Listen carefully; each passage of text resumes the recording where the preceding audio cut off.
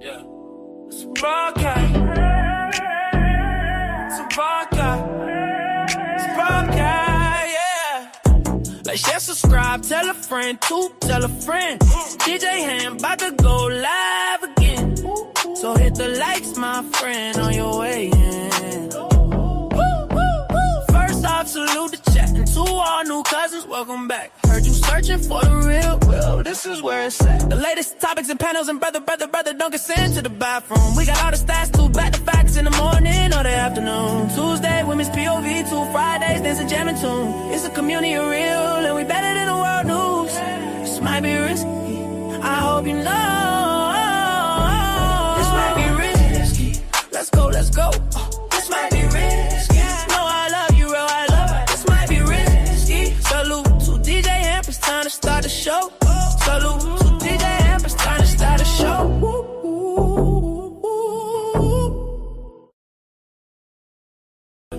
Yeah, it's a broadcast. It's a broadcast. It's a broadcast, yeah. Like, share, subscribe, tell a friend, tell a friend. DJ HAMP about to go live again. So hit the likes, my friend, on your way in. First off, salute the chat. And to all new cousins, welcome back. Heard you searching for the real, well, this is where it's at. The latest topics and panels, and brother, don't get sent to the bathroom. We got all the stats, too, back to facts in the morning or the afternoon. Tuesday, women's POV, 2 Fridays, dancing, jamming tune. It's a community of real, and we better than the world news. This might be risky, I hope you know. This might be risky, let's go, let's go. This might be risky, no, I love you, real, I love it. This might be risky. Salute to DJ HAMP, it's time to start the show. Salute to DJ HAMP, it's time to start the show.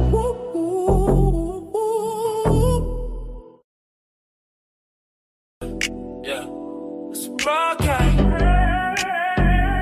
It's a broadcast. It's a broadcast, yeah. Like, share, subscribe, tell a friend, tell a friend. DJ HAMP about to go live again. So hit the likes, my friend, on your way in. First off, salute the chat. And to all new cousins, welcome back. Heard you searching for the real, well, this is where it's at. The latest topics and panels, and brother, don't get sent to the bathroom. We got all the stats, too, back to facts in the morning or the afternoon. Tuesday, women's POV, 2 Fridays, dancing, jamming tune. It's a community of real, and we better than the world news. This might be risky, I hope you know. This might be risky, let's go, let's go. This might be risky, no, I love you, real, I love it. This might be risky. Salute to DJ HAMP, it's time to start the show. Salute to DJ HAMP, it's time to start the show.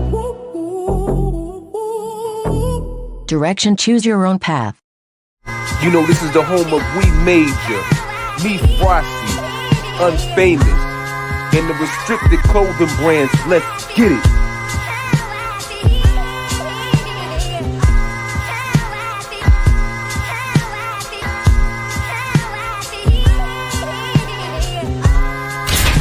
The message is always in the cloth, the colors, the designs, the fit. Basic. Pay attention, stay alert, and remember, choose your own path. Direction, choose your own path. Don't just wear anything. Wear garments that mean something. We got hats. We got sweatshirts. We got jackets.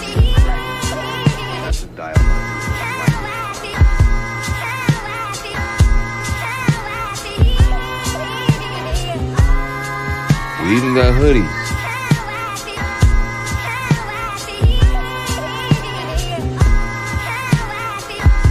Let's not forget our classic tees.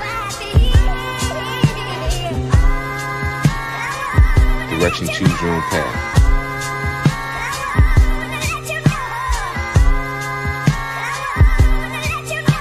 The message is always in the cloth, the colors, the designs, the fit. Basic. Pay attention, stay alert, and remember, choose your own path.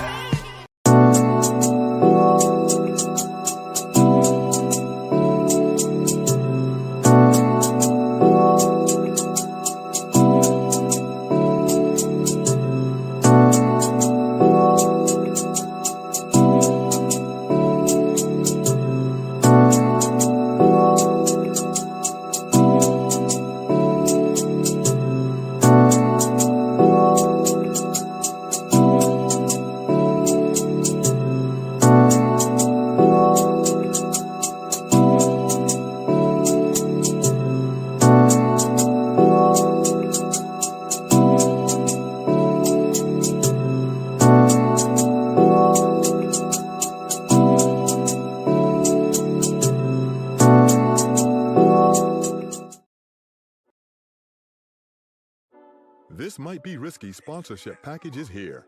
Have your ad run on our live streaming episodes, linked in the video description and attached to our many hot take clips. The channel is fast growing with thousands of views and subscribers. Don't miss your chance to grow your business on one of the fastest growing platforms on YouTube. Join the family today. This might be risky. Email us at thismightberisky@gmail.com if interested. Hashtag Indeed, hashtag do the right thing.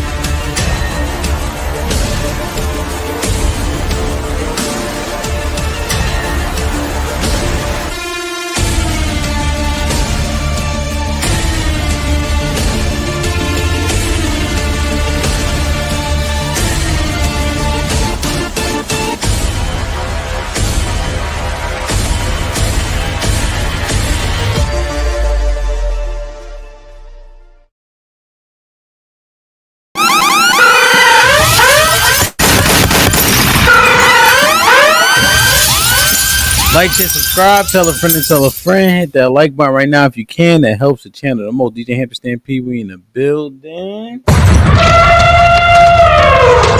It's just Stampede! DJ HAMP the Stamp. DJ HAMP the Stamp.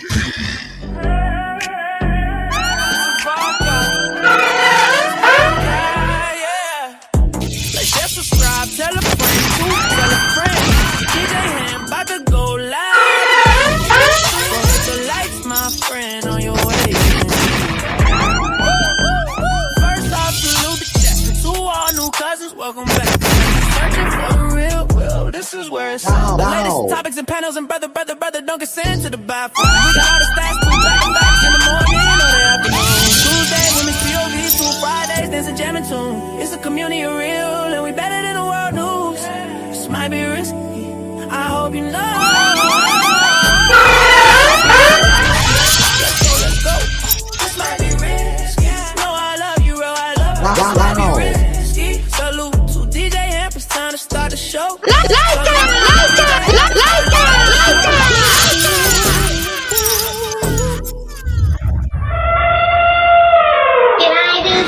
Yeah, I did that. Yo, hope all is well. Let me see you in the chat real quick when we get it popping, man. Lady D was popping. Omega Dreads was goody. CC in the building. Cody was good. My brother D Majesty in the building. Hurricane was goody. Bat Life was popping. Royale was popping. He knows what up, my brother. Good to see you. Love seeing the building. Putting in work. Foe on the track. That's a fact, though. You know what I mean?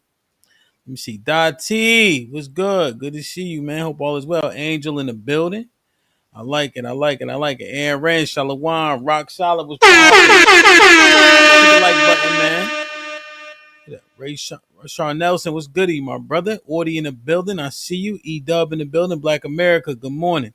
Old dude was popping. Long head. Salute, man. Hit the like button if you can. That helps the channel the most, man. Mel, you already know. Miss Jilly was good. Make sure y'all say what's up to Miss Jilly in the chat, please. DJ Smoke in the building. Lex from Texas, what's popping? Mr. JTK, salute, salute, salute, salute. That's a fact though. We might have Fo making a full song. Boot camp was good, kid. I ain't see you yesterday. Hope all is well, man. Prime was popping. I ain't see you yesterday. Good morning. Grown Gaming was good. Salute, salute. Next level. What up, my brother? Key was good, man. You had hit the panel, but I think you your service or something yesterday. Big draws was popping. AC was good, my brother. Salute, man. And almost 100 people in the building. Let's please get the likes up. Make sure the likes match the viewership. You heard? Like, share, subscribe. Tell a friend to tell a friend, man. Salute to everybody in the building. Let's have a good day. Hit the like button right now if you can. That helps the channel the most. Trying to feel me, nigga. Politics as usual. Morning, we are coming on the air with breaking news. Former Vice President Dick Cheney has died at the age of 84. His family just released a statement saying Richard B. Cheney, the 46th Vice President of the United States, died last night, November 3rd, 2025. He was 84 years old. His beloved wife of 61 years, Lynn, his daughters Liz and Mary, and other family members were with him as he passed. The former vice president died due to complications of pneumonia and cardiac and vascular disease. Dick Cheney was called the force behind President George W. Bush, a notoriously silent but powerful vice president who became an outspoken defender of the Bush administration, ardent critic of President Obama. Cheney was beloved by conservatives, vilified by the left. After 9/11, he was influential in formulating the U.S. response, the doctrine of preemptive action. It widened the war on terror from Afghanistan to Iraq. He faced challenges in and out of the White House, shooting a campaign contributor in the face during a 2006 quail hunt. Cheney's daughter Liz was one of 10 Republicans who voted to impeach former President Trump for his role in the January 6th insurrection at the Capitol. Dick Cheney came to the Capitol on the first anniversary of that horrific day. We'll have much more on Good Morning America. That's coming up in just a bit. Also on ABC News Live and abcnews.com. Have a good day. The fact, Cece, come on.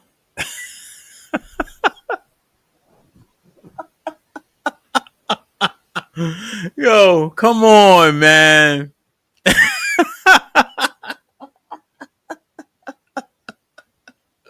Yo, that's crazy, son.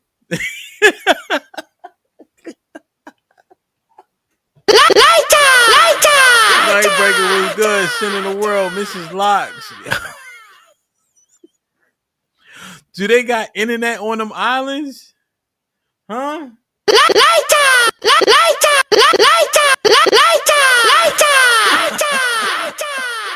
Golly, man. If it wasn't for Carnival, man, y'all be lost over there, huh, CC?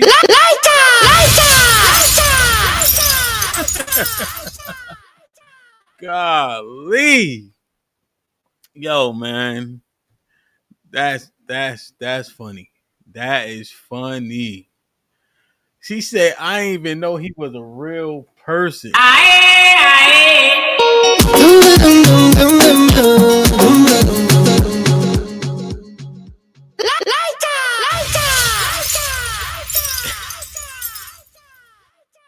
Yo, Royale, he literally shot.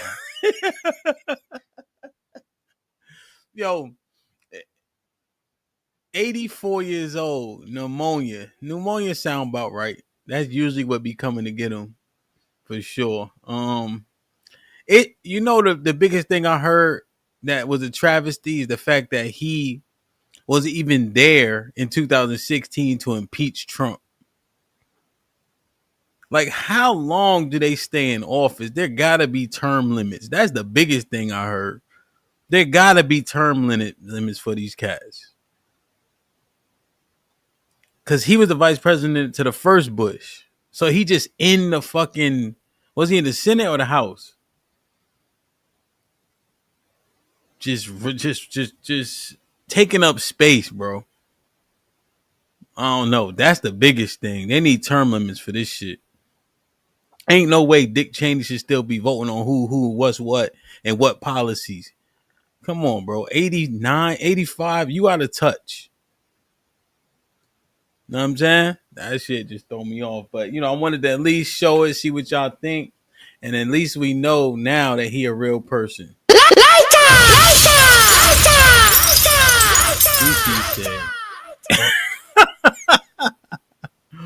Yo, that's funny, son. That is funny, man.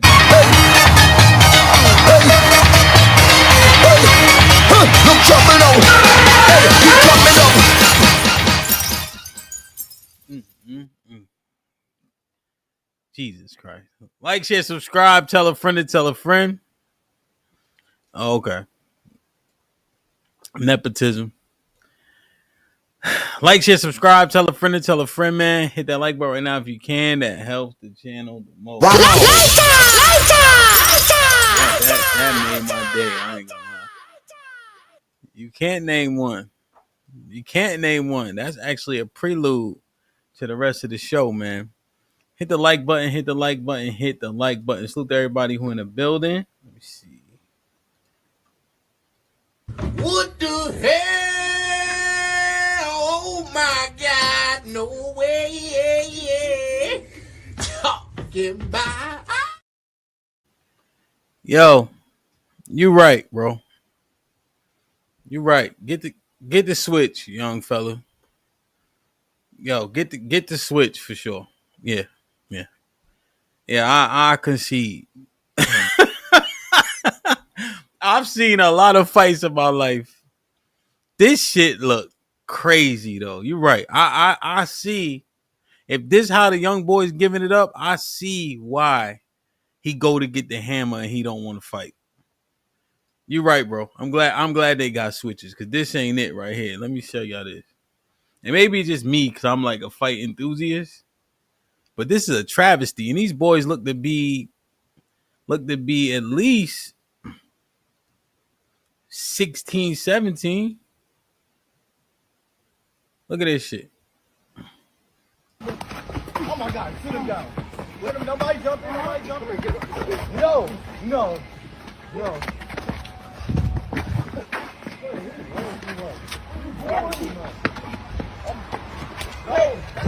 Nobody's jumping you, bro. Nobody's jumping. No. Bro, swim, bro. You done holding this nigga, bro. You done holding him. You just seen him slip. You did not drop him. What's up? You did not drop him. Swim, bro. Bro, this ain't cheating, bro. Where you going? You're running. Oh my God, sit him down. Let him, nobody jump. It's a cat fight, bro. No.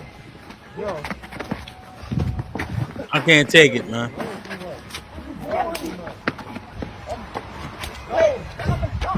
Man, great movement. What are you talking about?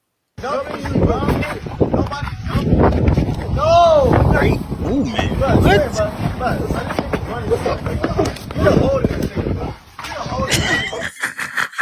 I ain't never thrown no punch like this. Shit is crazy, son. The internet be exposing too much shit, bro.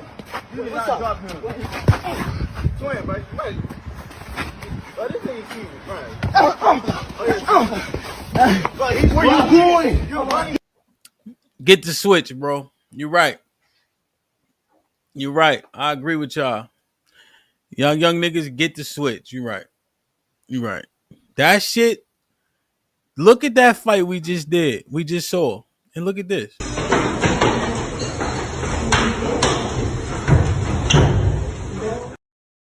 It's the same, bro. Same. And Black America. This is one of the worst comments of 2025. That movement was horrible. All I'm saying is if that's how they giving it up outside, yeah, go ahead. Nightbreaker said at least nobody. That shit, yo, you're right. I might have to sub that in, man. God damn. That ain't that bitch ass nigga was bobbing. That's not how bobbing and weaving works. Pause. Good gracious, man. I saw that. I couldn't believe it. It's a travesty. Yeah, they it's their dad's fault, bro. Gotta be. Yeah, I wanted them to break something. I don't know, man. That shit just don't make a lot of sense to me. Sherelle was good. Wow. Gay people. Gay people fighting. Gay people can fight. No, they can't. Yes, they can. Them gay boys be beating us up. They fight better than what people assume. They can. That don't mean they can fight. Here he go. Like, you remember? Well, you may not remember, but in 2008, gas prices was like $5, right? Mm-hmm. And they dropped to $4.90. It's better than $5. Still trash though. Gas $2.19 right now. Clock it. You got a car? Yeah. No. I no damn car, nigga. No. Gas $2.19, like I said. Nigga, that's because you got a moped. No.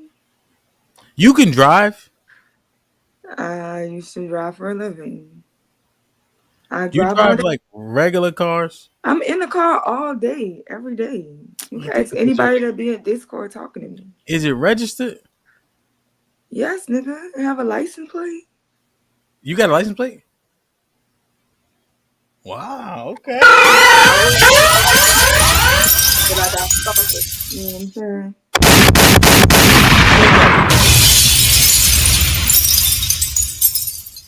I don't need none of y'all. Why you keep messing with that? I don't know. I don't need none of y'all because I don't like the way it looks. I don't need none of y'all coming down here getting hurt. By trying what? to find me. Huh? Get hurt by what? Trying to find me. So I ain't gonna show y'all my car and my license plate. I want to see the car. Show me. I'm saying me. Oh, I'm gonna send you a picture. 446. Damn.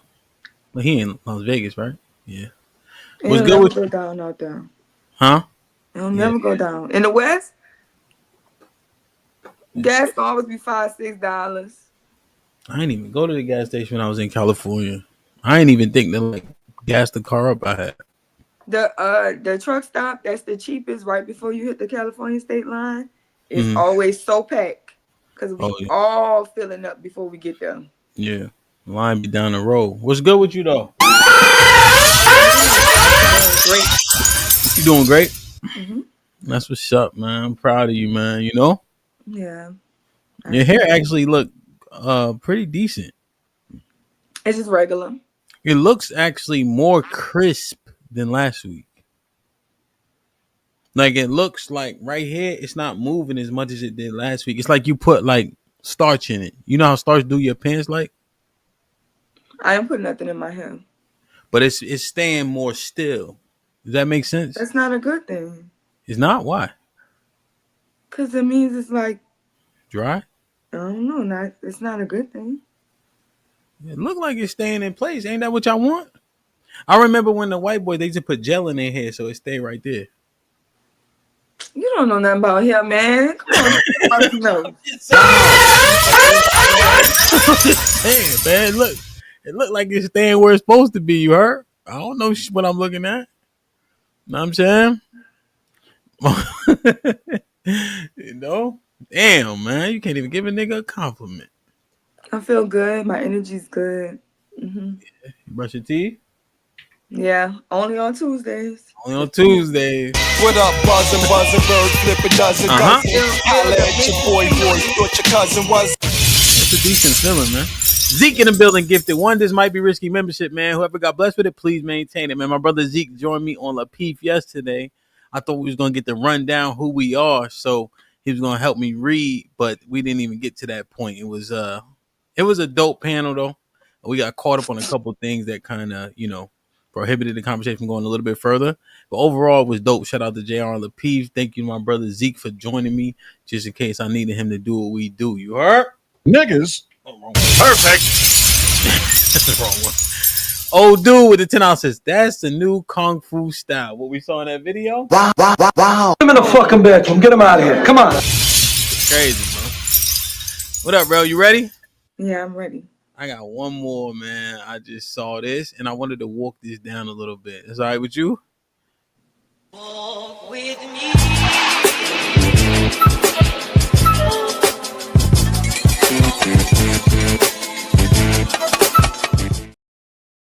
So, Rel, this thing interested me, right? We're always talking about results, you know? We always have so many conversations about relationships and things of that nature, you know? Mm-hmm. But, like, let's say you are married, but your history in your family doesn't have that trend, right? How valuable is the fact that you even married? Do you think that the value goes back in terms of experience, lineage, the legacy of like marriage, or, you know, new money ain't the same as old money. You agree? Mm-hmm. When people got new money, you could tell, right? Mm-hmm. When they come from a lineage of wealth, you know, it's like a different air about it, right? It's a different cachet. Like they accustomed to it. They used to it, right? We often see with our people where we wear our money because maybe it's new to us, you know? Yeah. Although, you know, pursuant to Ezekiel 16, we always been flashy, you know, decked out, you know, all that. You know what I'm saying? But just huh? I said we don't want. Mm-hmm. We've been putting that shit on. Yeah, for a minute. But for the sake of the conversation, secularly speaking, right? It's like, oh, y'all always wearing y'all shit, you know? But I think it's more noticeable. So I live in, you know, I live, right? You know, we're real close to the Woodlands, right? And so we go out up there often. Like if we go to dinner or the movies, you know, they got like the luxury movie theater. And it's a lot of white people there. And guess what? You can see the Dior symbol. You can see the Gucci symbol. Mm-hmm. You can see the Louis Vuitton, right? I seen one lady, she had the gray Louis Vuitton that just came out, right?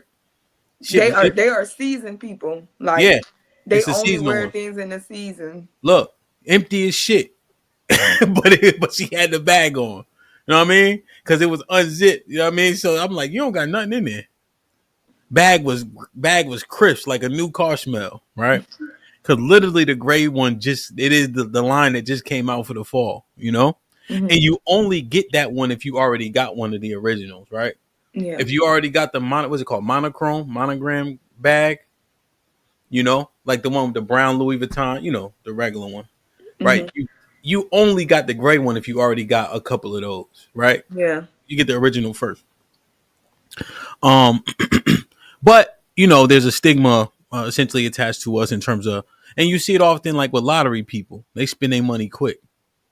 Does this same thing, not understanding the thing because maybe you're the first to do it, does that give it less credence and less credibility because it's about how long you've seen it, how long your family has done a thing and understood a thing? You know, like your daddy a lawyer, your daddy a lawyer, you a lawyer. Okay, makes sense.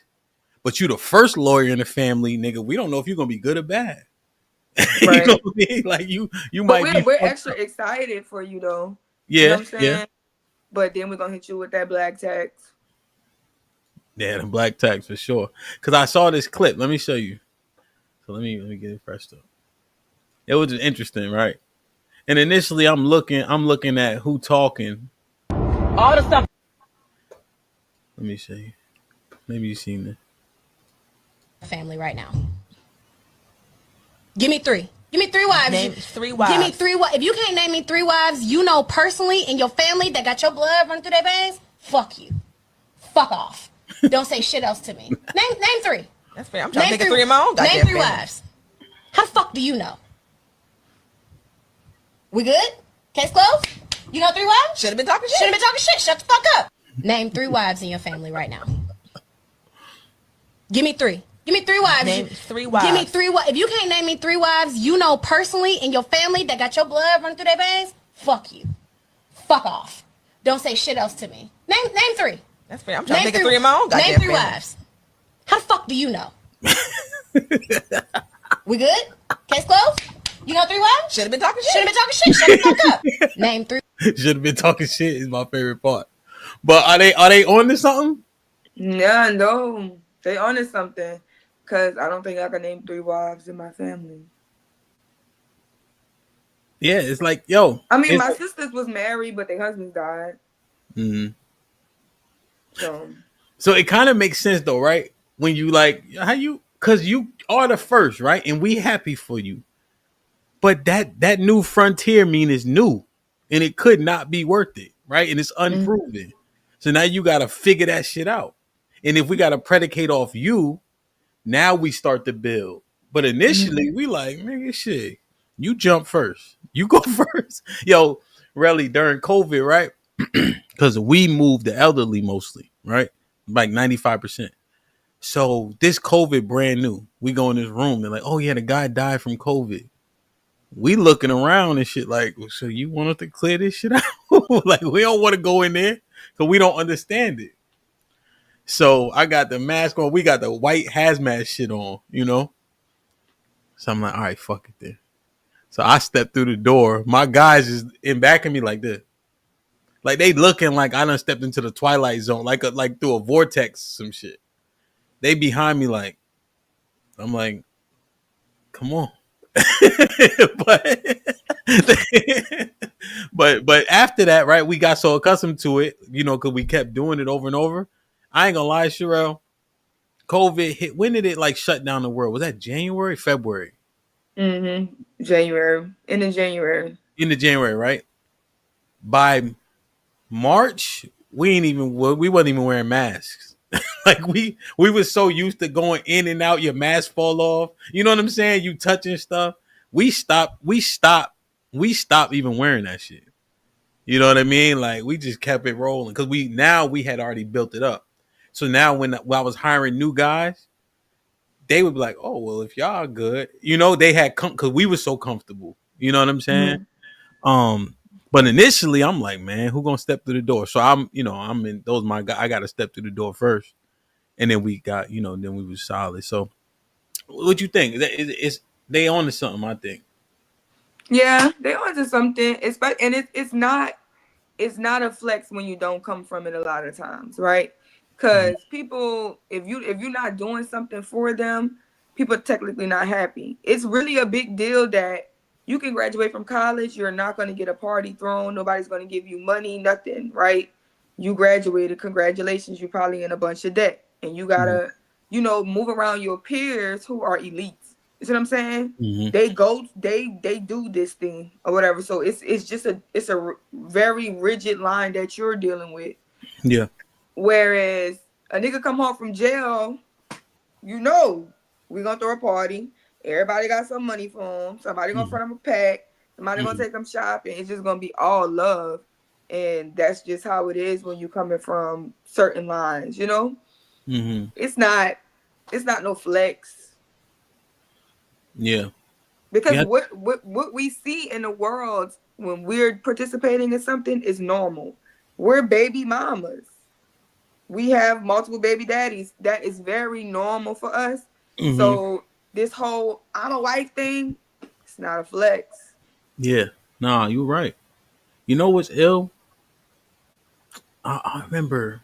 I think my overall experience was pretty good. I'm trying to think who my uncle. We had some people that graduated from college before me. A couple of my uncles, my aunts. But then it was kind of a lull, right? Until I went to school.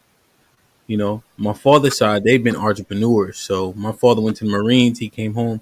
He started working construction. My grandfather, So that just was like the trajectory. But, coming up, they like go to college, and plus playing football kind of couples with that pretty easily too, I remember I had a graduation party actually, but it was small, like family oriented. I remember somebody like, you took, it took me 5 years to graduate or some shit. Like somebody made like a joke just. I'm like, well, I went to 3 schools in 5 years. Usually when you transfer, it kind of sets you back, And then also I had a red shirt year, so I knew I was going to be in school for 5 years anyway, But it was like I'm like, well, think about it though. 3 schools, 5 years. That's a pretty good, just in terms of graduating decently on time, knowing you're a red shirt, But even then, they thought it was like a jab. You know what I'm saying? Because they don't understand it. You know. No, that's real. So this thing, man, you did your research. I'm the one sent you the stuff.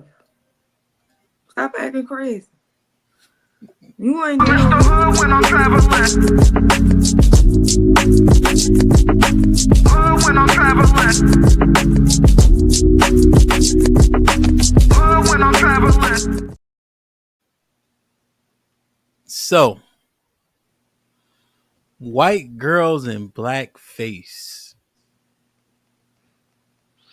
And Nan nigga got canceled.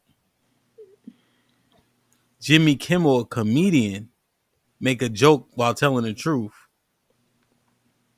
He get put on hiatus. I'm just asking, really, do they get it now? Do they believe us now? No. No? No. Why, bro? It's do they don't understand it? The worst of white people will never be the representation of all white people. It's just not designed to be that way. What is it? They only can be represented by their best. And that's also just okay, I'm gonna wait until she play, I guess. Right? But in the tone of white women, when we try to tell y'all about attitude and passive aggressiveness, and we try to tell men what y'all think of femininity and respectfulness is just how people talk. And white people have mastered the talk of being able to be say the most disrespectful things, but look white and say it in a nice tone. Sorry. So that's the bullshit again. But no, they gonna only let their best represent them. Everybody got a white friend. Everybody got a white person that did something. Everybody have negative experiences with black people. So they won't allow the worst of white people to represent them. Somehow black people don't have that. The worst of us can make us look bad, but the best of us can never make us look good. Mm-hmm. We can't be like, hey, we LeBron James. You know what I'm saying? We can't be like, we created the stuff. Like, we can't brag on our eliteness. We can only be sexy red. That's who y'all is. What about the Supreme Court justice? No, sexy red. But black women are Supreme Court justice. But y'all are sexy red. And here's the other thing. But you know what happens to Ketanji? She's a token. Right? That's what she is. She's a token because Biden said he was going to do it. You know what I mean? So even her brilliance for even qualifying to be there is downtrodden because she just a token, My problem with her was answering what the fuck a woman was. That bothered the hell out of me. But she understands the landscape that she's going into. And how the majority at that time was playing into that whole, the whole movement. Yeah. Right? So she trying to calculate how to answer it. That part bothered me. But I understand her mindset. Yeah, it's polytricks. And she letting a white man go in her box too. I don't fuck with that. Oh, the vice president had a white husband too. She was kind of black. Who that? Kamala. Oh, she was Kamala. I thought she was a East Indian. Well, we don't want to get caught on that. Yeah, we know somebody knocking on the door.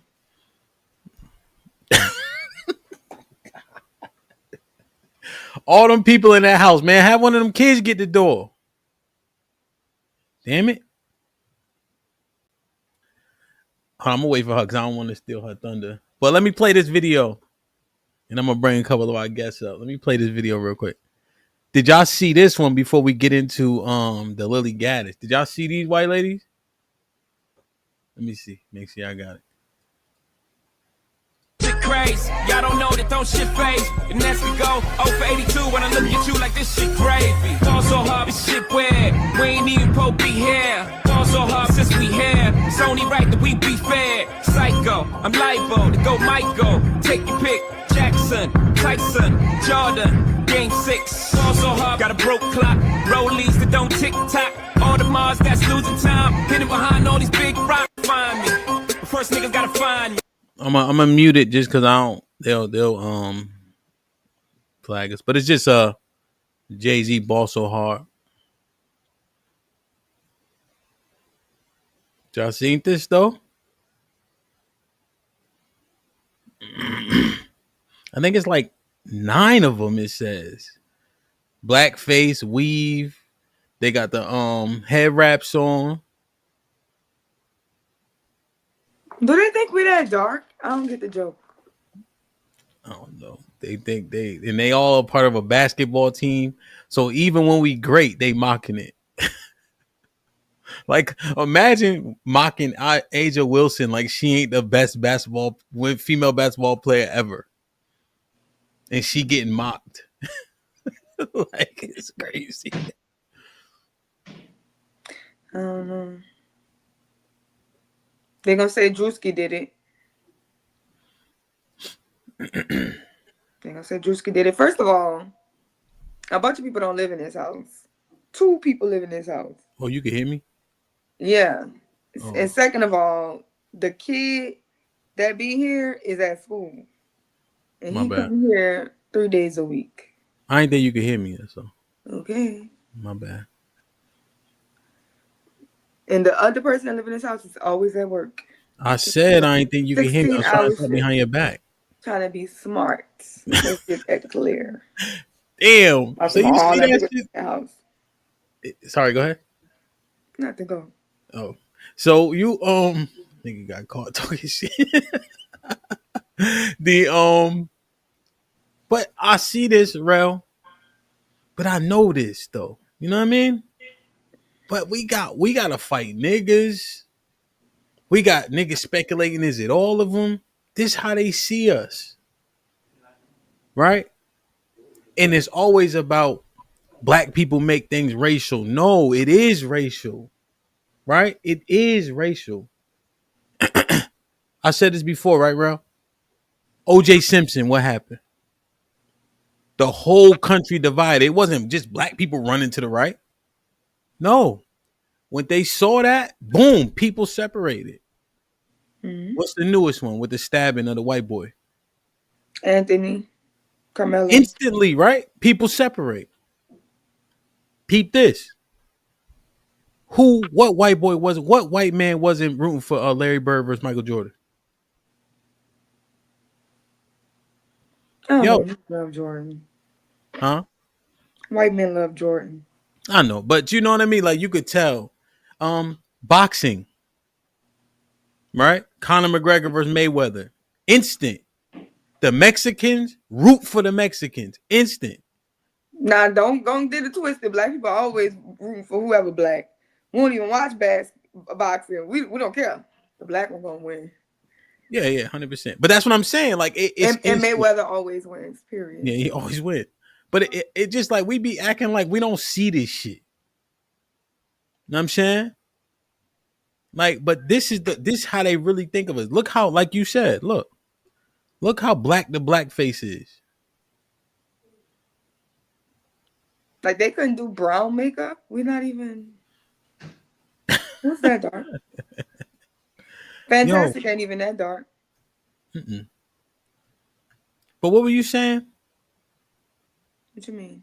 The worst of them will never represent them. Why?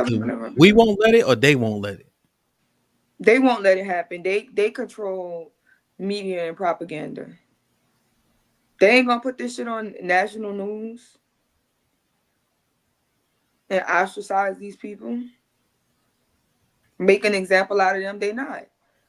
Jimmy Kimmel make a joke. He get the president shut him down. That's what I'm saying. And we just be fighting this shit like we don't see it for what it is. And I just need us to accept this shit. Yeah, I always said that. Like, they're degenerates. They make heroes. They put them on dollar bills.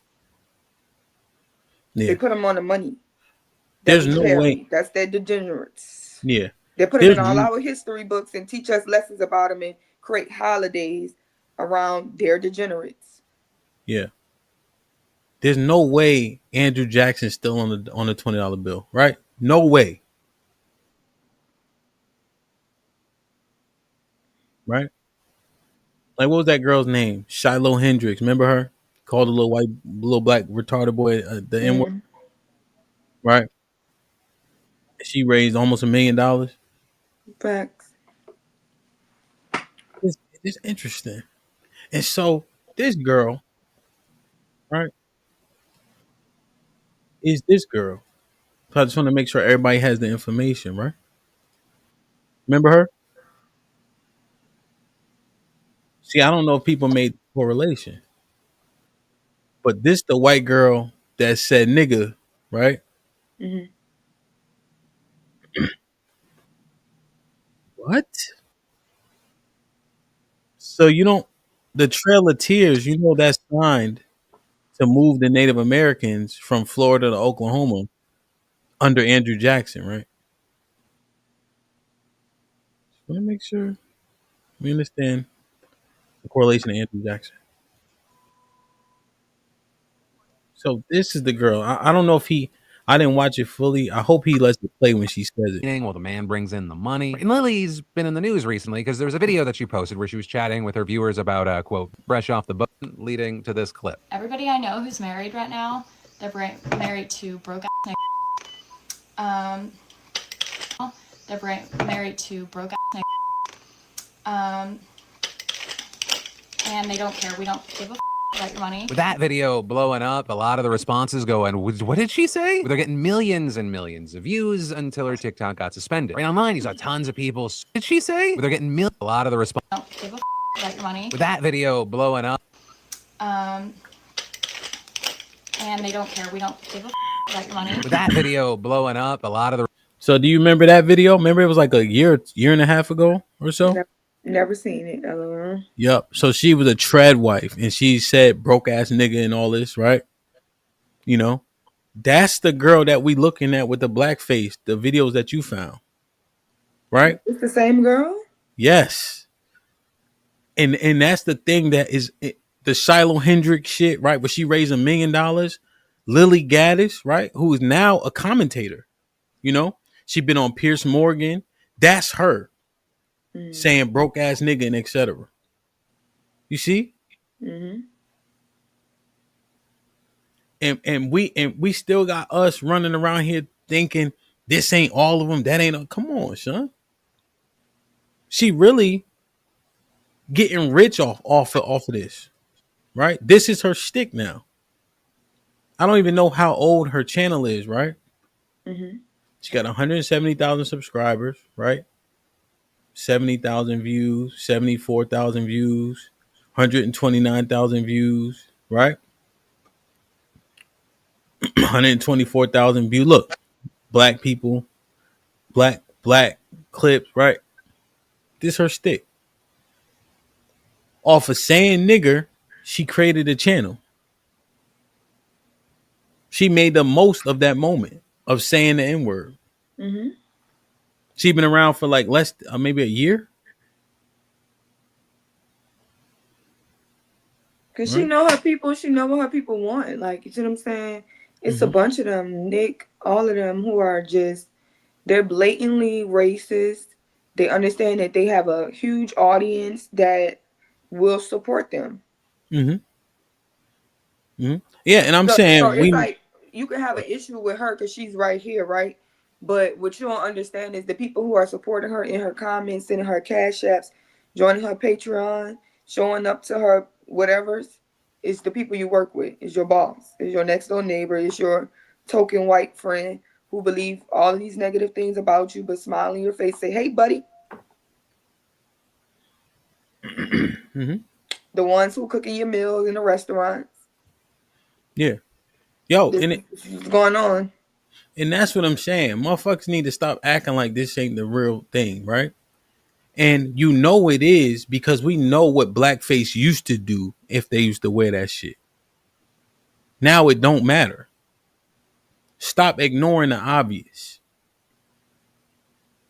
This the majority. Mm-hmm. Right? She's still popping. And you know what? The irony behind it, because I know people are gonna be like, Drewski did it. Drewski did whiteface and went to a Kentucky Derby race and was around a whole bunch of white people, right?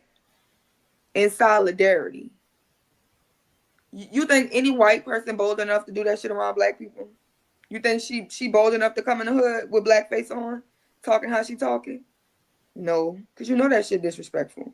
You know that shit wild. You know if you get caught slipping, it's gonna be lights out. They feel safe, they protected. And that's what I be trying to tell you. That's when it's propaganda. Because if you're safe enough to do that, that means you don't run into black people at all. You don't run, and if you do run into black people, you're running into upper class black people who are not going to harm you. You're not never around the hood. You're not never around certain. You're not around lower class black people. So it's only propaganda, because what you know of black people, the negative stereotypes, is only because of your algorithm. You're Googling, you're looking up, you're searching for black people. If you turn the internet off, you would never have to worry about black people. But you're so concerned that you make a whole career based off people you never see, you're never around, you never interact with, and you never have to deal with. That's when I gotta call bullshit. Why are you tired? They'll be the same ones that have black fatigue, and you're so tired of black people that you never see. Because I promise you, there ain't one black girl that live in the hood that knows bitches will catch her outside. Niggas will catch her outside, walking to the store, going around, that's willing to do that shit on the internet. That girl don't see black people. Yeah. She don't. No, she don't. And the point why we looking at this is because it's like it's too many of us that be in denial, right? Like it's too many of us to be like, well, if y'all don't watch it, then they wouldn't. No, they have their cohorts. They have constituents, right? That look like them and enjoy the content. We just need to stop acting like this shit ain't really real. You know? Like, yo, that's how they feel. Is it all of them? The fact that you don't know if it's all of them or not is the answer to the question. Mm. Right? Like, that's actually obvious. Yeah, because, I mean, don't get me wrong. I'm not shocked by nothing white people do, right? Yeah.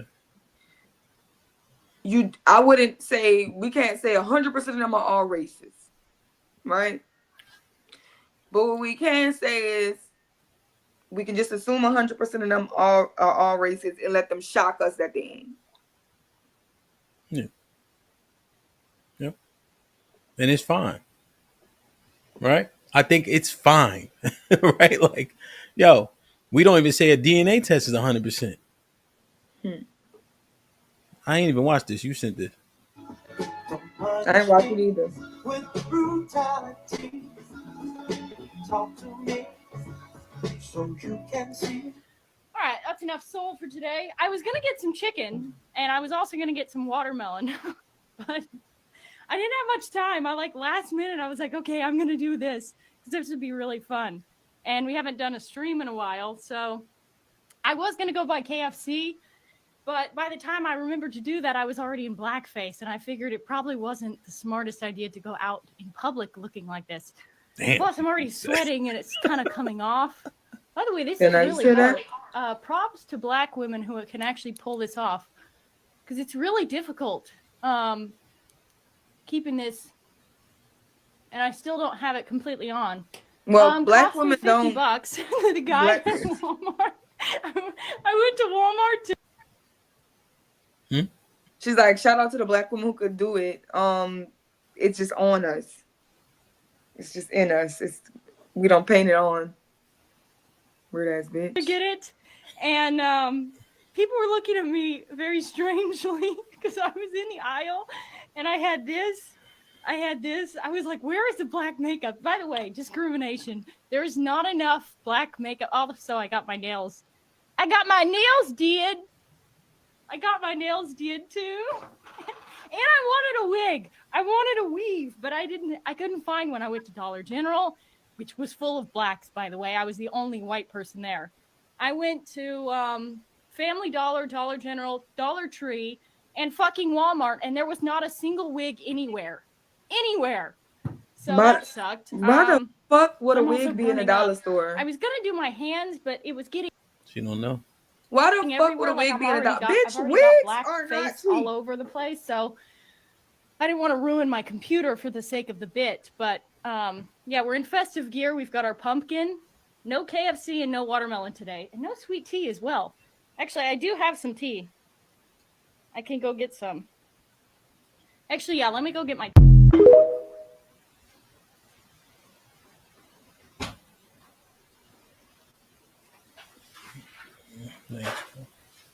Thanks. No. Damn. What you think? Ridiculous. That's her intro. Somebody in the comments said this the happiest she been ever in her life. Mm-hmm. To look in that camera and see a black woman, bitch, makes you feel good. I would never want to look like a white woman. I wouldn't want to cosplay you hoes. Wouldn't. Let's do this. Hold on.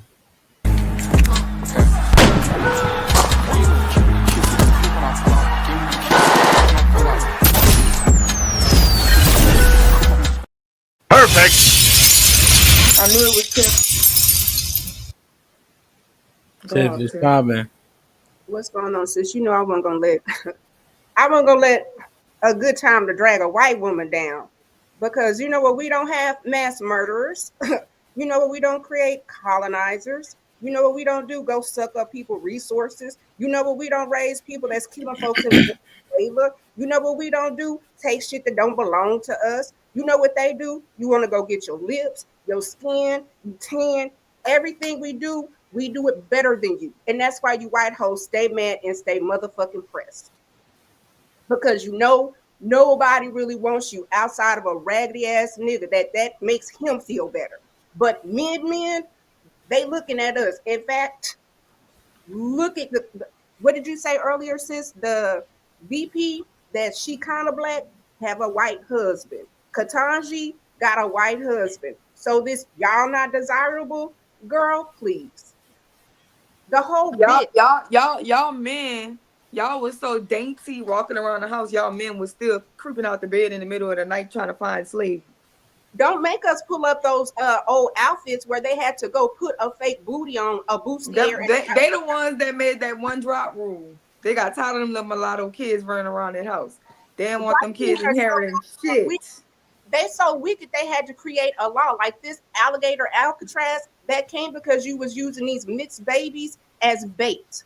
You are the weakest women of all. You benefit more from DEI. You hoes is dumb as fuck because y'all really thought that you got them jobs on merit. You benefited from affirmative action. You benefited from DEI. And now you hoes is losing jobs and don't get it. You the same dumb motherfuckers that didn't know Obamacare was ACA. You thought food stamps and SNAP was something different because the world is made of mediocrity and whiteness. You are the worst of the worst. You motherfuckers are so terrible. You smell like a dog when you get wet.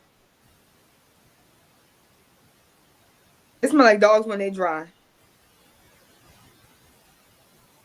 You got to be out of your fucking. I was gonna get some chicken and watermelon. You can't cook. Like nothing. Please, is there anything called white excellence? Anything at all? No. You got a whole racist in the White House. So all you people talking about, it don't matter. I don't understand. It does matter because you got a whole vice president that's a goddamn racist that he's so disloyal. He done changed his name 3 times and done sold his whole motherfucking wife out. The brown wife that helped him get where he needed to get. And I've watched you black men for 2 damn days tussle and not hold white men accountable. You niggas might be scared of them. We not. That's why we know who Harriet is. We'll carry a gun. I'd be damned if I go back into subjugation under a white woman and that kind of bullshit. Fuck out of here. If you don't stand the fuck up and know where your ancestors and your lineage come from, these are weak assholes. They so weak. The number one thing that they using is AI to try to gold up black people because y'all don't know how to behave because we're resting. Y'all want us to come out in the street so damn bad? Absolutely not. Y'all are going to starve. You're going to starve and we will thrive because we know how to survive. They are the weakest link. The weakest.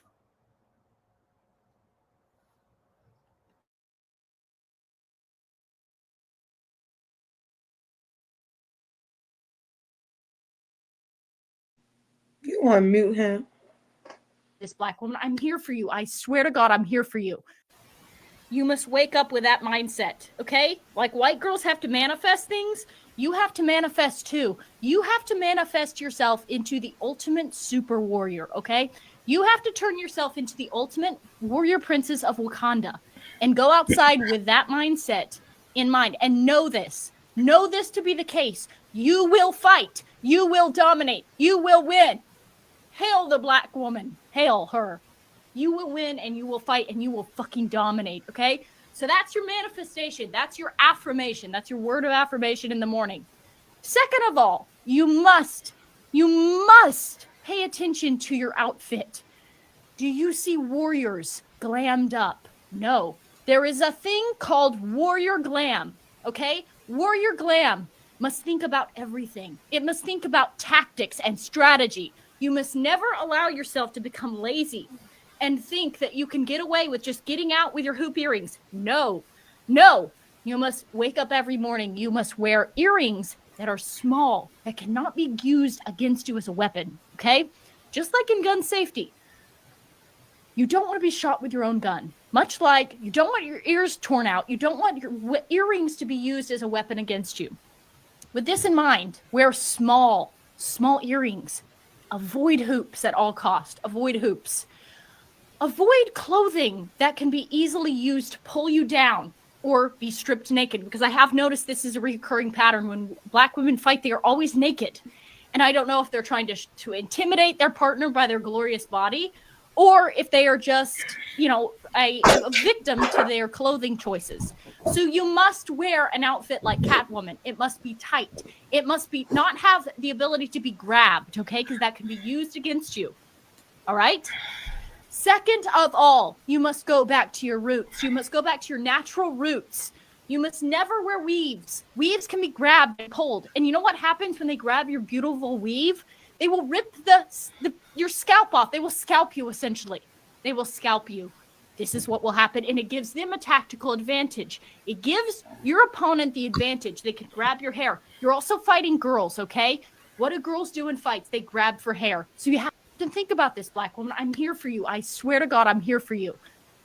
You must wake up with that mindset, okay? Like white.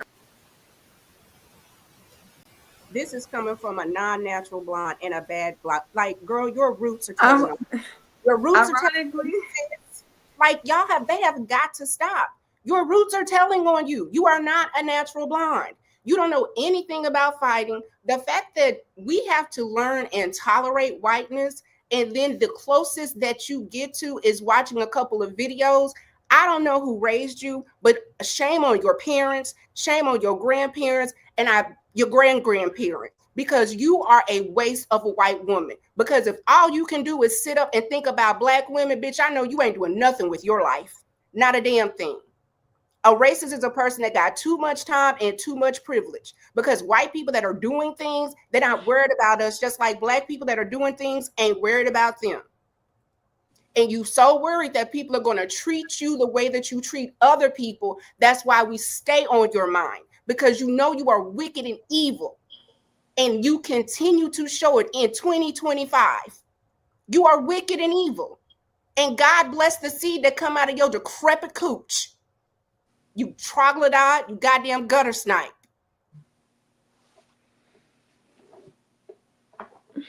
Ironically, she said she dressed up as a black woman for Halloween. But to be honest, I just looked in her eyes and you just showed up as yourself. Regular old white devil. A troglodyte, gutter snipe. Like nothing but evil comes out of them.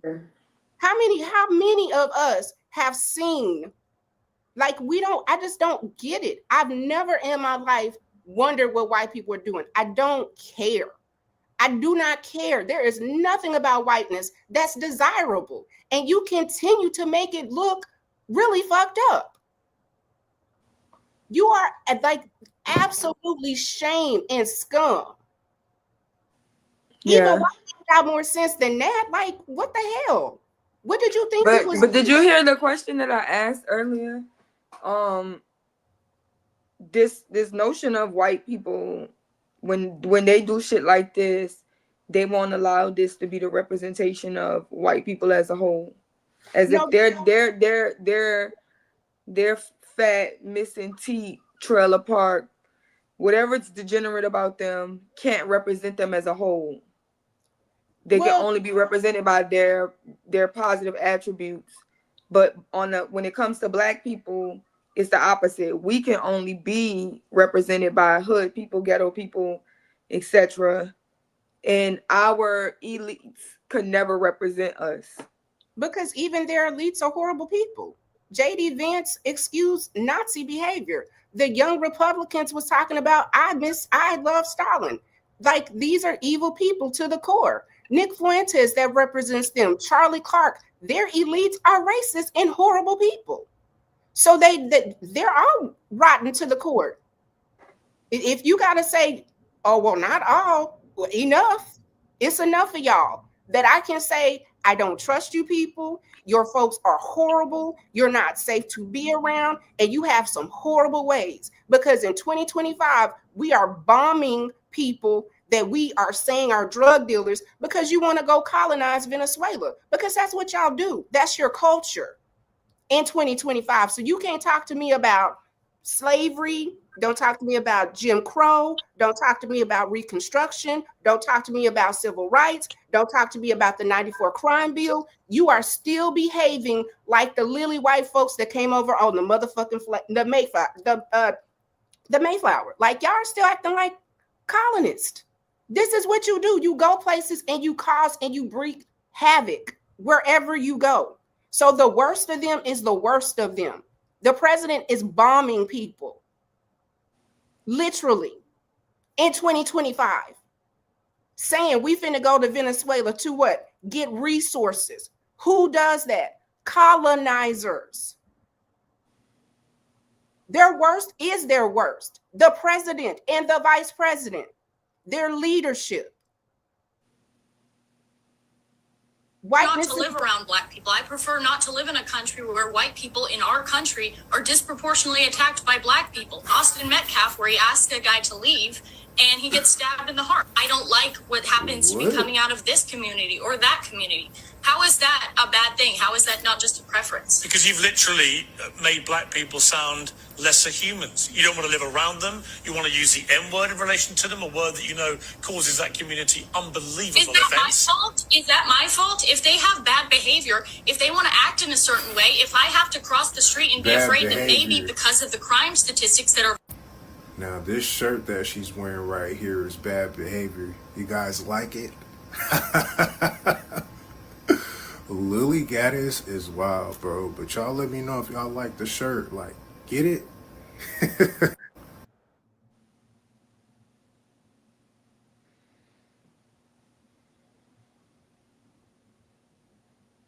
And the fact that it's just excused is what's nuts. Like, this goes back to what you talk about, HAMP, about not taking things serious and letting people play in our face. Because you know what she not finna do? Play with no Jewish folks like that. I bet she won't. She ain't gonna play with the people like that. You know she ain't gonna do grab her eyes and act like she an Asian. I bet she won't. The only thing that they understand is capitalism. Stop giving them your resources. whatever shirt you need. Nobody's supporting them. No black people are supporting them. Racist white people are supporting them, and it's enough of them for her to get support. It's the same with Trump. The majority of black people didn't vote for Trump. He still won.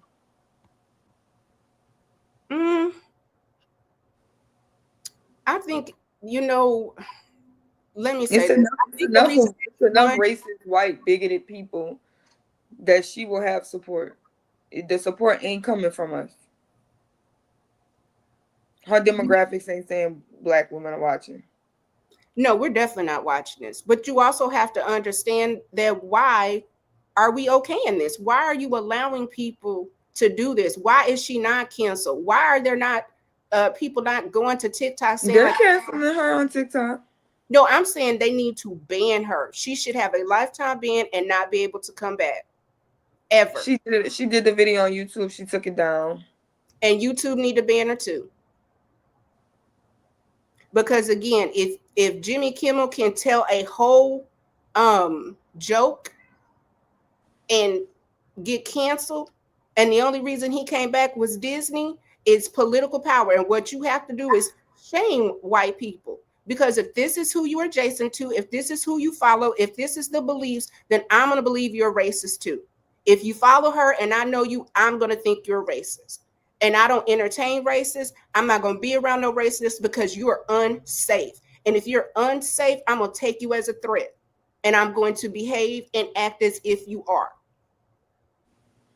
Because there is no reason in the world that she even had the gall to do that. To see 9 women dressed up and y'all in public, the fact that you went in public in blackface and did nobody say, what are y'all doing?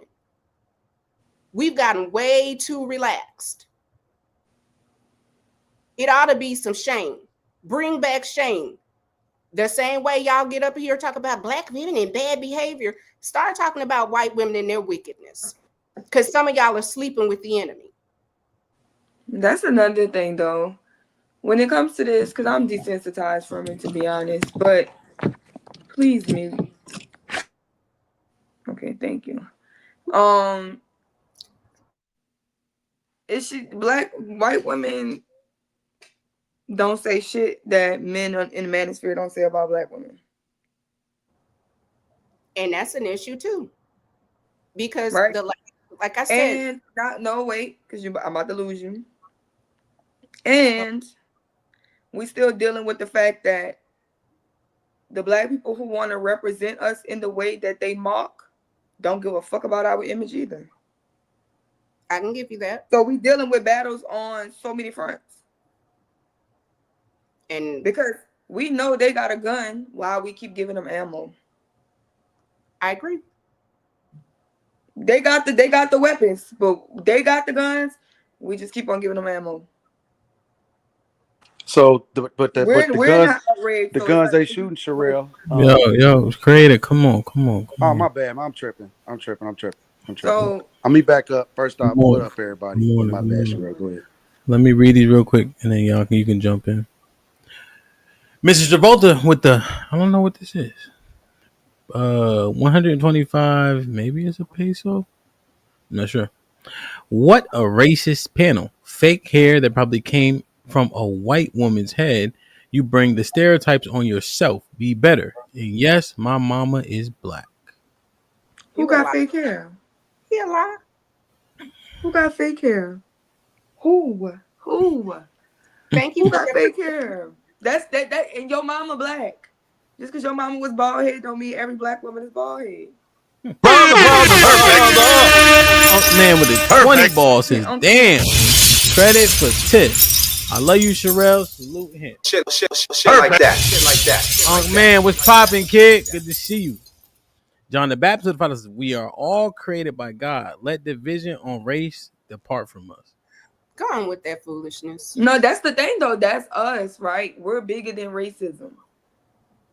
We're not racist. We don't see it even when it's in front of us. So like HAMP posed a question when he asked me, do they see it now? No, because we're all one in Christ. Yeah, this answer shows that the delusion still exists. Girl, you better with the $5. What up, Dr. G says, meanwhile, y'all quote unquote worried about the white man when it's the one that birthed and raised that white man that y'all need to worry about. That part. DC, whoa, with the $5 says DJ Hamp. How Ketanji Brown Jackson, as selected to serve on the Supreme Court, is a perfect example of how Democrats undermine black accomplishments. John the Baptist with the $5. The Supreme Court Justice Ketanji Brown is not a good for humanity. Period. But he just said that we all won. You see how quick, like, you double talking and you double minded.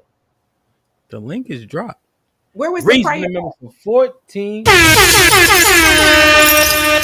Like, share, subscribe, tell a friend to tell a friend. Hit that like button right now if you can.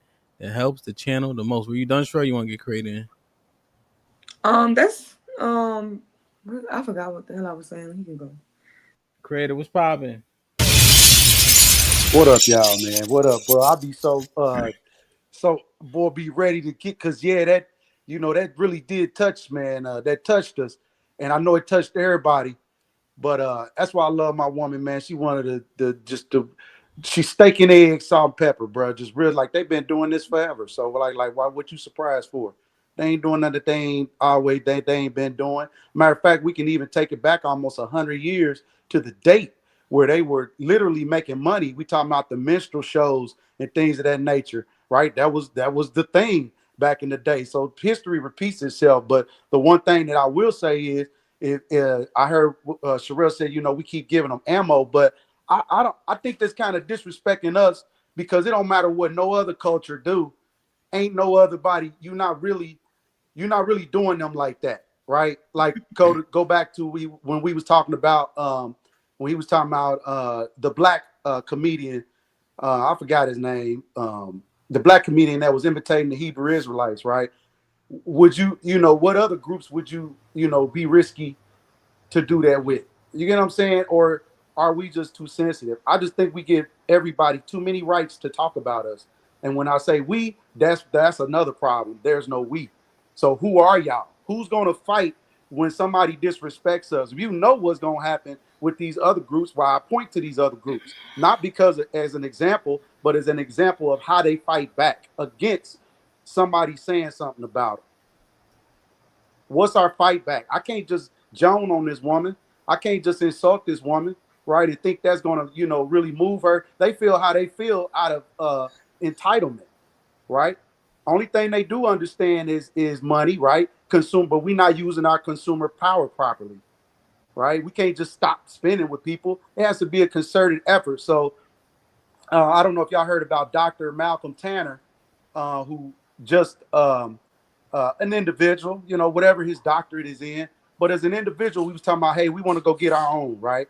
Similar to what this woman is talking about, right? And he did that in Texas. He wanted an all melanated, or he invited melanated people to his land, right? To build. Y'all tired of dealing with white folk, and white folk, y'all don't want to deal with us. You know what? Hands off. We gonna go do our own thing over here. And now they trying to stop and block. So we can't get no relief left. I can't get no relief right. I can't jump. You know what I mean? Because there's a ceiling. I don't want to hurt my head, and I can't duck. And now you got your women. You sicking your women, the lowest of you, right? To in my eyes, you sending your women over here to insult us. Nobody has stood up and said, "Oh, how dare she?" We got to do that for ourselves. And what's the we? Who is the we? Is what I'm saying. So if there's no united front in the we, meaning how do we identify ourselves? Then no, there's the confusion right there. Is why they can do it. But if we did that to a Jewish community, it don't matter what type of Jewish community it is. They're going to put a cease and desist. They're going to make something happen, make something shake immediately. But for whatever reason, the world feels like we can be everybody's minstrel show. We fair game for everybody, our women, our children. It don't matter who it is. Everybody in our community is fair game. But when we come after y'all, it's a whole totally. So again, if I can't move left, I can't move right, I can't jump, I can't duck low. Somebody please smarter than me, right? Give me a solution on what we should do. Okay, so with respect, respectfully. There are plenty of black men that are not walking around in brokenness. Every time I've seen him, he got his tassels on.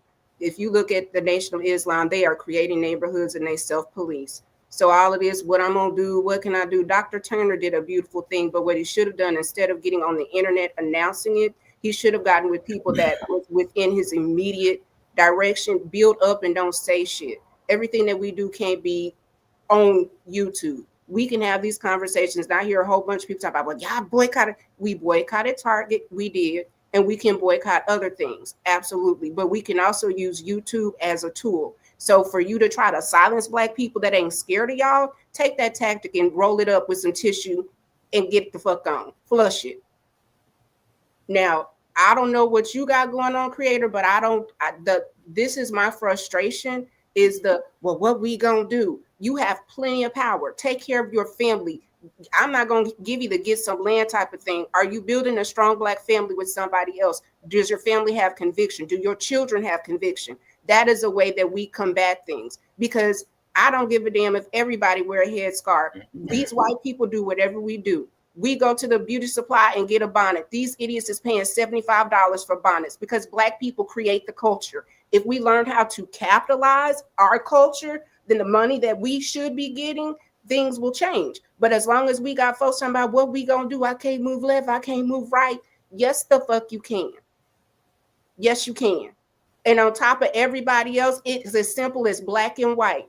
You want to talk about history, go back, because anybody between black and white is a buffer class. The Latinos that I will vote for Donald Trump, they getting screwed. The Asian people that fucked up affirmative action, guess what? They numbers going down. Anybody between us, they serve as a buffer. Who they want to respond and get to are black people, because they know our power. They know our inventions. Everything in the United States is built off black backs still to this day. The number one thing is that a resource is entertainment. The NFL, the NBA, music. Who does that at the top tier level? Black people. I feel you, sister. I didn't say that to debate, and some people would feel that way. And this ain't a resource set out session. I'm simply saying we having a conversation about a white woman who just disrespected a whole ethnic group of women, right? And on some level, there's a disconnect somewhere. There's some level they don't feel these people are valued. Now, that's not for them to determine our value. And like I said earlier, I can't blame, shame, or insult our way to progress, right? As much as they want to talk about me, you know, if that man want to say something to me, really, I really don't care what she really got to say, because I know I'm looking at my resources, and I'm looking at, if we had to basically big bank take little bank, you know what I mean? I'm confident that I would end up on top. I think that's how we should fight them, right? And it, to me, and I'm just being honest. Look at God. So he was making it up. So we looked at the video, right? Here's the thing that I get confused about with some of the commentary is certain backs pause we could kick in, right? My phone we can kick in black women's backs, right? Whenever the need is, right? So now we watched the video about something that most black people don't like, right? Or it may be even apathetic, right? But we see it as stupid, right? And so you kick her back in. Is that a problem? Like, why can't Tiff kick her back in and then say, now that I'm done kicking her back in, here's what we should do, or here's how we should see this? Is it wrong for her to kick her back in? Has she contributed before you kick her back in? What have you done before you start kicking? What you mean? Like, what's the contribution if you really, really cared? Like, why you gotta assault me in order to get your point across? You talking about the video? I'm talking about Tiff verbally kicking her back in, obviously. That's what I'm saying. Have you contributed any you know, before then, you saying that could be a tactic, you right? For No, she she just spoke in kicked her back. power. Like for instance, like let's say somebody in real life called me out my name, right? I'm going to respond how I see fit without the understanding of why they said what they said or whatever the case is. Like, it doesn't much matter to me. Tiff saw the video. Relly saw the video. Know that it's obviously insulting black women specifically, and they respond by kicking her back in. Right. And then the second part is okay, now that I'm done washing her, black people, here's how you should see X, Y, and Z, and here are the next steps. Mm-hmm. I don't need no advice from no white folk on what to do. Yeah, she didn't either. She said she kicking her back in. That's the point. Like, why can't she kick her back in? And then say, hey, Tiff, where you coming from? Oh, just finished kicking this white girl back in. Oh, you talking about the white? Okay, yeah. I thought you was talking about the other way. No, we That's talking my about the ear. I thought video. you were talking We about the watched the white video. girl kicking our back in. No, we talking about the video. Huh? Yeah, I think he was just confused. Okay. Yeah, I just wonder, like, what's the problem? You know, why can't she kick her back in? Oh yeah, forget that white girl. I don't even give a fuck about her. My point is why we even get them that they should have no room of comfortability to me on even having anything to say. Whatever it is we doing, you shouldn't have nothing to say that could be that comfortable in your life that you could paint your face in confidence, right, against another people. It's like putting on a yarmulke and going in, or putting on the Sikh, similar to a head wrap and just going in. Why would you pick our people? Right? That's because they feel like there is not going to be any no retribution. There's no financial, what they like to call backlash. Right? There's no pushback from our people, and because there are some people, believe it or not, that probably feel what that white woman said. They're not even thinking how we thinking. The conversations we having between us is between us because we are within like minds, but we all like minds because America's not. America is a lot of sheep out here, what I call bubbleheads, and you got to fill them bubbleheads with something, and they like to pull from the lowest part of the tree, not so much the top. It's a little more challenging reaching up for that top fruit, and so it leaves a whole lot of room for these people to say what they want, no pushback. Make images about us that's just untrue, no pushback. Treat us any type of way, no pushback. How do we get that pushback when we fight back, right? Which we should. We're like she said, we're too worried about the internet and talking about what we're doing. We can come on here and use this as information, food, and correspond. But for most part, what you actually really, really doing, and you need their services, don't come on here. If you need their services, you shouldn't come on here. That's just what it is. Yeah, And try to be for the people and speak that peace. I'm lost. However, like I said, you've been on this for the last 90 days about not taking things seriously. If you're not at a point to where you're saving money, saving resources, learning how to hunt, learning how to fish, building up your family, outside of that, you know what? I just take it as people that want to get up here and jabber. But I can say for the past 2 shows, I have been infuriated. When I say yesterday, I don't understand how you was talking about race traders and it got to black women, but we are not the resource of everybody's problem. We are not everybody's problem. Like, Damn. why everybody in our business, I have no idea. But why y'all want to make us the issue, it's the weirdest thing in the world. Like, everybody want to punch down and you see black women just trying to make it. The shit makes no sense. Yesterday go ahead. You know what interests me? I don't. So one thing Creator had mentioned, but he said a little bit more, is the ammunition and cannon fodder. Where are they getting it from? Like, we get the chicken and the watermelon stereotypes, but literally her stereotype about black women specifically, do we give her the ammunition to continue to say that and then be validated by her constituents. No. Because when she says what black women are about weave and lashes and yada yada yada, the Mm-hmm. people in her comments 100% agree. And white women wear weave and lash extensions. So And that's then one other thing though, and then you can reply. Y'all be loose with this shit though. Like when we was talking about interracial dating, I remember you was like, "Well, if they want to." That's the part that be getting me. Like Sherelle said something that was profound for once. They trying not to eat pork, but they fucking the niggas that they just meeting. You might as well go ahead and eat your pork, sis. So I guess it's like you like, damn, but go ahead and date them if you want. But then I hear you.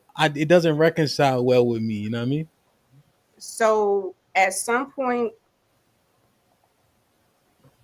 well, let me just be honest. If I was single and I heard the way that a lot of black men talk about black women on here, if I didn't have a balance to counter it out, I can see how some people get there. It's not for me. I wouldn't suggest it. Mm-mm-mm. You did suggest it. And did I not? We were in the Discord and I came back. I was like, you know what, Hemp, you right. But I'm not going to, if a woman wants to be married and she feels like she found love in somebody else. About to say it again. This is crazy. Like that, and this the thing why, this is why they don't take us serious, Tiff. So should I say, you know what? You're outnumbered. A lot of black men feel like you're the enemy. Now I'll say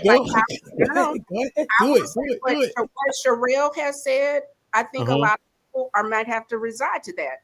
Where I will say, you know what? The lonely part, hey, if that's what it is, or you choose to be single. Now, the one thing you're not gonna get me on, and please don't let nobody come up here with that foolishness. What's the verse that and the 7 women will be clamoring to one man? Like all of that. I'm not doing that today. Girl, out of whatever verse that is, But I would say I would like for black men to be better for black women, and for black women to be better for black men. Tiff, this is crazy, but it just is so. How does turn on us? It's so inconsistent. It's not right? a turn. It's like hold on. Respond to me. It's so inconsistent, right?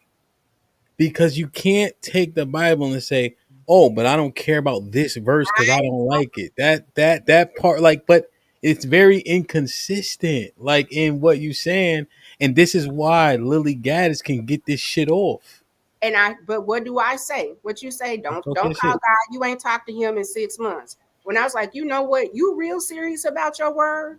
And I grew up in the God know my heart kind of Jesus, and y'all don't play like that. Y'all for real about it. I was like, oh, I thought you can eat catfish because the blood of Jesus cleans everything. That hurt my feelings. So I even told you, Black church got a lot of us in a way.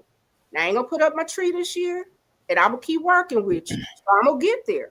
Work with me. But But I will say, if y'all have the fastest growing population, I've only seen upright guy, at least from you and the people that I know. What are you talking about, Tiff? Meaning the Hebrews. No, what I'm saying, why are you talking about that? You just said the reason that we can do that is we don't take things serious. I am saying, even in our faith, when we're misguided or not taught the truth, it takes time to come out of it. Meaning even the guy. Bro, bring it back, right? Bring it back. Why you say date white men if it tickles your fancy? I'm not saying and then hold on, let me just finish the breath.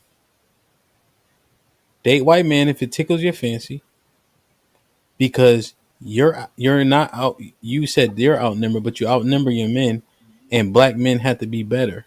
Why you start kicking black men back in so quick? I said black men need to be better for black women, and black women need to be better for black men. You ain't say that. You just said it just now. I did say that. I did say. Did you hear it? I said it all Yeah. together. That's Even to, what I'm saying. That's what I'm saying. It's me. and I'm So saying that. I'm saying I'm listening, and you did. You said it just now. I get it. No, go back. Cheeky, please rewind back. You good on clips? Yeah, cheeky. I Maybe if I'm wrong, then I apologize. Because I said. Clip is this? What? I certainly didn't hear it. Well, I surely said it because When did this happen? You said vice. You said both, or you said black men need to be better for black women. Black men need to be better for black men, and black women need to be better for black men. And I said last week, we have behaviors and things that we as black women need to work on. I am not saying we are above reproach. I am not saying that we haven't elevated a sexy red, and we have to clean up what we're doing. You know me, I love Meg the Stallion. I can say she's not good for the culture. She's not. Okay. Yeah, they saying you said it, so I can see. I'm not on that. We don't have enough time for the gender wars. Like, to me, that's not, we don't need to be on that. Well, you on that now. You on it. But I'm saying today, I So we understand go, what you're saying. So, but my thing is, right, we see that she has several people who support her and believe this, right? It just seems like then for that to be a potential recommendation, those don't align, right? it's not a recommendation for me, but I'm not going to sit up and be like, oh, like I even said, Why? I don't advise it. I don't advise it. Beyond that, Now, today, no, what did I, when we were in the Discord, I said it and I came back the next day and said, Hemp, you know what? I owe you an apology. You're right. And that was well, months it was ago. only 30 people in the Discord. You need to clarify that statement for the 400 people here now. That's fine. You I said it didn't was say 400 people that's heard you. Listen. It was 400 people that heard you say the opposite. no, I said it in the Discord, but I will say black women marry and date black men. There are good black men out there. Hemp is getting a hitch program together. There are plenty of good single brothers out there. You're gonna have to, it's gonna take time, but while you preparing, like, are you good too? Like, get it together. Do you even want to be a wife? Do you want the role? Do you want the responsibility? And if not, it's some things that we're gonna have to do better. So I agree with you to a degree. I do. There are some things we got to get together, and what that look like is what Sherelle said earlier: is making sure every individual is equipped right with the knowledge, so we're not depending on these schools to teach us grown ass folk how to feed yourself, right? To teach us grown ass folk, grown folk, they hold the power of your whole life in your hand. I was telling the story this morning where I got was on a construction job, and we out in Snot Spit, Indiana, right? And he pulls me over. I'm in a Suburban, dark tinted windows. He pulls me over. Didn't even ask me for my license or registration. He just said, "What are you doing out here?" I said, "Ooh." So immediately, I could have came all kind of ways because I'm legal, first off, in all realms, and I didn't. Yeah, because just being aware. Hey, I'm out here working on my spot. Whoopty womp, hand him a flyer if you need help. I need to pull up on you too while I'm out here. Matter of fact, I'm out here making money and I need yours too. Meaning they is how we cooperate with them. Are we trying to fight, and say we fighting it? Because they're not doing that to us in their face. It's their kids right now. They done already been low key making money forever off of us. If we don't take advantage of the opportunities that's put in front of us, we say that these percentages of people acting a fool is minimal. I'm gonna say the percentages of the white folk that's acting like this is a certain percentage, but it still gives is indicative of how a majority of them feel. They might not say it, but it's definitely a cultural thing amongst how they move. So all she did was something that majority of them already either doing or accept to do anyway, which is why we should focus on what we were talking about earlier, right? The black men could come together and now provide these spaces for our people so that we not even worried about what they doing over there. And furthermore, we have the resources to combat folks that move like that, right? So if somebody comes steps on your property, HAMP, and tears your car up, what's gonna happen? You're gonna report it to somebody, right? And that somebody is gonna make sure that you okay. That's all we got to do. We're not doing nothing wrong. Just move how society says that we should move. And if we move in these realms without insulting people, because you can call them whatever you want, that's not going to hurt them. You can call them all kind of whatever names you want to. That's not going to move them. The only thing that move folk is retrieving revenue from their bank account, disrupting their family name. Those are the things that hurt certain folk like that.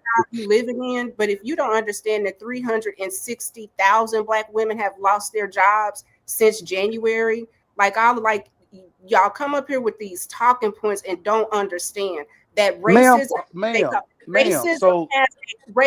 has a cost, and it is costing Black women jobs. Many Black women. Oh man, I don't want to do this with you. I really don't. I don't want to do this with you. The right thing. So you're talking about folks that of no consequence outside of a racist is in the White House. People with jobs have lost employment. So when you're just be kind, just be nice, that don't work. It's never worked. Do you see how y'all depending on them? Because you was probably one of them that was really dependent on them numbers, really depending on that 300,000 folk, and y'all basically shoved black men to the curb because of that little bread. Then when they let you go, now is don't you understand what they did to the Black woman? And we've been trying to tell you all along, baby, look, come over here. You don't even need to go over there, but you need them lashes that we was talking about. You need that hair that we was talking about. You need to be able to compete. See right? what Like we was talking about. They got instead of building, taking that 300,000 and turning it into 1.2. No, Sherelle, because he's talking to me. What type of man? We not building, right? You know what I'm saying? We wouldn't be worried about them 300,000 jobs. What type of we not dependents out here. I'm not a dependent. So if I lost my job, I got an and I also. Or guess what? Her man should make sure that she can be sufficiently compensated. But if again we not moving properly, what we want to do is argue, right, and fight the facts. I'm not going to argue and fight the facts. It's not about our women shouldn't be working for y'all. No, we shouldn't be working for them. No way. Creator, if I have to take an L in order to make me want to partner with you, that's a problem. You should. How is it an L, baby? If you, I got to show you how I'm gonna get you your 300 back. I'm gonna show you how we gonna get them 300,000 people they money back. That's my mind. My mind ain't the job that you lost. My mind is the opportunity of 300,000 women that I now can go put on game, so that they can make their own damn money. So where's your course? Are you doing this for free? You got a channel? Where's your program? You want to reach out to me and learn how? You more than welcome. You can get in contact with me. I'm not in this for money. I'm not in this for social media fame. I'm not in this for none of that. I am a Black family. I want Black families, and I want our Black men to be number one provider in the world. Right? That comes by demonstration. That ain't me talking. That ain't us talking and rip-rapping about it. We got to make it happen. So if you serious, yeah, absolutely. Get in contact with me. It won't be that difficult. Let me ask you this. Explain how we got here. No, I mean, it to me, it's just very, and I get what he's saying about creating your own job, and I own my own business, so I understand that, but it's very dismissive to act as if there's not some type of way where it's like yesterday, well, y'all got degrees, y'all don't have them in. It's like, it's not giving what you think is given. Tiff, he's saying that the people that had those high paying jobs didn't feel the need to couple. And so when those jobs are lost, things really hit the fan for those people. Mm-hmm. That's what he's saying. So now you're out here by yourself and you don't have a place to pivot or that grace period by having somebody with you that can keep you afloat until you get back on your feet, because we thought that we was okay by ourselves.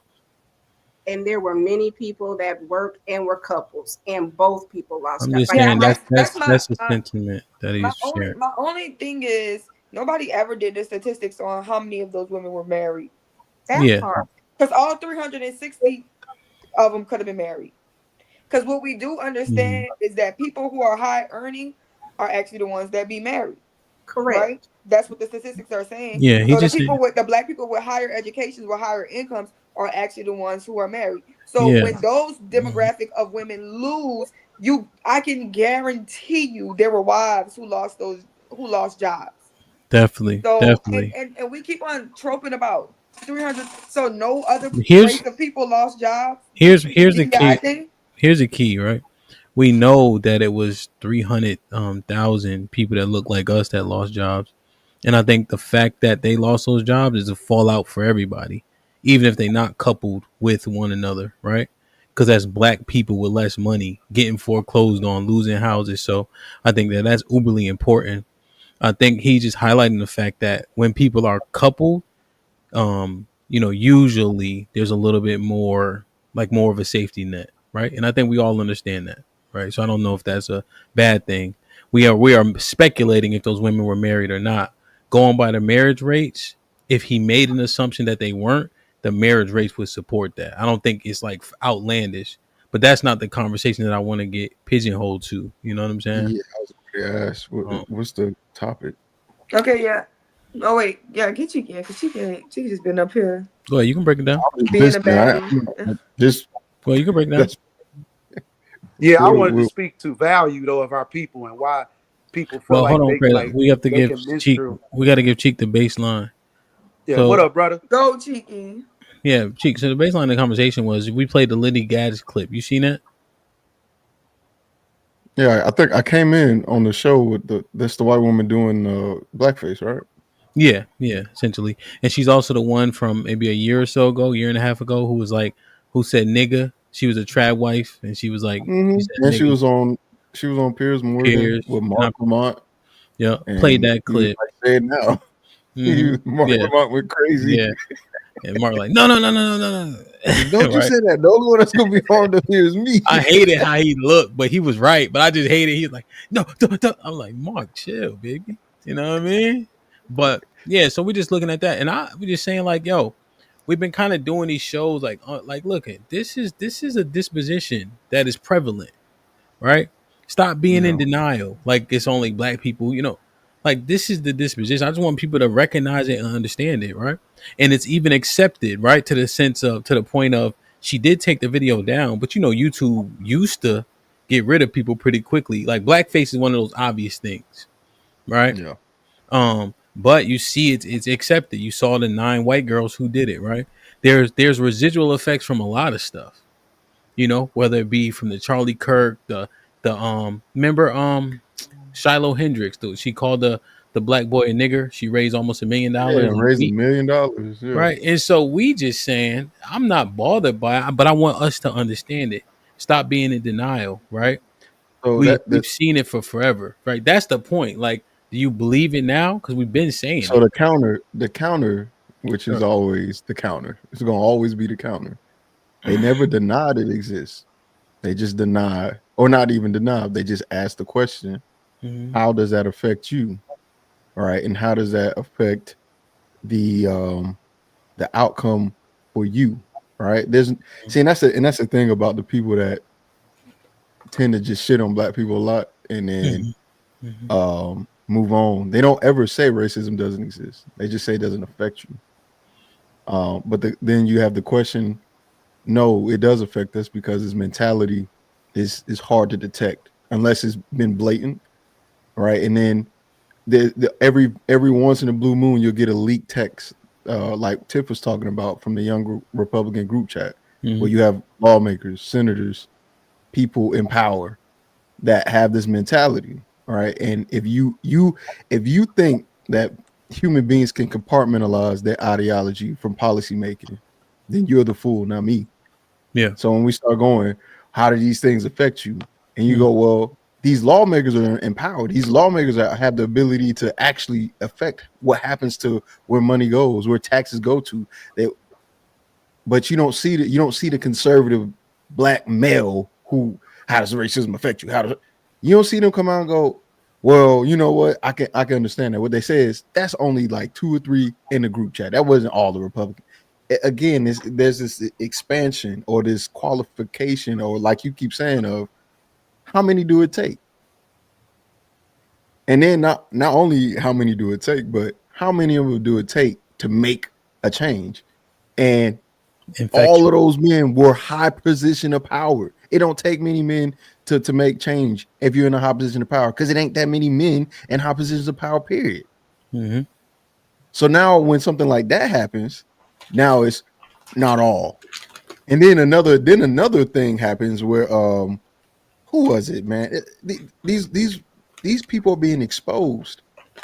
These lawmakers are being exposed. The whole Brandon Jennings thing, not Brandon Jennings. I forget the guy's name, man. Brandon Carr. Like, how much more does it take for the same people? Because it's an archetype. It's not just black men. It's conservative black men. It's Republican black men. It's these black men that have Zaddy, Charlie Kirk, Zaddy White. Who? It's these black men that always seem to find their way into black manosphere, red. These they find their way into this area, find a way to shit on black people, especially black women, and then find a way to go, I never said racism didn't exist. I'm just saying it don't affect nobody. Or if it affects you, it barely affects you. And it's odd because the more and more, it's odd because the more and more this administration reveals itself through all its unlawful, unconstitutional ass moves and all of the more and more I don't see these same black conservative men come out and go, you know what? I'm actually noticing something. There's a pattern to this stuff. Mm-hmm. The conservative or right-leaning party, these people are becoming more extreme. Where you have people like Nick Fuentes getting platformed by Tucker Carlson, and now Ben Shapiro is fighting Tucker Carlson. Now there's infighting within the group because Ben Shapiro is Jewish, and the only time he cares about minorities is if it's a Jewish minority, because black people always cry. Now they're talking about SNAP benefits. 42 million people on SNAP. Why in the world is 42 million people on SNAP? 1 in 8 people on SNAP. If you break that number down, that's 13%. Mm-hmm. And majority of them are white. Mm-hmm. So whenever we start having these conversations, just pay attention to the people who are being, by all intents and purposes, useful idiots. Mr. Chaotic Truth got called a useful idiot to his face 3 weeks ago by a Christian nationalist. But again, you don't have to tell this to black people. You have to tell this to conservative black people that seem to just stay stuck on this idea that everything is all. The only reason why we're down is because we choose to be down. No, this is a very complicated thing. Yeah. And people in power are being exposed. We already knew it. The people who knew. But now we got to go, okay, so what's your thoughts about this, Mr. Conservative Black Man? And their thoughts is black women ain't shit. And I know you didn't see the show yesterday, right, Cheek? No, that's why I don't know what Tiff talking about. No. It wasn't not what she said. But this is what I was saying, right? And that was a beautiful breakdown. So yesterday I was talking to my boy Trigger. Mike was up. I think it's a Trigger in the chat, right? And probably one thing we were pointing out was when the black women say one of the statistics, right, to disparage black men, we fight it tooth and nail, right? For sure. When the white men were saying it, we were getting, well, is it true? Why is he saying that? Yeah, I did see you say Why are we giving them reason to say it, right? But it literally be the same talking point. When instead it should be a correction. So like, for instance, I just brought up a point about, they say fatherless homes, black community, bad, right? But then we don't tell the white man who's saying it, well, how do you reconcile that with us being in the survey the most involved fathers? And when you do the mathematical breakdown of the percentages, it turns out the minority of black children actually don't have a father figure in their life or in the home, right? But we don't have the entire conversation with them. When they say it, we're like, well, is he wrong? Well, again, it's almost like the last time I was. Well, it had to be last week Tuesday or a week before, where the I can't remember that guy's name, but he was like, "Why are we giving them? Or why do we have to fight the propaganda? Something about propaganda." And I was like, "That's not our job to do that." Like this, or let me say, it's not our job to do that, but it's not our job to worry about the perception of something because we know it's propaganda. Our job is to combat it. But if you let people get shit off without pushback, then it's like, okay, this. Even though I think these conversations, when it comes to people like that, is useless because they made their mind up. All right, there's not much you can do to really change that. The only thing that is beneficial is the potential pushback of people who are on the fence. And if that don't happen, now the conversation is completely useless, and you let him get some propaganda and some shit off that isn't even true without any pushback. But you can't. So it'll go back to if we said something about another group of people, we being us, if we said something about another group of people, no one lets you speak on their name and you not defend it. Like no one's gonna say DJ Hemp did this and DJ. Nobody's gonna put a jacket on this man and him not. You don't have to go crash out, but you can say, hey, listen, I respectfully, come just real mature, like, hey, that's not true. I respectfully take that down and don't do it no more. And that now I've addressed that, and I let you know that I don't approve with that. And then if you continue to do it, now it's disrespect, right? You deliberately saying F me and what we just talked about face to face is men, right? And you just gonna continue to assault me because that's what it is. It's verbal. It's we could say forget it and it's minimal. We call that soft assault. It's assault nonetheless. Assault starts at words. Now, where you proceed with it is on you. But in combat, they teach you in combat. I'm sure you learned that, DJ Hemp. It start with words. Somebody's going to say something to you, and then if they move forward, that was the first sign of assault.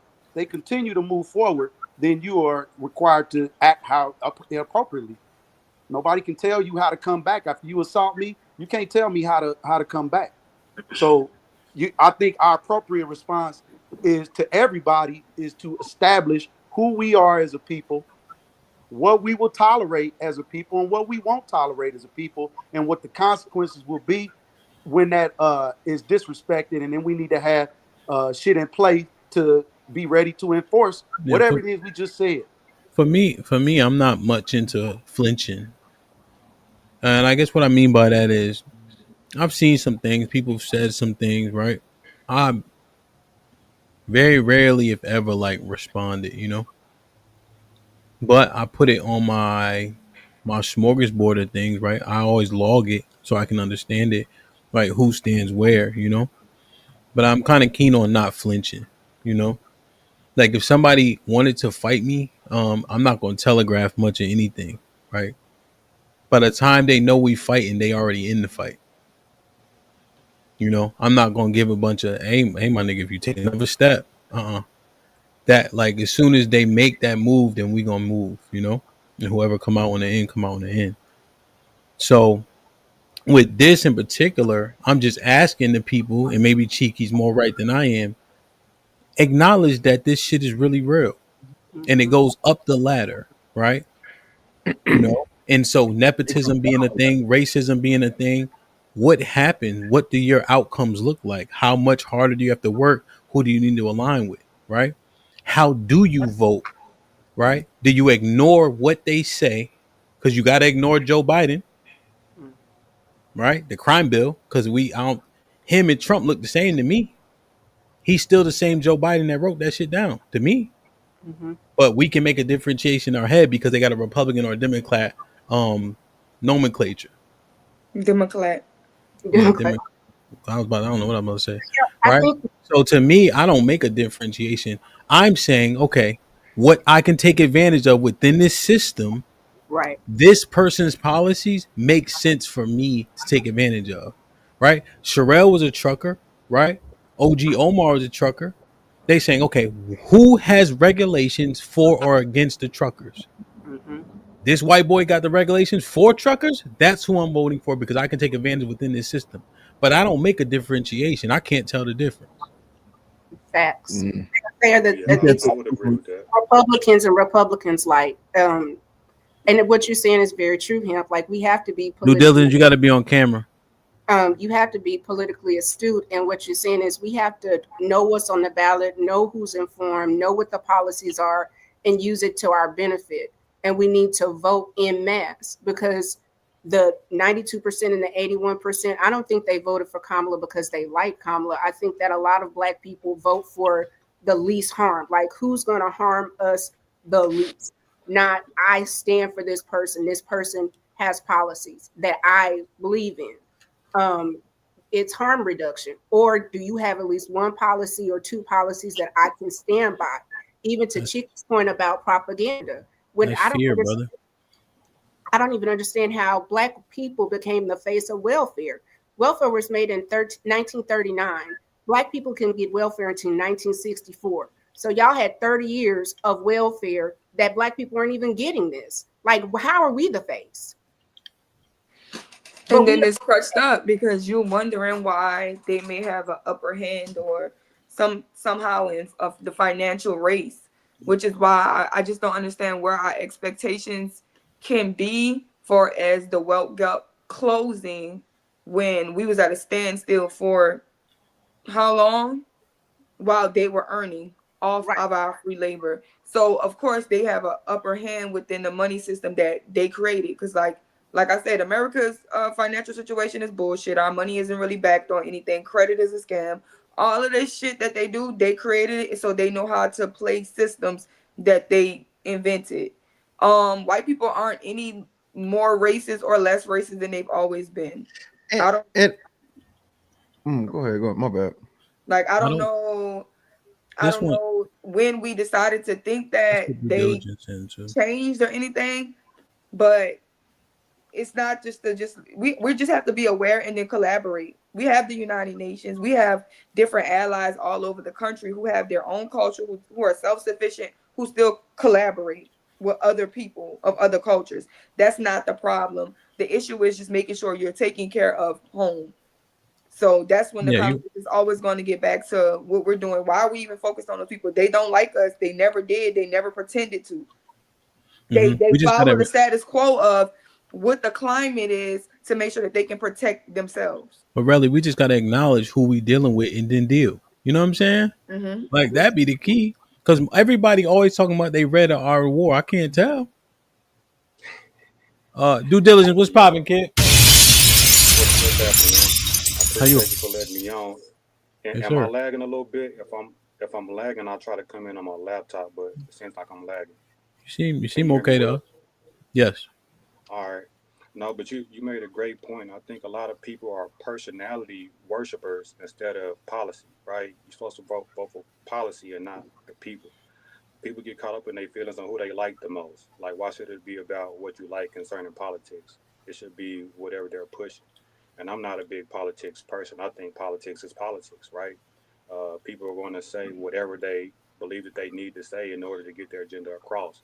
So I don't do a lot of willing and dealing in politics. There's a lot of smoke and mirrors to me, you know.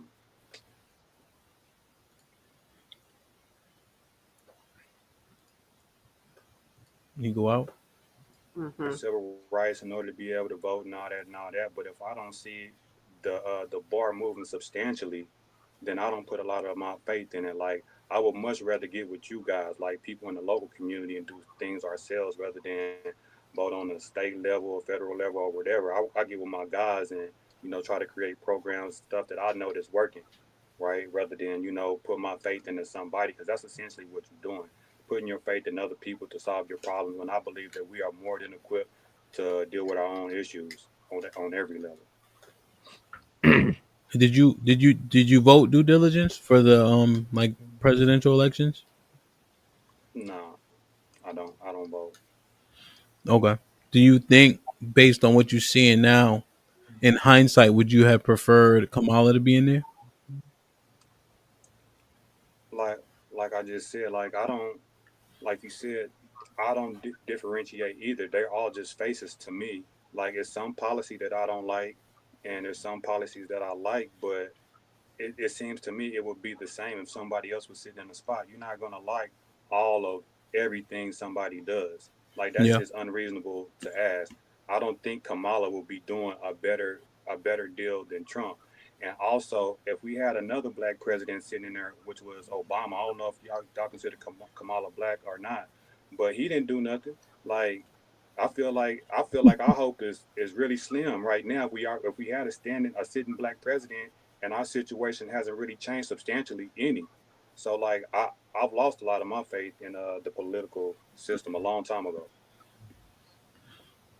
So yeah, and you're saying, yo, get with the people around you, grind, take advantage of what you can take advantage of, take advantage of every loophole, right? Take advantage of every tax. I forget the word I'm looking for, right? And then We know build what you're talking together. about. hmm Yeah, that's kind of how I look at things. Like I look at the capitalistic thing while understanding the potential barriers or parameters, right? Because people, places, and things and opportunity all matters, right? That's why I don't believe in luck. You need a lot of things for luck to be real, um, and grinding based on what you can manipulate. I tend to kind of lean that way. So if they stay out my business, I could do business. That's kind of how I look at things. Tiff, you about to reply or create? Yeah, no, and what he's saying, and this is going to shift the room. The other thing is, we have to get out of this black faces in high places, because technically Obama was black, but he had no lineage to black people. If you look at Kamala, she has no connection to us. If you look at Colin Powell, no connection to us. If you look at a lot of these people that are in politics, a Joy Reid, they're first generation black people. And the black people that have been here, that your blood is in the soil and you have an ancestral tie, the way that we fight for things is completely different. To me, the way that I establish people that are first or second generation, if for 400 years my people built it up, we built the foundation, we built the house, and you come and you put a pillow. Thank you for the decor, but the foundation was set. And the way that you fight for things in your belief is completely different. So to me, I have a right to vote because we fought to vote. Like Fannie Lou did a lot of work. So I don't take voting rights lightly. If you have, Hey, Tiff, go ahead. real quick. So Joy Reid what is she? She's first generation black. What is Her, she? she's an islander. And so what does that differentiation mean? Like what is that? What does that mean?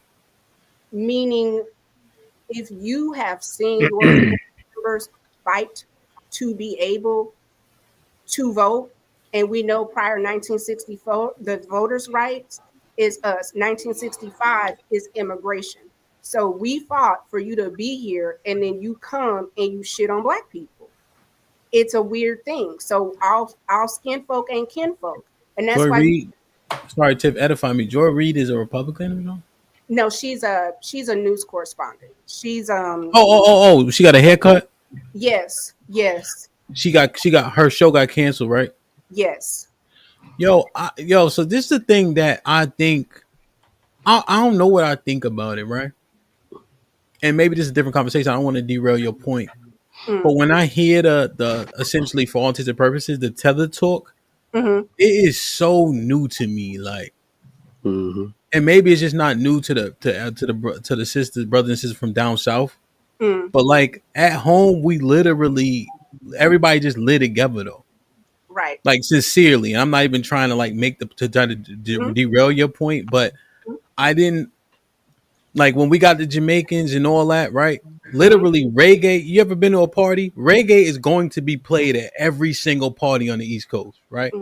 It gets its own hour, and we all party to that shit. That's when the girls really start dancing.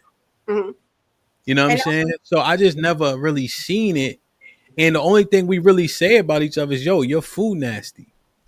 Yeah, I think that was a social thing that happened on the internet with particular people creating that separation. I don't think because that's not a Southern thing. I mean, I'm from the South. Okay. From the South, I'm pretty sure we did not grow up feeling like, oh, this person is African, this person is this, and caring about what diaspora they was from.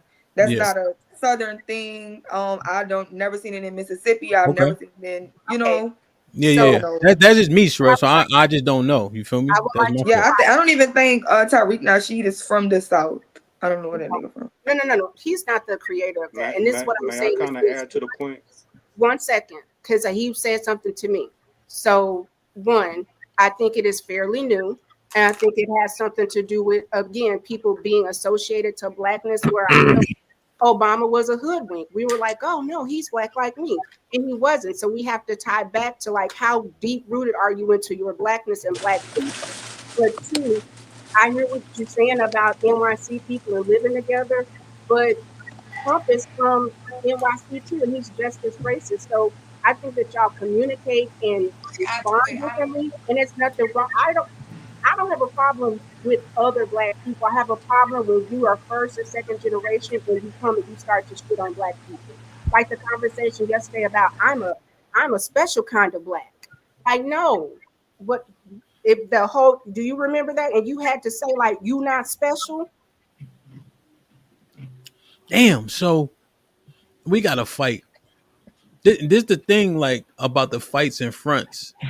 So now we got to make sure. So Trigger might come up here and say something we don't like. Now we got to call him a tether.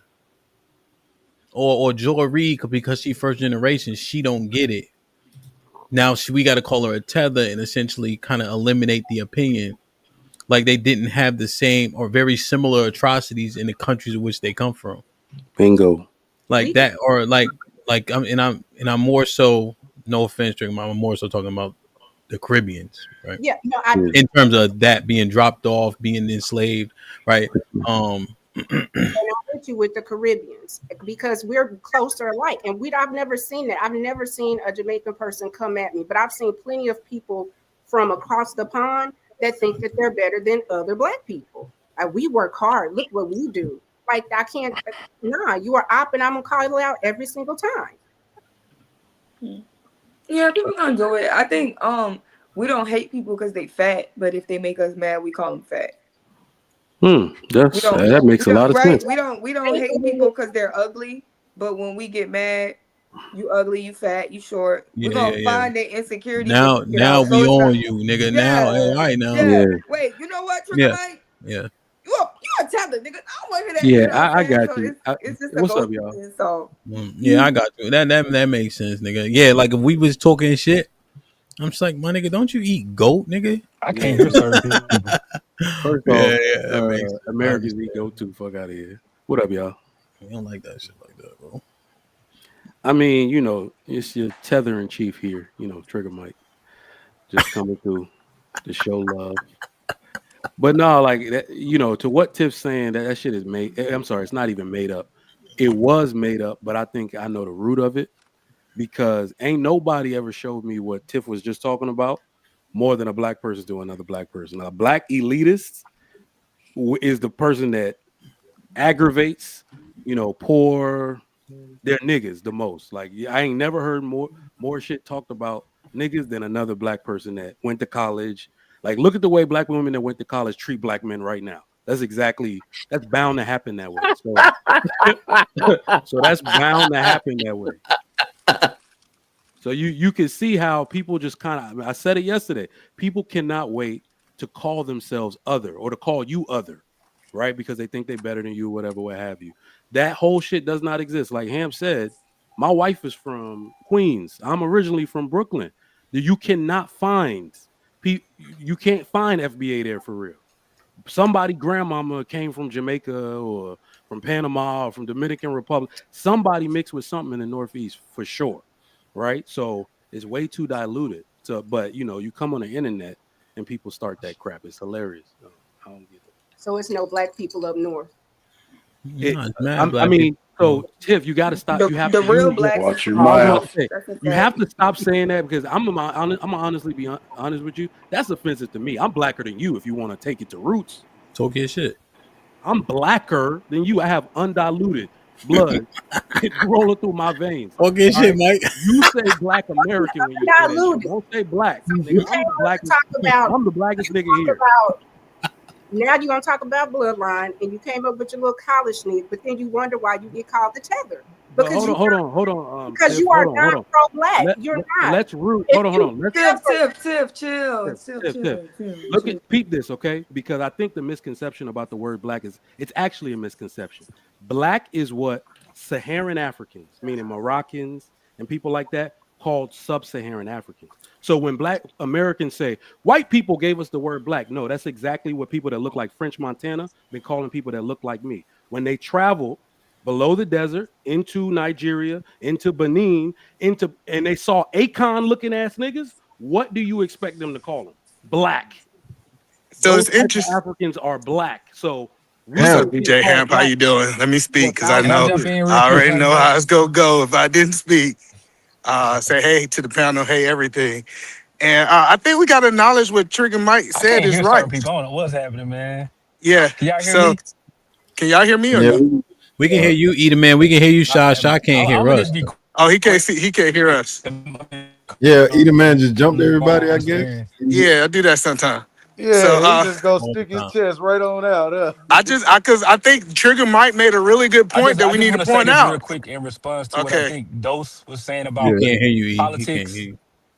And I feel like I hear it often, and I would even say, even myself, at one point in time, I used to have that same kind of trope, like I don't pay attention to politics. I don't, and I'm realizing like that's kind of another trick bag that we put ourselves in as black people. Because if you exist in America, you have to interact with the systems, and one of those systems is the political system, right?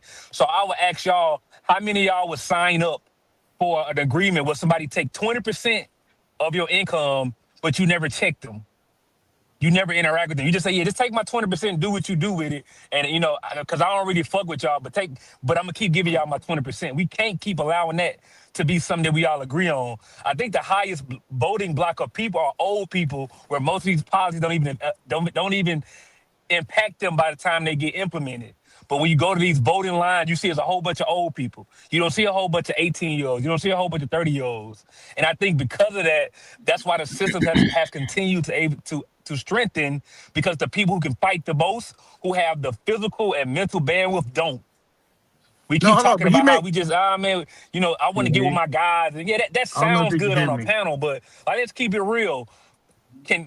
Do we know 10, 15 people that can help deal with the infrastructure in our city individually without interacting with the government? I don't know. I don't know 10 people. No, that's a great conversation, but we got to move that can it. help rebuild the infrastructure in the community. So we have to interact with the system, and we got to just stop saying, because it just sounds real cool to say, but I think it goes against our best interests. That's the only point I want to make.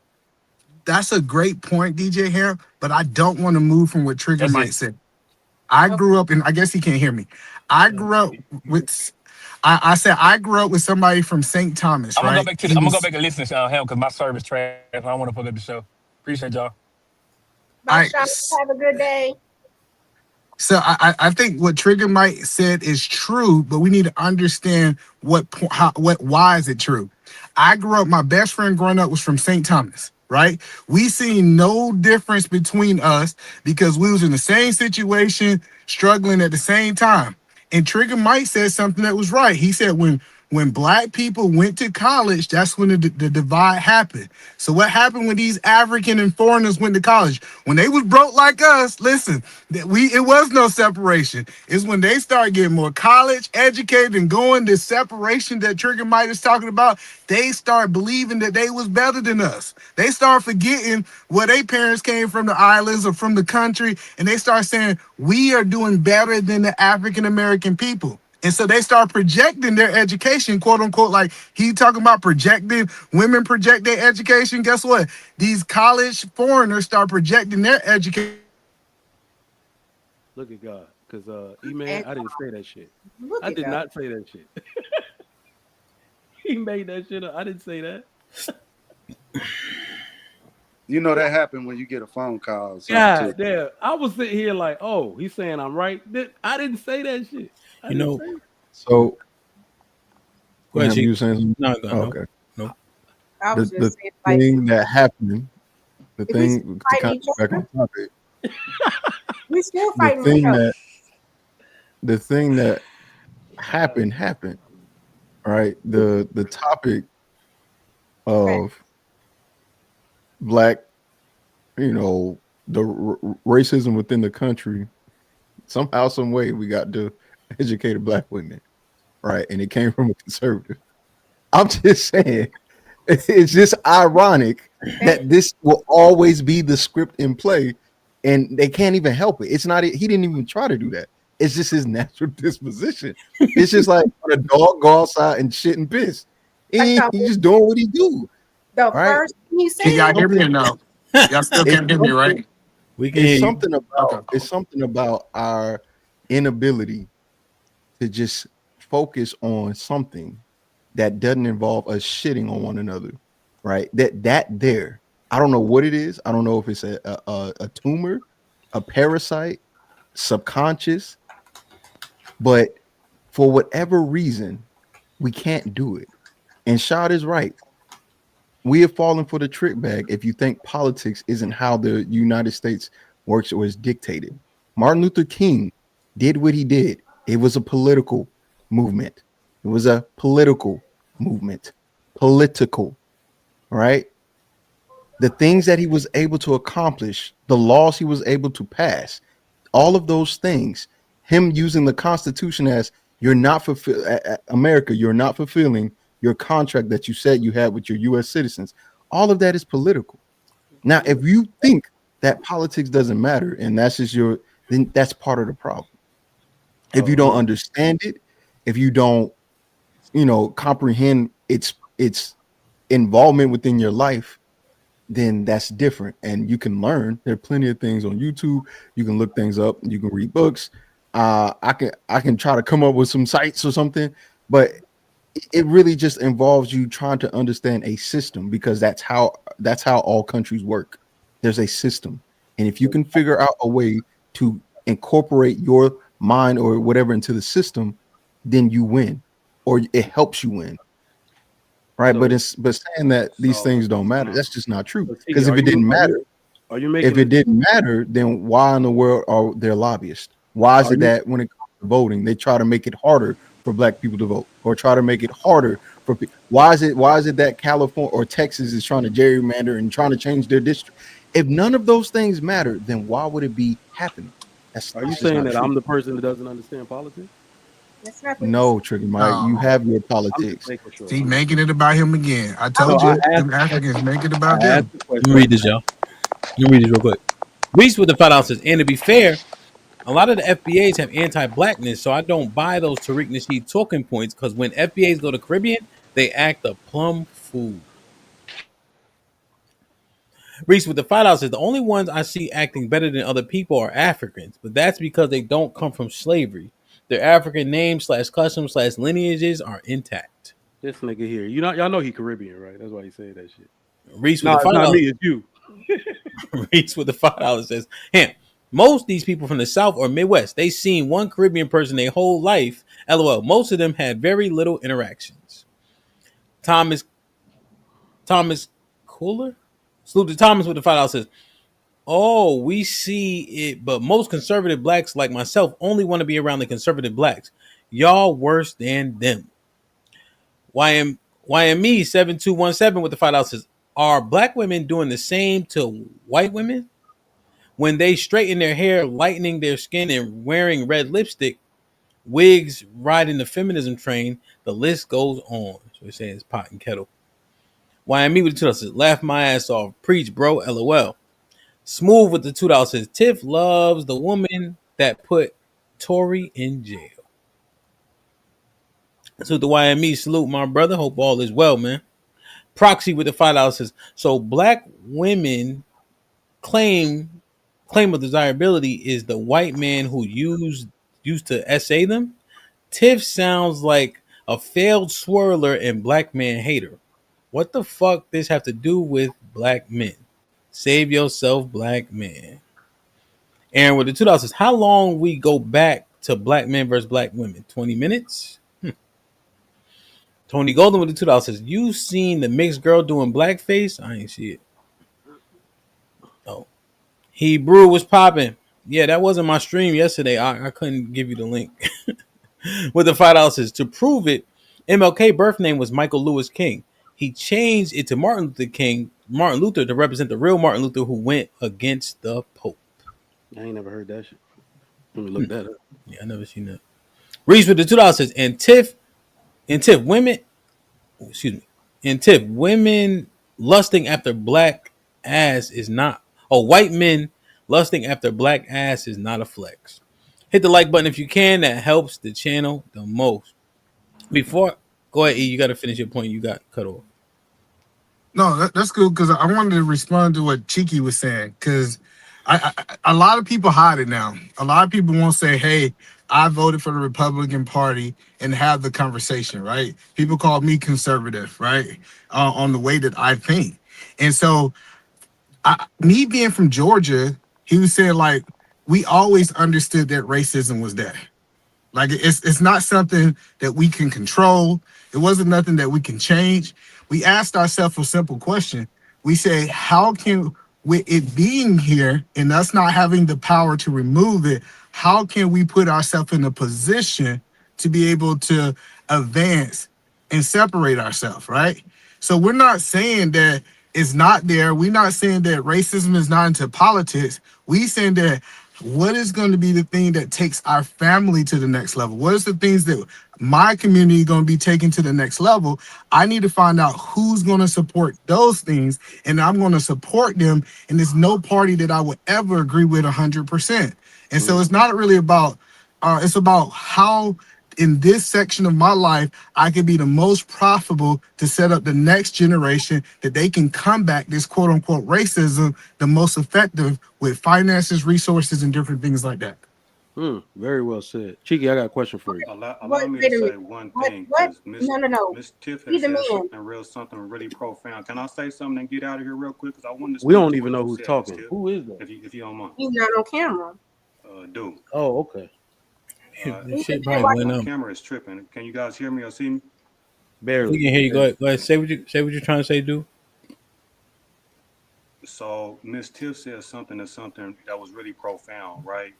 And it's dealing with politics. I think sometimes black people are naive when it comes to politics because we talk about blackface like the woman in the NAACP, right? The white woman that was playing black, right? But we don't talk about the blackface in Obama, the real blackface, to where you have someone that's not black culturally, but is in politics acting like they black, but really not for black people.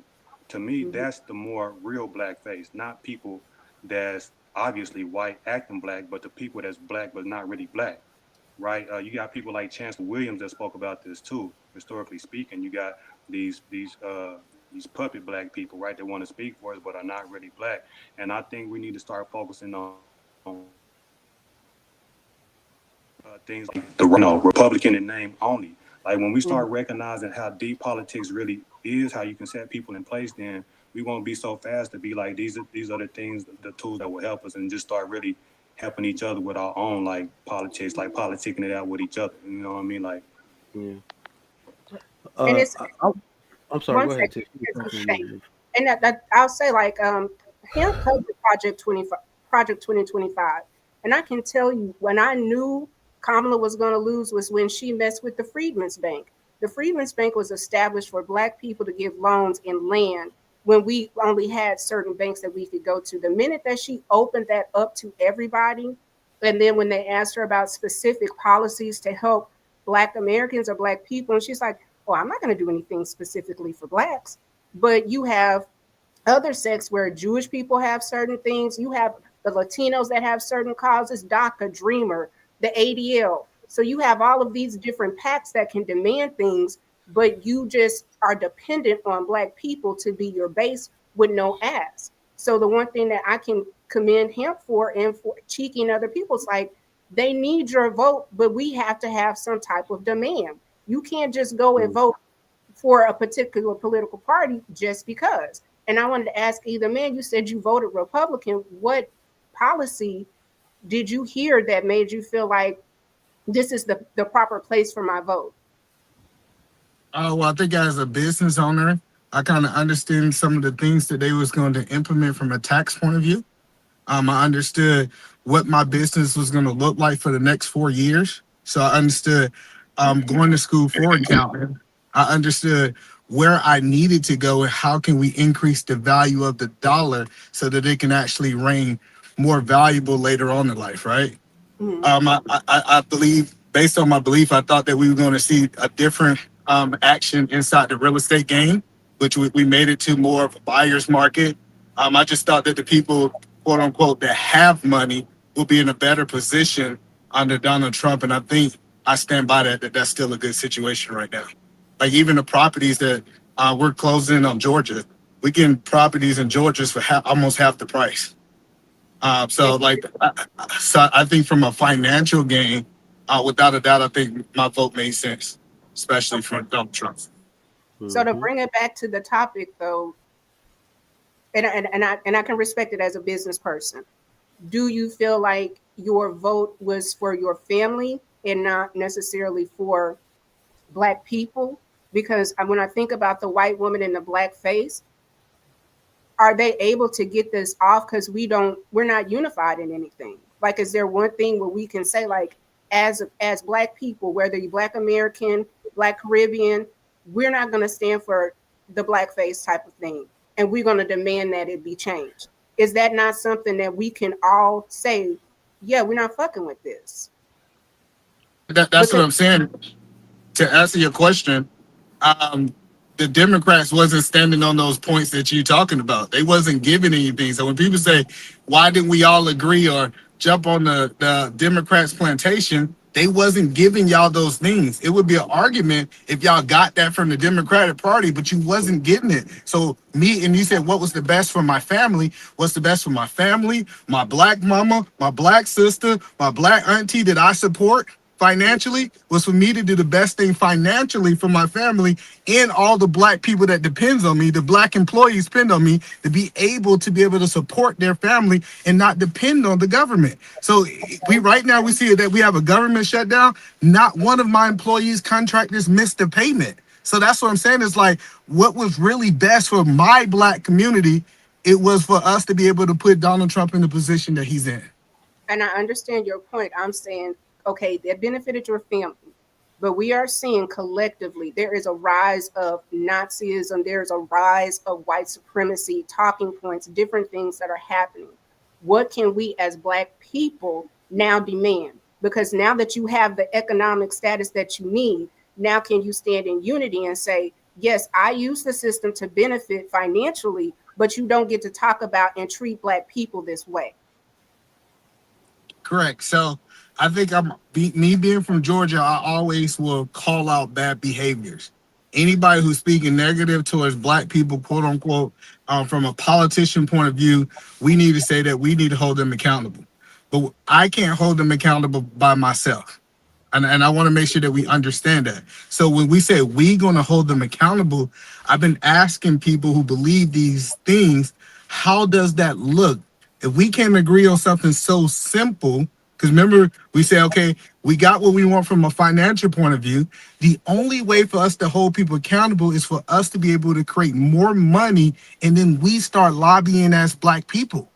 So money, I know people don't like that answer, but we have to go and figure the money part out. That's why I think we should actually align more Republicans. Let's increase the amount of money that we can go to politicians and say, you do what we want, or we're going to pay somebody else with this money to do what we want. Because that's how the game is worked in the politician. So, and I do agree. So you're talking about a PAC. Black people should have a PAC. Is that what you're saying? Like we get someone, design a PAC, and then create our own type of our own Project 2025. He said what he said. He said we got to get this money up. And I think a prime example of it is that Asian hate bill. Remember that? Mhm. That shit came out because 1.5 nail salons got boycotted. Yep. And they have money. They don't even vote. But when they need something done, seemingly it gets done. They have to. You saw how they quailed and somebody edified me on this, but there was a terrorist attack in Dearborn, maybe. Mm-hmm. But Dearborn is what, 98% Muslim? Yep. Right? But that money, power, that's leverage. And this is what Mike was saying. But we saw the blackface thing, right? This is what Mike was saying yesterday. The entitlements hamper so-called black people. The social programs hamper so-called black people. With those social safety nets, it keeps us in a stagnant position. He's not saying that directly, but he's saying these policies help me be successful getting this money. And now when I got money, my family benefits. Now when I'm asking for shit, I'll also have money as leverage. I guess That's the pushback, or right, but and the then after pushback. you push back, I want to get Knight in. Yeah, I wanted to say something to Tiff too, real quick. The pushback would be the pushback would be whatever policy it is that you are saying Donald Trump offered, right, to whatever business. Same would apply to the Democratic Party as well, right? Because if you look at a lot of policy conversations that Donald Trump and Kamala were having, Donald Trump didn't really give many, if at all any. When it came down to the healthcare, he didn't really speak on much anything.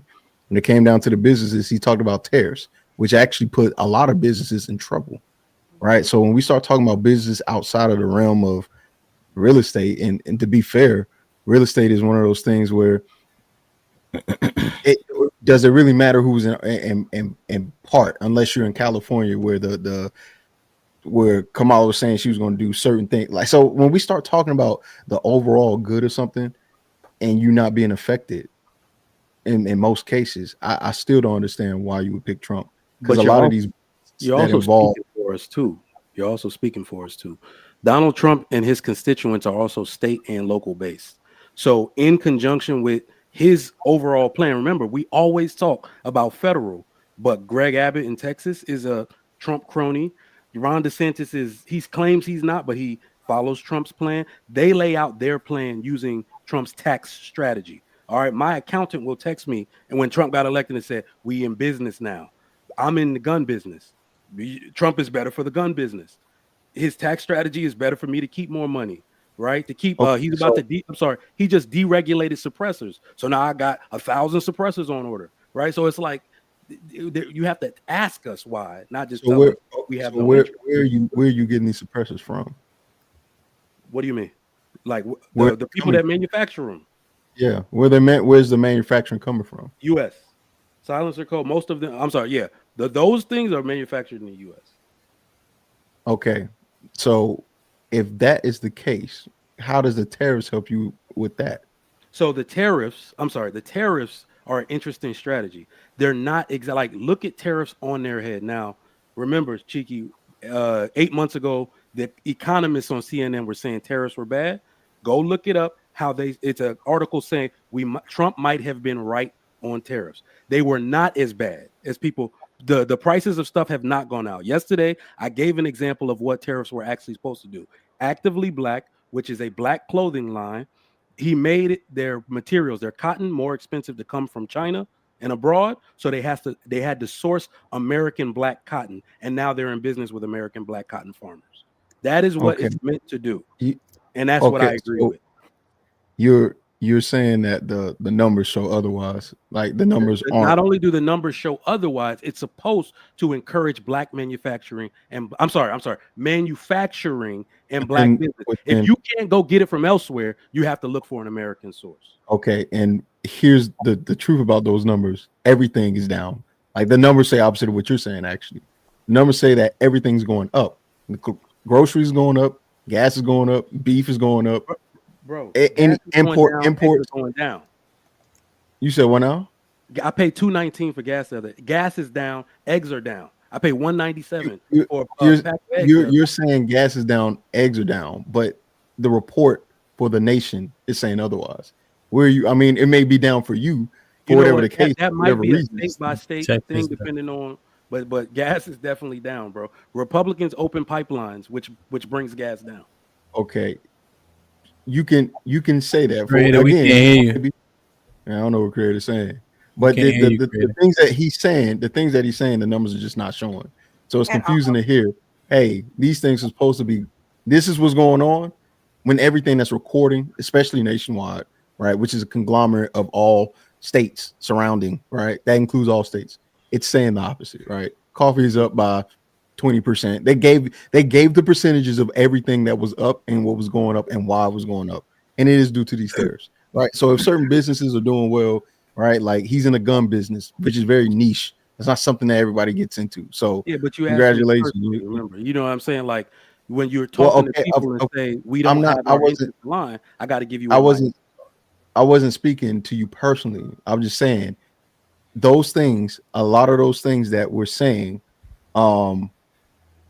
that are doing well, I think would do well under a Democratic lead as well, because in most cases, honestly, I think it'd be doing better. You just considering the numbers and what we're at. We're at the point now where, what was it? I have to look at this again, but I know we're not in stagflation, but we're creeping upon it. There are right? 22, and there are that's the 22 issue. states that are technically meeting the criteria to be in a recession. 22. All right. So we're if we look at these numbers, they're not looking good. But again, I'm not gonna make this about I politics. just looked it up. The gas is a 4-year low 2 weeks ago. So you got to for who? numbers. Okay, I'm gonna look it up. Nationally, that's why I'm like, they usually don't report those numbers locally. Barring any major disruptions, prices are expected to remain low and potentially stay under $3 for the next few months. Some areas could see a price drop below $2 per gallon in the coming weeks. I paid $2.19 on Monday. Okay, so you're saying strictly. So you're saying strictly for gas, right? But all the rest of those numbers I'm are just saying gas. That's the one I had in my head. But then the egg prices were I'm down. going to. When we say groceries, we say eggs, right? So it's like groceries the egg have prices gone were up down. 12%. Groceries have gone up 12%. What Chiki is saying, 12% groceries have gone up. Nothing. The average is 12 to 20% depending on where you are. So again, we're going back and forth at each other. And again, why can we not talk about at the quell of all of this are white people making policies? And if we can get together and create pacts, we will always suffer at the policies. Like whether you want to be political or not, the schools that your children go to, based off of politics. The way roads are created, based off of politics. Libraries, politics. We have to understand that it impacts us. And you have to understand, if nationalism, white Nazis are handling things, they're not going to create systems that benefit you. People need to understand that in January, this fall, the Supreme Court heard a case for the Voters' Rights Act. Like whoever is getting in there, we have to demand sure up voters' rights. There's no reason in the world why we may not even have the same voting power that they had pre-Jim Crow, because we don't know what the hell is going on. So Tiff, just real quick, because you said it before already, but this is cool. Like everything you're saying, I 100% agree with, especially with the coalition and the pact. But why all of a sudden are we acting like there's a seriousness around this? You said that Kamala was about to lose. You knew she was going to lose when something about the Freedmen's Bank, it didn't seem to matter because 92% of women, black women that voted for her. 78% of black men that voted for her. That was the most drastically uneven number of all ethnic groups in the United States. So why didn't people demand more of her to get her vote? Wait, hold on. But it wasn't necessary. You were going to get it anyway. No. She was going to get it. No. So the seriousness around all of this, it sounds good. But when it's time for people, hold on real quick. When it's time for people to double down and really act, black people are the least. You're the easiest vote to get. And that shows in the numbers. So again, a lot of times black people are risk averse. And we knew from when Donald Trump's father got sued for racism, when Donald Trump was sued for racism, when he put out the full pad for the Central Park 5, we knew he was a racist. So people did not vote for Kamala because they loved Kamala, but they knew for sure that Donald Trump is a racist. He's been a racist. He's one of the first people that ever got sued by HUD. Yeah. Go back and look at his history. He is a lone person at Central Park 5. He put a full page ad out and said, bring back the death penalty. He is being a racist person. So black people were risk averse. They did not like Donald. but they knew that he was a white nationalist. And we see but the policy and the hold on people real quick. in there. That is what he is. Not And I understand. I understand that that's I overstand actually that that's your position on Donald Trump. But I think you also conflate the fact that working men, that businessmen with families like me, Eat Man, Fantastic, you probably guesstimate how much we actually care about that shit when it comes to feeding our family. This is federal politics.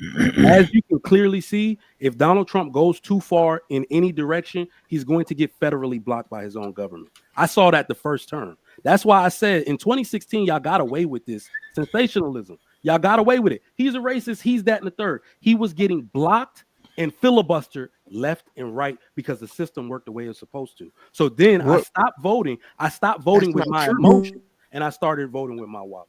So here's the thing, Mike. So he's a white nationalist.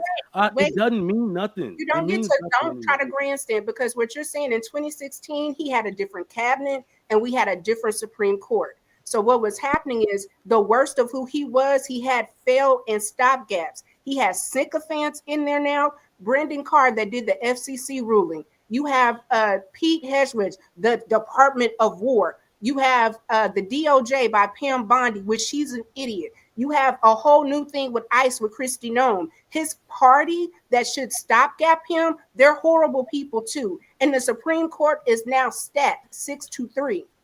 So what we don't understand is the Project 2025 is from 1973, which is Heritage America. And they have slow walked all of these policies from Reagan to Bush to all of that. So when you're talking political, like, you're not talking to a novice. So this plan, I understand that. You're very well versed.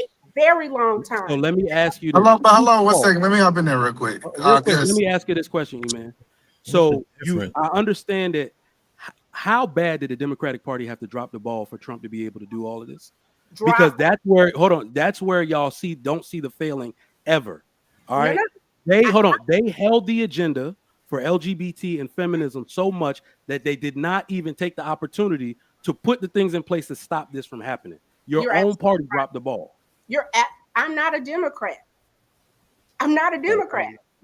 And I voted Republican several times. So again, we get caught up in what we think people's political agenda is. And if you look, the Democrats are polling worse than Republicans. They have dropped the ball. Hakeem Jeffries is awful. Chuck Schumer is awful. They've created no policies. They've taken our vote for granted, and they're absolute trash. And that's why they're getting their ass bust. Is the way the world about works. Jasmine Crockett? Is she good or bad? She's sensational. She's a sensationalist, bro. She's a TikTok politician, bro. She good or bad though? She's good. She's good in the sense of she knows constitutionally what's supposed to be happening. She's that's been happening. The shit that and she's very good. Generally speaking, she's an accomplished. But somebody of her caliber, meaning her education, you're and her not influence. About her decorum with Trump in office. I was gonna say well, you gotta hold on, Tiff. I know she's a black woman, and you're gonna defend her tooth and nail, but I'm gonna give you my objective gripes with Jasmine Crockett. All right. Jasmine Crockett, for somebody of her caliber, right now, she's not following suit with what the Democratic Party is doing. The people, so when you see Cory Booker, Hakeem Jeffries, Nancy Pelosi not doing things because they don't have the numbers to do it, don't do sensationalism or you're going to become a target. Hold on. That's what they said to her. She didn't care. And now, God damn, Tiff, I'm talking. Now they've redistricted her out of her seat because she wouldn't listen. Attempting to redistrict, because you're in Texas and I'm in Texas. And I will say this, a lot of the Democrats, which is why HAMP can't see the difference, is everybody getting AIPAC money. They're all taking money from the same people, which is why you don't see a distinct difference. Jasmine does not take AIPAC money. She has done great by her district, and we will see what's happening. But again, we were trying to circle back to the conversation is why we can't get anything done is because you want to tussle with me and I want to tussle for Black people against the white agenda. I can give but I got some real. I really want to have a conversation about the proving who's right. Agreed. So when I hear you tell me as that I voted Republican, I should not vote for Republican because I did my research on Donald Trump. Me being a college educated man, my research didn't stop there. Like Mhm. I seen how detrimental Joe Biden, how detrimental she was to the black community. So now if I have these two people that are Joe Biden? detrimental. Wait, you lost us. You said No, he Joe meant Kamala Biden. Harris and Joe Biden, right? Yeah, I'm saying both of them. Both of them was detrimental Oh, to okay. But Because you we only all said thought Joe you Biden. called So Joe I'm Biden a confused. she, but I got he you. I just got forgot to say Kamala. Yeah, go ahead. So what I'm saying is once we start doing this my research and I start opening up the law books and the things that they have systematically restricted black people from advancing on purpose, then I start saying if both of these people don't have the best interest of the black person, who have the best interest of my pockets? Yep. Okay, and I can agree with that. And again, Kamala was a prosecutor. A lot of people did not. They was not forgiving of her being a prosecutor. And she Especially also black was. men, right? I can, and again, I can talk to you and tell you there was a failure. She did not get out. She didn't go out and talk to black men. She did not get her agenda out. But Very good again, point. a failure to me is why was she given 107 days? The biggest problem was Joe Biden, of which this is Joe Biden of the 1994 crime bill. So I'm not going to stand here and toot for Democrats. That's not what I'm doing. What I'm saying is we have to be politically aware and understand white women can put on a black face because they can count on us to fight each other instead of us saying this white woman exerted too much fucking power and what we need to do together to stop it. Because Hey, the one thing that we can say about Jews, they don't all get along, but they will get together and say, you won't disrespect us. All Asians do not get along, but they will not tolerate disrespect for the race. And until we have to say, like, you have got the disrespect ain't gonna stand because black men did vote for Trump. So he owes you something to not allow this type of foolishness to happen. Hold him to But that task. But So that's the hello. But that's even black men. Majority voted for Democrats. Like this idea that we keep trying to say, hey, let's take the minority and say they need to get something out of their vote, right? Because if that's the case, every race had a minority of people vote for either side, right? If we want to make that point, the point that I'm saying is we are getting something out of our vote. That's the point that me and Trigger Mike is saying. Like everybody keeps saying, are you getting something out of your truck? You might not be leveraging the system, but I said, what is some of the things that I can do at my store, at my business? What are some of the things that I can do to leverage the person? And let me tell you the truth, Tip. If Kamala was in the office, you know what I would do? I would be trying to leverage how I can get some government money because I know she'd be giving away like hotcakes. So like I'm hot just shit. saying. I'm just telling people like we got to find out who is the person in charge and how do black people leverage that, and we got to say we got to do it from a financial point of view. That's the only And way we'll get ahead. And the crazy part, I Tip, agree. So I'm saying again, when we're talking about leveraging things, we understand that whether this was done on TikTok or YouTube, what can we collectively as Black people do together, regardless of political party, and say whether you Democrat or not, they're not. They see us as Black. So what can we do as you're Black 100% right, Tip. together But to impact us? Let me read this. Yeah. Smooth with the $5 is trigger. I bet you are Yoruba. I hear the elite in your voice. I am. Tiff likes Joy Reid more than Obama, just like she liked Meg, who lied on Tory. It's a pattern. He said the elite in my voice. That's funny. Hebrew in the hood with the $2. Yeah, I figured that wasn't your chat after. Yeah, salute to the peace, man. Next level with the $5 Cash App set. If we knew who we are, could they play in our face? Nope. If we knew who we are, could they play in our face? Excellent question. And the answer is yes. If you ain't got no money, they still can play in your face. I don't care if you know who you is. If you broke, they play in your face. That's a fact. Next level with the $5 Cash App said, do they know us better than we know ourselves? In many ways. I say yeah. And live with the $10 says, either man right. The Democrats never really had any real tangibles for black people as a whole. Yes, that includes us black men. LOL. Reese with the $2 says, Mike just talking pie in the sky with Trump's tariffs. Jay Miller with the 10 ounces. I suggest everyone understand macroeconomics before discussing politics. Milton Friedman is a good starting point. YME with the $5 has anyone seen the black women who underwent surgery to become a white woman? Yeah. Nah, I ain't see that. I ain't see that.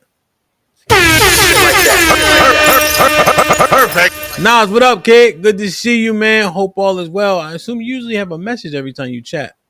So I appreciate it. I'll try to look in the chat to see if you had an actual message for this chat. I know this is the second 20 ball, but I got to play it. Appreciate you, Nas.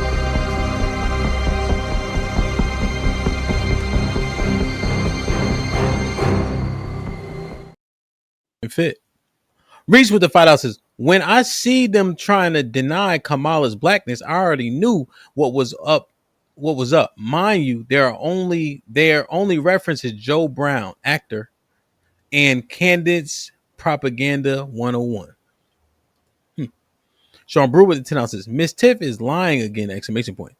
Ask her, did she read the article Trump put out or repeating what she has heard? Trump didn't say Park 5 name at all in the article.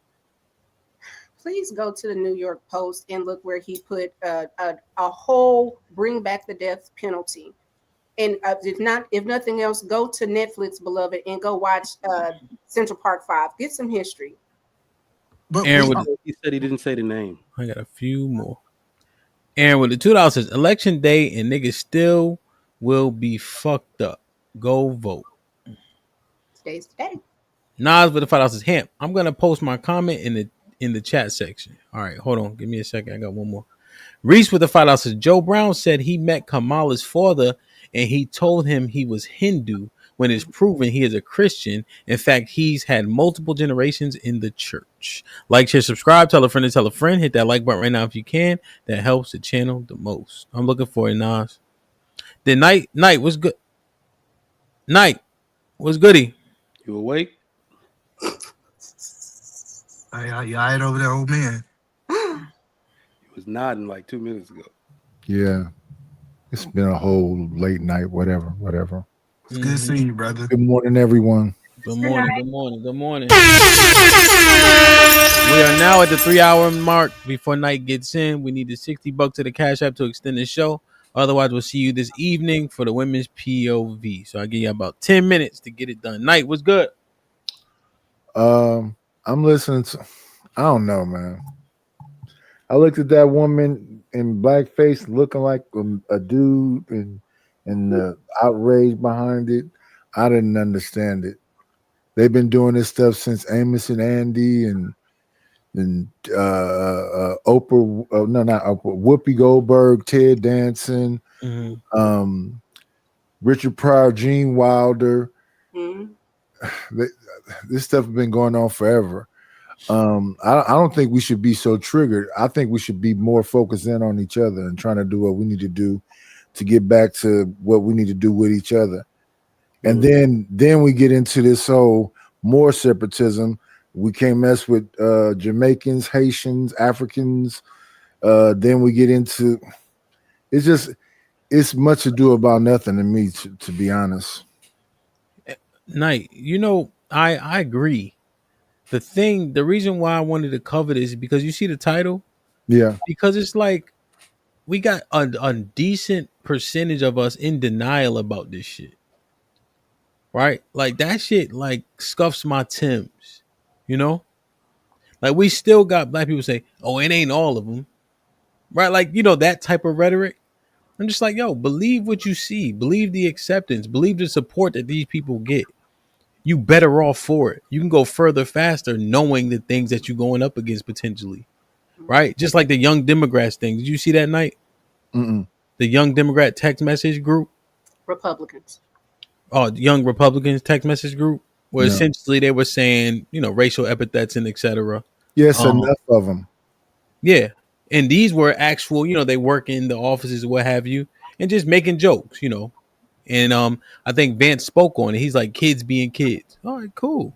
But we know what these kids is thinking, you heard? Oh, they 40, 30s and 40. Yeah, they were like 30 and 40 years old. And I'm just saying, recognize it, stop denying it, right? Now you know who you dealing with. Mm. And when they tell me night about how much we reference the art of war as black men, we just reading the cover. Yeah. You know what I'm saying?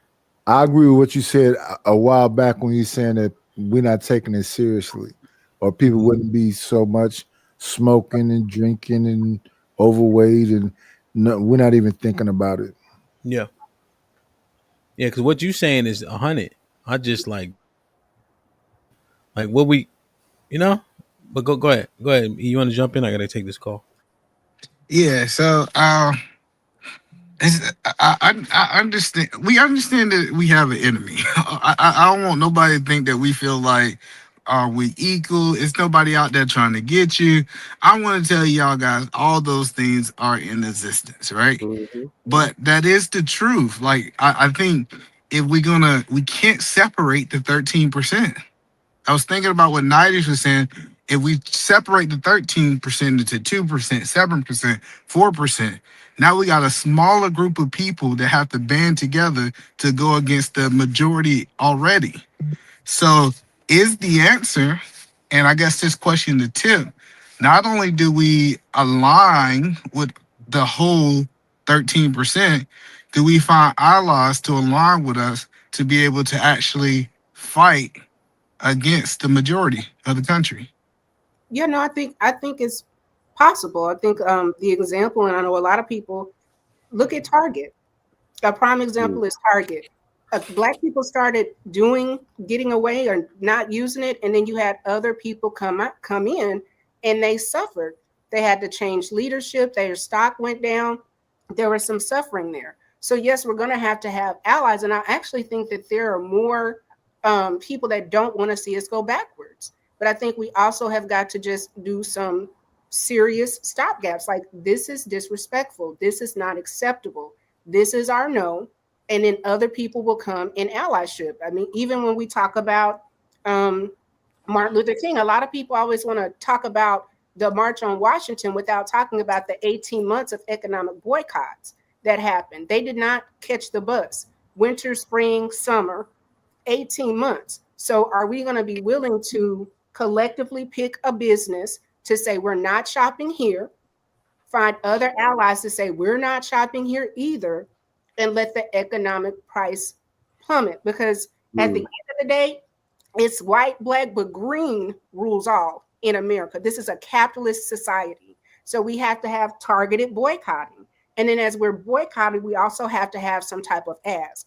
If we know fundamentally that reading for people is at an all-time low, then we can just say, hey, the one thing we're all going to agree with is getting the reading grade level up. That's something that everybody can get behind, whether your kids go to private school or public school.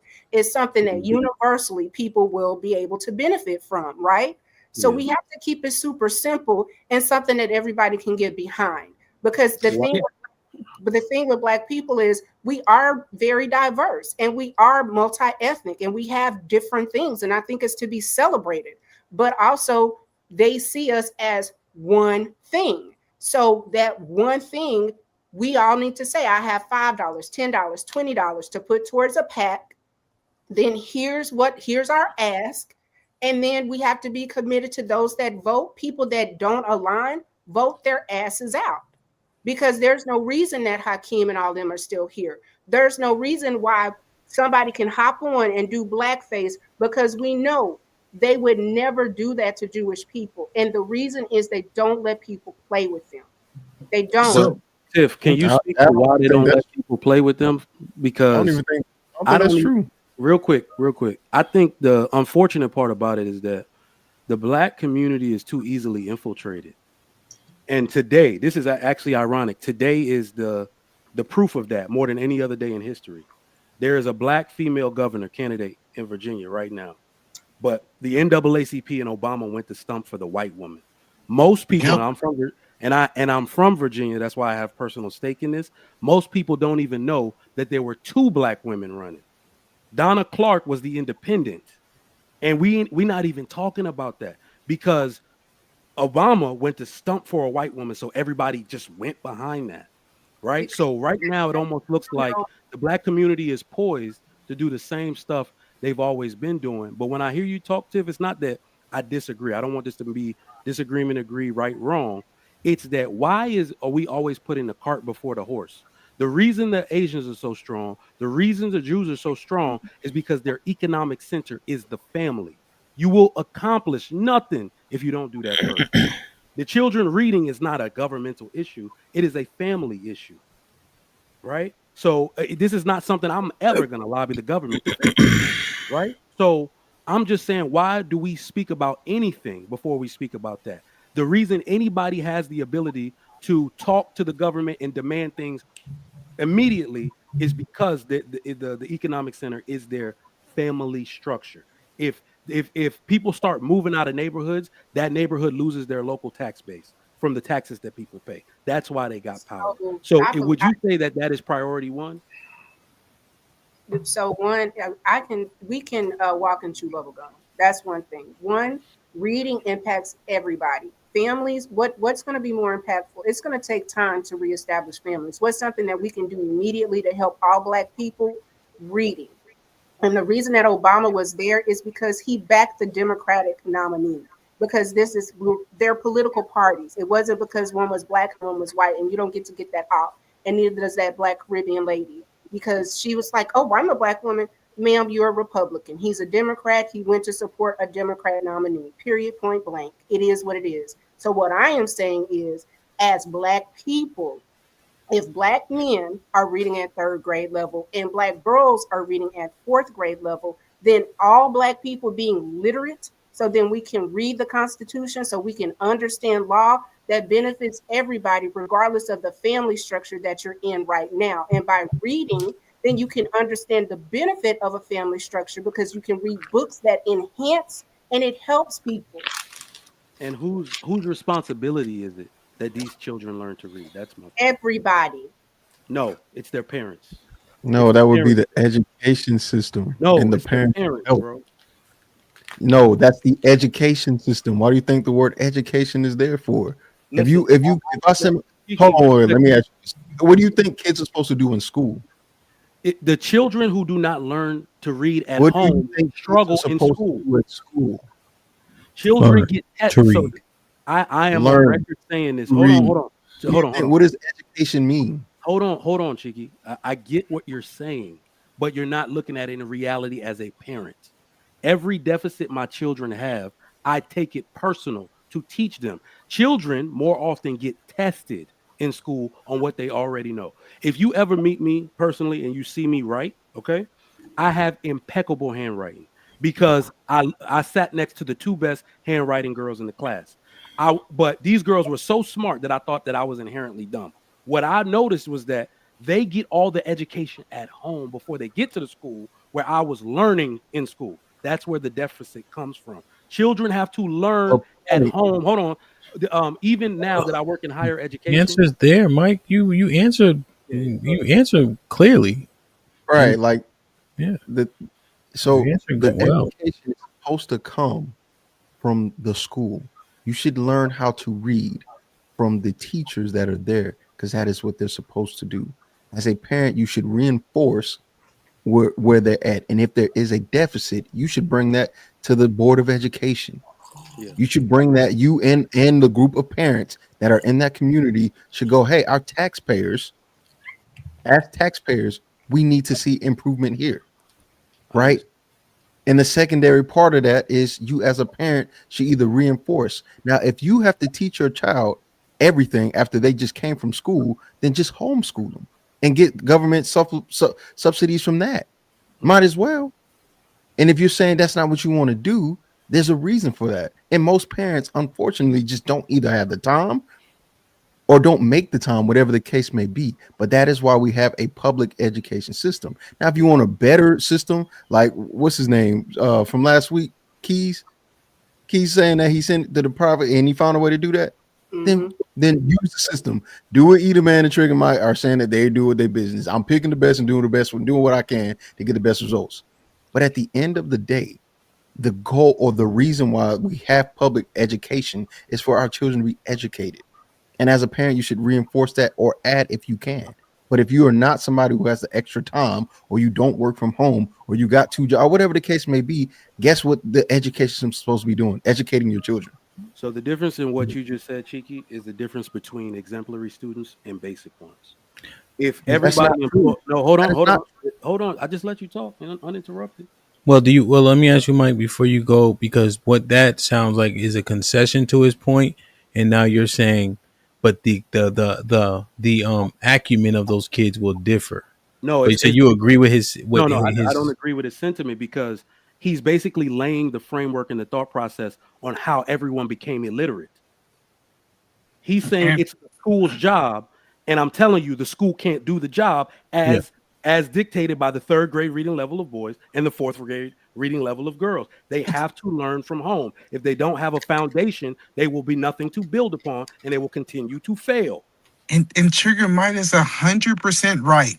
Let me tell you, if the school system haven't changed in 100 years, that means they've been teaching the exact same thing, and we see a decline. It's not that the school system that have not changed is the problem. It's that the families are not implementing or enforcing the things that they was doing in the past. Like, it'd be different if we said they had a new program, they teach you something different. I've heard a whole bunch of people say the school system is doing the same curriculum, same program. They've been doing it for 100 years. That means if no change is there, something had to change in the family structure. And I don't think we want to talk about it. So, no. Let's do this. Because Let me say this real quick. It don't. Class sizes alone let you know that the parents have to be involved with that kid, especially the little kids. Everyday progress, right? Just because 30 kids in the class, there's so much different reasons why a kid may not be learning a specific syllable, sounds, sight words, and they need focus. And that's what helps the kids overcome it, is having the parents involved with the learning curriculum of the school. I mean, that just makes sense because we just don't have, you know what I mean? The teachers spread too thin, you know? So even just on that stance. Okay, and I You know? can. One second, I can agree to that. The other thing is this: we have to acknowledge that prior to 1964, 1965, we had a lot of kids that were learning with Black teachers. A lot of what happened with integration is when you get young white teachers teaching Black kids that culturally are not aware, it sets them up for failure. There is such a thing. You can even go back and look at the Martha Collins. They had kids in there from kindergarten to 12th grade in one room, and they all learned and they all achieved.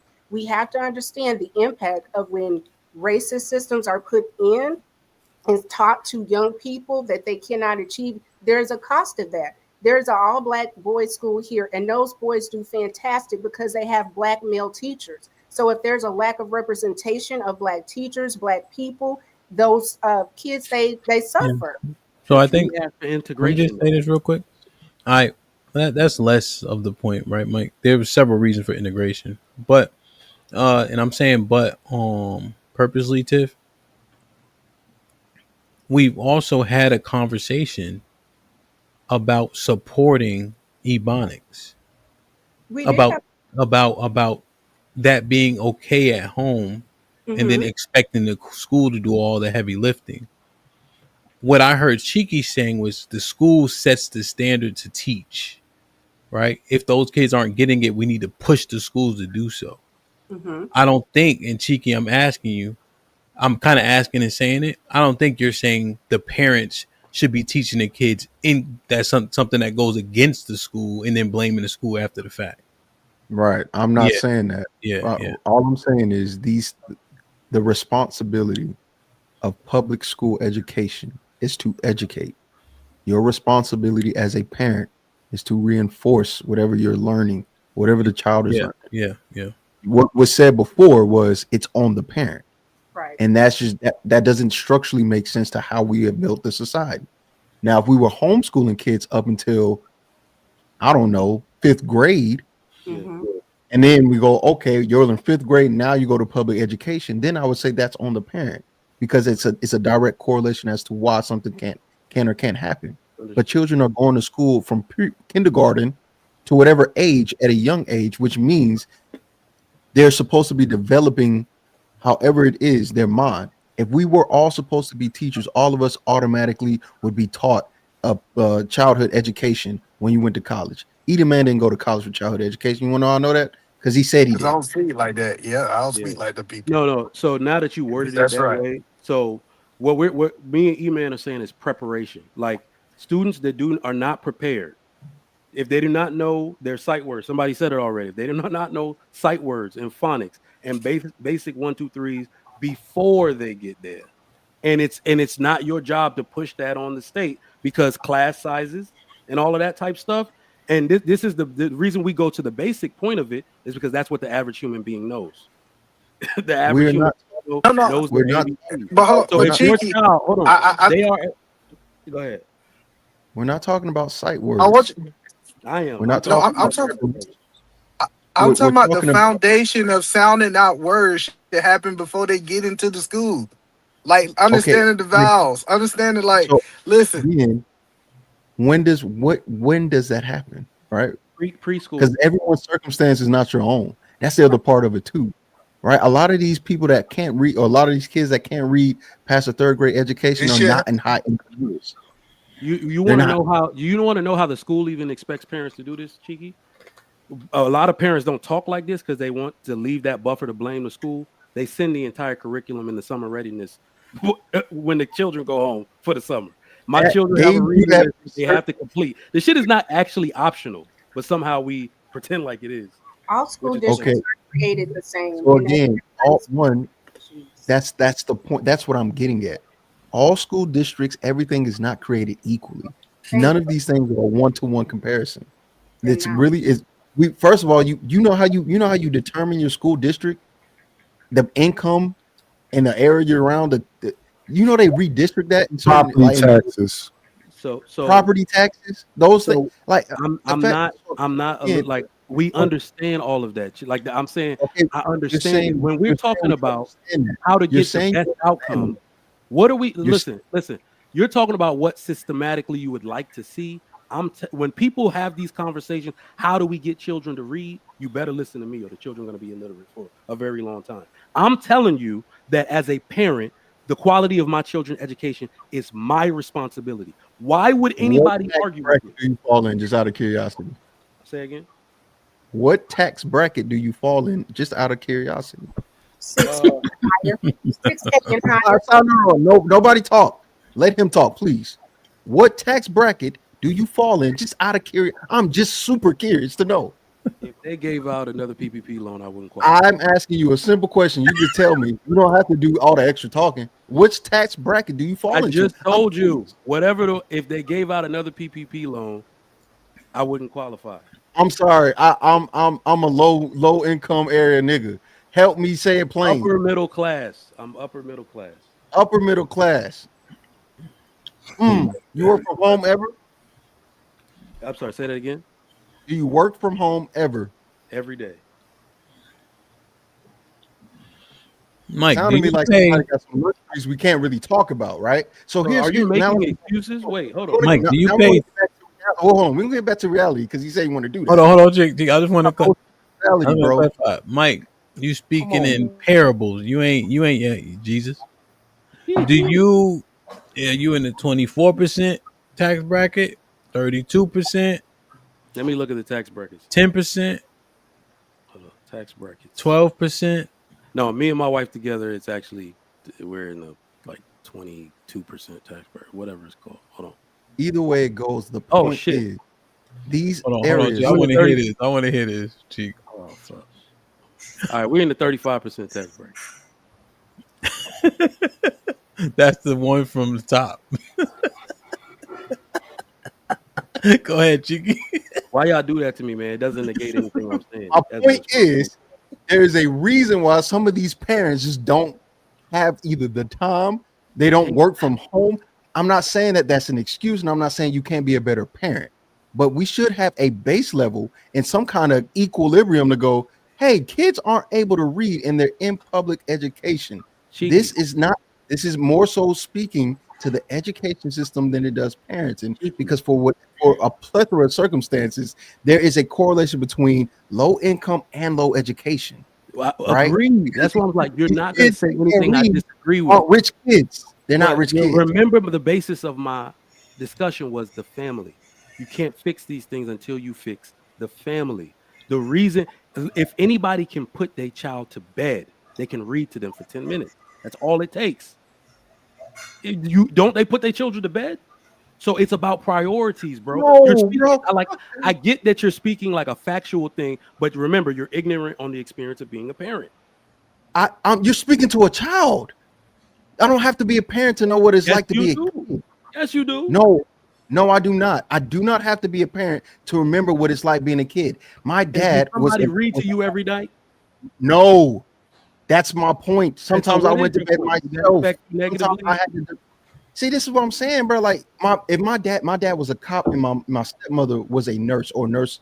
That means they work at night sometimes. So guess who put themselves to bed? But you were Guess middle what? They class. get themselves ready in the school by themselves in the morning. You know how my dad would make up for it? And this is a real life thing, right? This isn't somebody who just I've lived through a multitude of areas. I've lived low, I've lived middle, not high. I'm working on that for myself, but I know what it's like. My dad ain't had my dad wasn't rich, so sometimes he had to work at night as an officer. And if my stepmom, who was a nurse, had to work at night, guess what? You don't do those things during the summer times when my dad tried to get in. Hey, look, you need to read this dictionary. Hey, look, you need to do this, that, and the third. When school is out. You're making the face. But guess what summertime let is? me explain School how is I not have my happening. results It's that I got up to now. the parent. It is up to the parent to reinforce those things when school isn't in session. But when school is in session, there should be a standard. And if the school is falling behind, you shouldn't go, I blame the parent. You should blame the school, and then the parent you should look at the parent and go, what have you done to try to help? But it's not all your on you. experience is adding to what Come on, I'm bro. saying. The same way you grew up is the way I grew up. And I'm the eldest. So I struggled the most. My parents weren't home. They were working like dogs to feed us. So I struggled with reading for a time. I struggled with math, which was very detrimental. I had to relearn all of this shit because my parents did not have, in fact, I'm sorry, my dad has a 6th grade education. He didn't know none of that shit. So what I'm telling you is somebody who finally learned these things and had to relearn them to even get the chance to go to college, to do the work that I did in the military. I'm telling you as a parent now, you have to reinforce what the school is doing, and you have to give your kids a solid foundation in reading and arithmetic for them to be successful in school, or they will fall behind. The people who do the best and do not have these problems within their ethnic groups are the people that take the personal responsibility to prepare their children for the school they send. What's up, HAMP and nobody else? Hello. Beans, you know. It's about to be the most niggly. I'm gonna have to do so. Let me see if they extended this show. If not, we gotta do some final thoughts. You know, I do want to hear Beans and Israel get in, but go ahead, Beans, and then we'll get Mikael. First of all, What's poppin'? What's up, man? I mean, you see me over here, so you know I ain't feeling good, but I'm still here. R.I.P. the Young Bleed. Trigger Mike, man, I'm so glad that you just admitted this, right? I'm glad you showed this chink in your armor, that you was retarded as a kid. I really appreciate that. I didn't say that, but thanks. What? You just said you struggled with reading and math. What do we call those people? Far cry from retarded, my nigga, but keep going. Well, here's the thing. My mom and my stepdad worked. My mom, I don't remember what the hell she was doing back then. And she went to the military on my ass. My stepdad was a whole firefighter, but somehow I'm great when it comes to the English language. Like in college, high school, I got all A's on anything that had something to do with writing. Right? Math, I was really good at that until I got into high school and they hit me with the what's the one after algebra? Trig? No, it's another one. Geometry. Geometry. Oh, okay. The geometry had me up against the lockers, like, give me your lunch money, bitch. Like, the geometry was kicking my ass, right? And that's what kind of like made me fall away from school a little bit. That and my cousins there. But I'm saying I was great when it comes to that. So when they talk about these kids now, I know people that's in the school system. My mom retired from a teacher, Trig. the curriculum has changed over the last several decades. These kids don't even know how to write cursive no more. Like, stop playing with me. like the curriculum has changed. They absolutely dumbed these people down. They made it all about feelings and all this other stuff because they trying to push people into being mentally weak so that they feel like they need drugs and other intoxicants for the rest of their damn lives, right? Because at this point, I think the drug industry might be the biggest industry in America, if not Hollywood, right? So I'm just saying, like, the curriculum has changed. Now, I was gonna hit my mom, but I don't know if she doing anything dealing with her health today, so I ain't gonna bother. But I want to say I think you was right about I think when I first went into school, my first day stepping onto a school step and into a school classroom, I absolutely knew my alphabets. I could add, I could subtract. I could do that at 5 years old when I went into, That's your mom for sure. Yeah. you know what I'm saying? So that's for like my mom and all the books and all of that. She was about all that stuff. Yeah. And My she was an son's educator. mom- Yeah, my son's mom did the same thing. She all kind of books, had him, you know what I'm saying, being like you said, being able to recognize words, being able to count a little bit. This and That's that. the foundation, Beans. That probably that you are probably the example of what Trig is trying to convey or conveying. I should say trying, like Yeah. literally them pouring that into you foundationally. You understand, like it even like makes you understand. I want to get this right too. Like like the kid goes harder too because he has a baseline. Absolutely. So I think that has Uber like Beans for me. My mom, everything. I was in AP classes, all that. Now, at a point in high school, they can't help you no more. You know what I'm saying? When you taking like calculus, you in there by yourself, nigga. It's like you in 23-and-1 trying to do a proof and shit. And your mom at that point is like, well, can't nobody help you with that shit. And all we had was the graphing calculator that didn't do shit. I was about to say, they for college they made the T1 calculator, the yellow with the yellow back with the gray. That was part of it, and it had to have sine, cosine, and tan on it. You had to have all of it. Yep. Fuck, boy. If I remember you once didn't I'm have like, it, you couldn't get through that shit. I forgot it 2 days because either the battery broke on or some shit. Nigga, I was in there crying, but I was in there hurt. But the point of that, right, is that foundation of the parent equipping you and then pushing you. Now, when you get to those levels where they can't help you, you still have that mindset, though. I think it stays there. Y'all through stealing my point? Nah, well, but then, no, because they cut me off. Every time I have a good point, Hamp got to jump in. No, let me get it, Beans. Yo. I say, yo. No, let me land my own points, Cheeky and Hamp. I don't need y'all help. Well, I'm saying, man, you make a good point every 6 months, nigga. We trying to bolster this shit. We on your side. 2 days from Sunday. You lying already. This is wild. Okay. Here's the other thing I wanted to say before I was so rudely interrupted by Cheeky and Hamp. Look, now he want to be on his phone. We know it ain't no girl.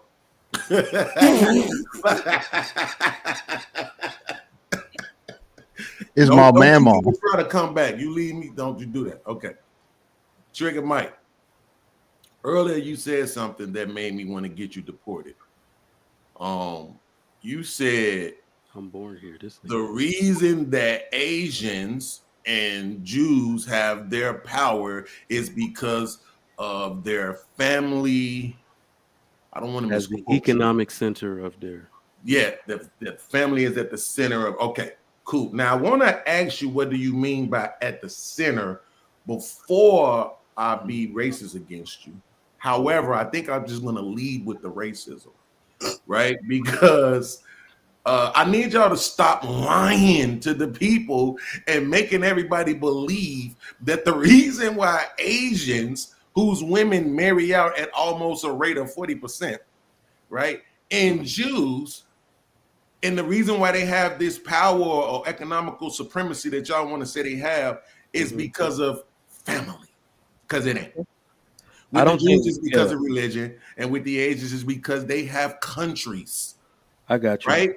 They have countries who will tear this thing apart. It's not like they sending a worst over here. and they get legs up when they get here. Yeah. Right. So let's not make it seem like it's just family.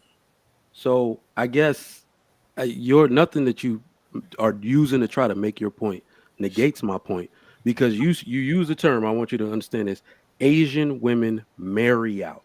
Mm-hmm. You didn't say Asian women date out. You said marry out.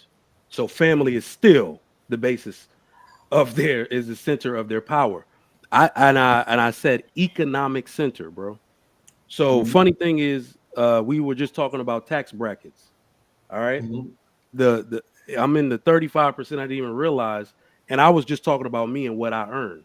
But if I took what my wife earned, I've been in that same tax bracket for quite a long time.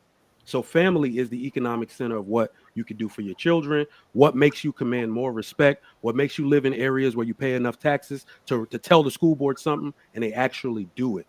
That is what I mean by family is the middle. So you didn't say date out. You didn't say go be a baby mama for a white dude. You said marry out. So in a sense, they are still married at a high rate because they respect whatever it is that gives them the power to demand things in our society. Well, but the problem with that though is that yeah, I'm stumped what too. you said specifically, and I'm glad you said it the way you just said it, because it reminded me of another point I want to make, which was this. The things that you tend to celebrate, you celebrate it from an individual standpoint. So like, what did Trump do that can help black people? Well, you know what? I got a whole lot of silencers. Well, congratulations, my nigga. I'm glad that you can sell more weapons to white people to shoot up schools. But the fact of the matter is, what we're talking about is something that can be applied for the macro, right? Okay. And here's what we have not seen yet in America at all, without it being undermined and destroyed and taken away from them, is black people in some sort of correlation, right? Some sort of conglomerate, being able to have their own town somewhere, right? Yeah. Like they own it, they own all the property, you know what I'm saying? They own all the businesses, whatever. They doing their thing, they circulating their dollar 17 times in the community before it go out and all of that, right? We not seeing it. Gotcha. And you can't say it's because black people don't have a measure of success, because we do. And yet you still don't see it. So the question is, why not? You can't just say it's because of family, because the people who actually got the bag have the families. So why have they not went and just bought up a town in the middle of somewhere and just created these black utopias for even the successful of you all? So we have, like, what do you mean? We do create those. It's just not, I guess, as prominent as any other group by number. So that, like, what do you think the black elite is? You think it's just a bunch of group? No. I want to ask you a question. The large majority of black doctors, black dentists, black lawyers who could do prison reform are a part of the Divine Nine. Mm-hmm. Why don't you see them in their banners in the hood? Because they're elitists. That's why. by nature, they're elitists. They went and create their own utopia, and they keeping everybody else out. If I'm just being honest. But let me. But the question is, Trig, where's their power at, right? Because here's the thing. I had to do some research because my main man, Mr. Fantastic, always uses Asian people to beat me up with, right? And so I had to do some research on it to figure out what's really going on with them. And what you see is like, yeah, when you look at the quote unquote Indians, right, who I consider Asians, yeah, they are in that upper bracket of 100K, 6 figures type shit, right? But then the Vietnamese are right down here in the 40 on the average and median income, right? So the Vietnamese ain't out here balling out of control. But we say Asians have the power. So I'm looking at it and I'm saying, okay, cool. Then where is the black people at with the power? Because when we speak about black people, we say we don't have no power. We don't have no this. We don't have no that. We don't say, oh, well, you know, the blacks from here or the Divine Nine blacks or the Christian blacks or the whatever blacks. We just say black people, insert negative comment, right? But the Indian Asian gets to represent for the Vietnamese Asian. So where's our version of that at? So real quick, let me respond to something you said. There was one thing you said about gun control or something that's not individualistic. You just got to ask me for deeper thoughts. Have you ever heard that all gun control is racist? Say that one more time. I'm sorry. I was Have over you ever talking. heard the saying all gun control is racist? It's not even important. I No, really want you to hold answer on. that question. Hold on. I think so though. I think so though. The first types of gun control they tried to implement was to keep guns out of the hands of black people. One Right. of the reasons why I am not risk averse, I think Tiff had said it before. I'm not scared of all this white supremacist talk that you're talking about, is because they can't inflict the same amount of damage on people that have weapons to do the same amount of damage to them. This is not the 1900s. This is not the 1800s. So when you see somebody like me vote for Trump, it's because the fact that people who are trying to stay away from gun control, which are wholeheartedly the Republicans, who do you think they're going to take the guns from first? If the Democrats put it in office, do you think black people might be targeted in Chicago for illegal gun use and all that? You think that's going to happen? So when I say I'm pro gun control, that is all gun control is racist, bro. It does not benefit black people to get on the side of any Democrat that wants gun control. They're gonna come for your guns first, because if they're as racist as you say, what are they gonna do with those laws? Yeah. Why are we so the issue that I have is what party has shown. Go ahead, my bad. Yeah. Yeah. Great. Hey, I live in Texas. I couldn't get a gun in DC or Connecticut or Maryland. So I appreciate Texas for being very loose with the gun laws.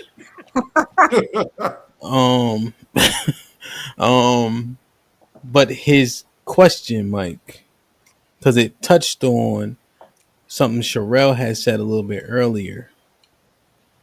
Beans, I can see you because I can see you in the back chat. You're chewing like you don't have any back teeth. Is that true? This nigga ain't shit. Y'all let him get away with it. I'm just saying. I put my whole head over here. But I can see nobody you. won't know what's going on. I'm just saying you got to miss the head chew with just them front six. So this part, no, I gotta ask the question again to trigger Mike, because I want that question answered. I just want to make sure it's properly framed. I don't want to misframe it.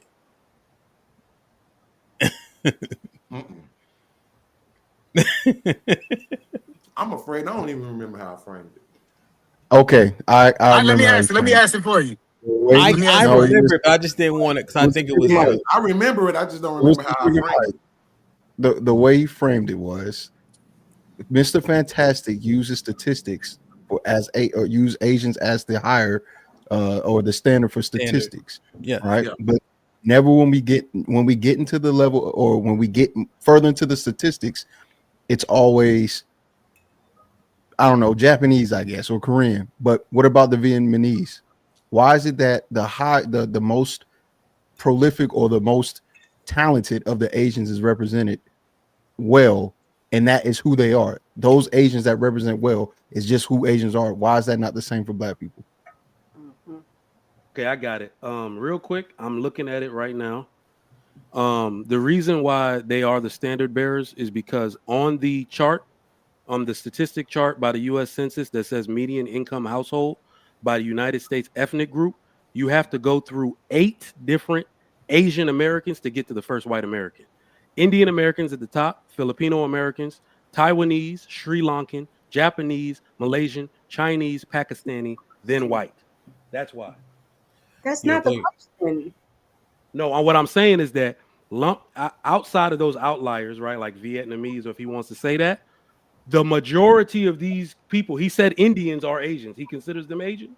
They are. They are at the top 8 and in median income. Pakistanis are are Indian, technically. And Pakistanis are East Indian also, right? Yep. Mm-hmm. So now let me say this, right?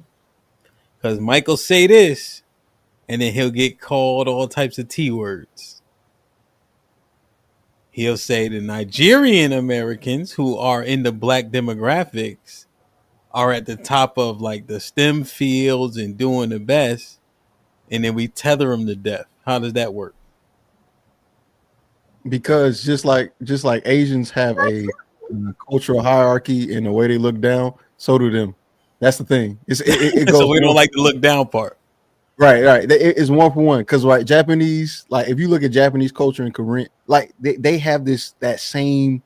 Yeah. We look down on them. They not. So the same thing applies. Like if your African ass just got off the boat, don't you look fucking down upon people that help build this fucking road to get you to the goddamn house. Okay. Right. Okay. Don't be like look at my fucking house.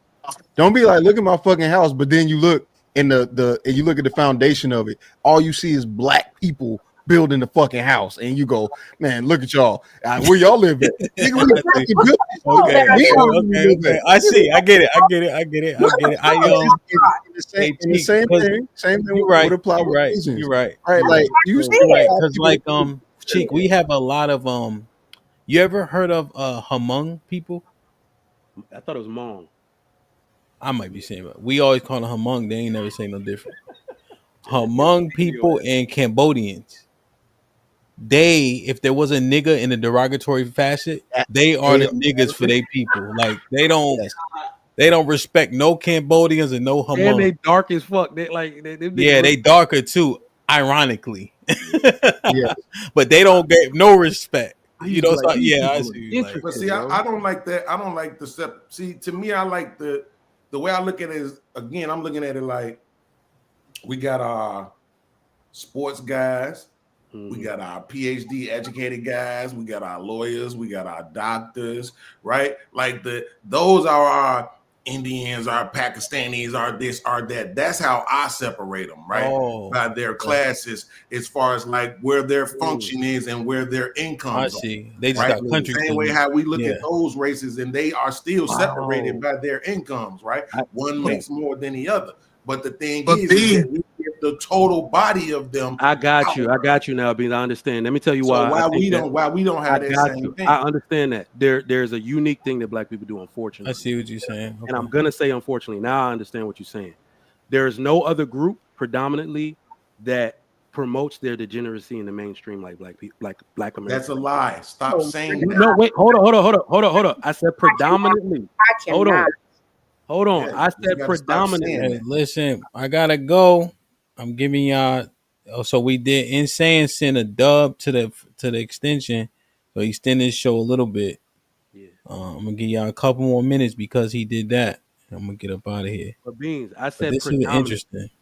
So the way you market yourself to the world. So the way I'm seeing it is that you look at what you said when you said white people use more food stamps by number, but they don't want to televise that part of their history though. You see what I'm saying? They control the media though. Yeah, exactly. They want to sweep that shit under the rug. So when I said okay. So Mike, stay right there though. You got white women doing blackface. Bitch went viral. Yep. Right, and they backing her. That's the degeneracy. Why don't we talk that up? That's not the type of degeneracy I'm talking about. Why? That's racism. That's racism. Oh, Mike. I'm not no. I'm not talking about degeneracy from blackface. I'm talking about baby mama-ism, single independent woman, shit like that. How about racism? Right. I called it racism. But I know, but then you went back to baby mamas or some shit. No, but hold on.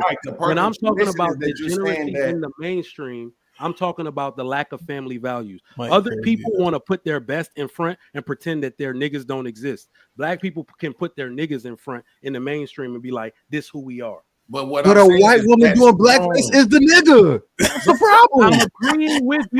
I'm agreeing with you. What I'm telling you is that at some point, Cheeky, they're gonna try to sweep that shit under the rug.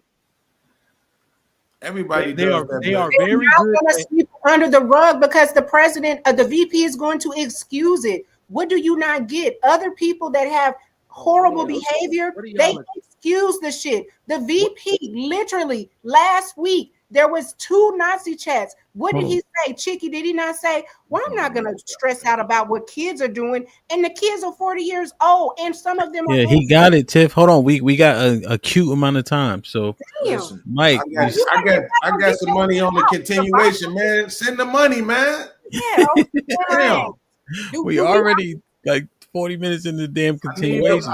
Send the money, y'all. I got 5 on it. Come on. Yeah. The degeneracy that I'm talking about is that they're gonna keep their white. They're gonna keep their white trailer park trash rhetoric and propagating that to a minimum. Listen, Trigger Mike, what I'm saying is this, bro, with all due respect. I know you're in the top 35 percentile, but you are full of shit, man.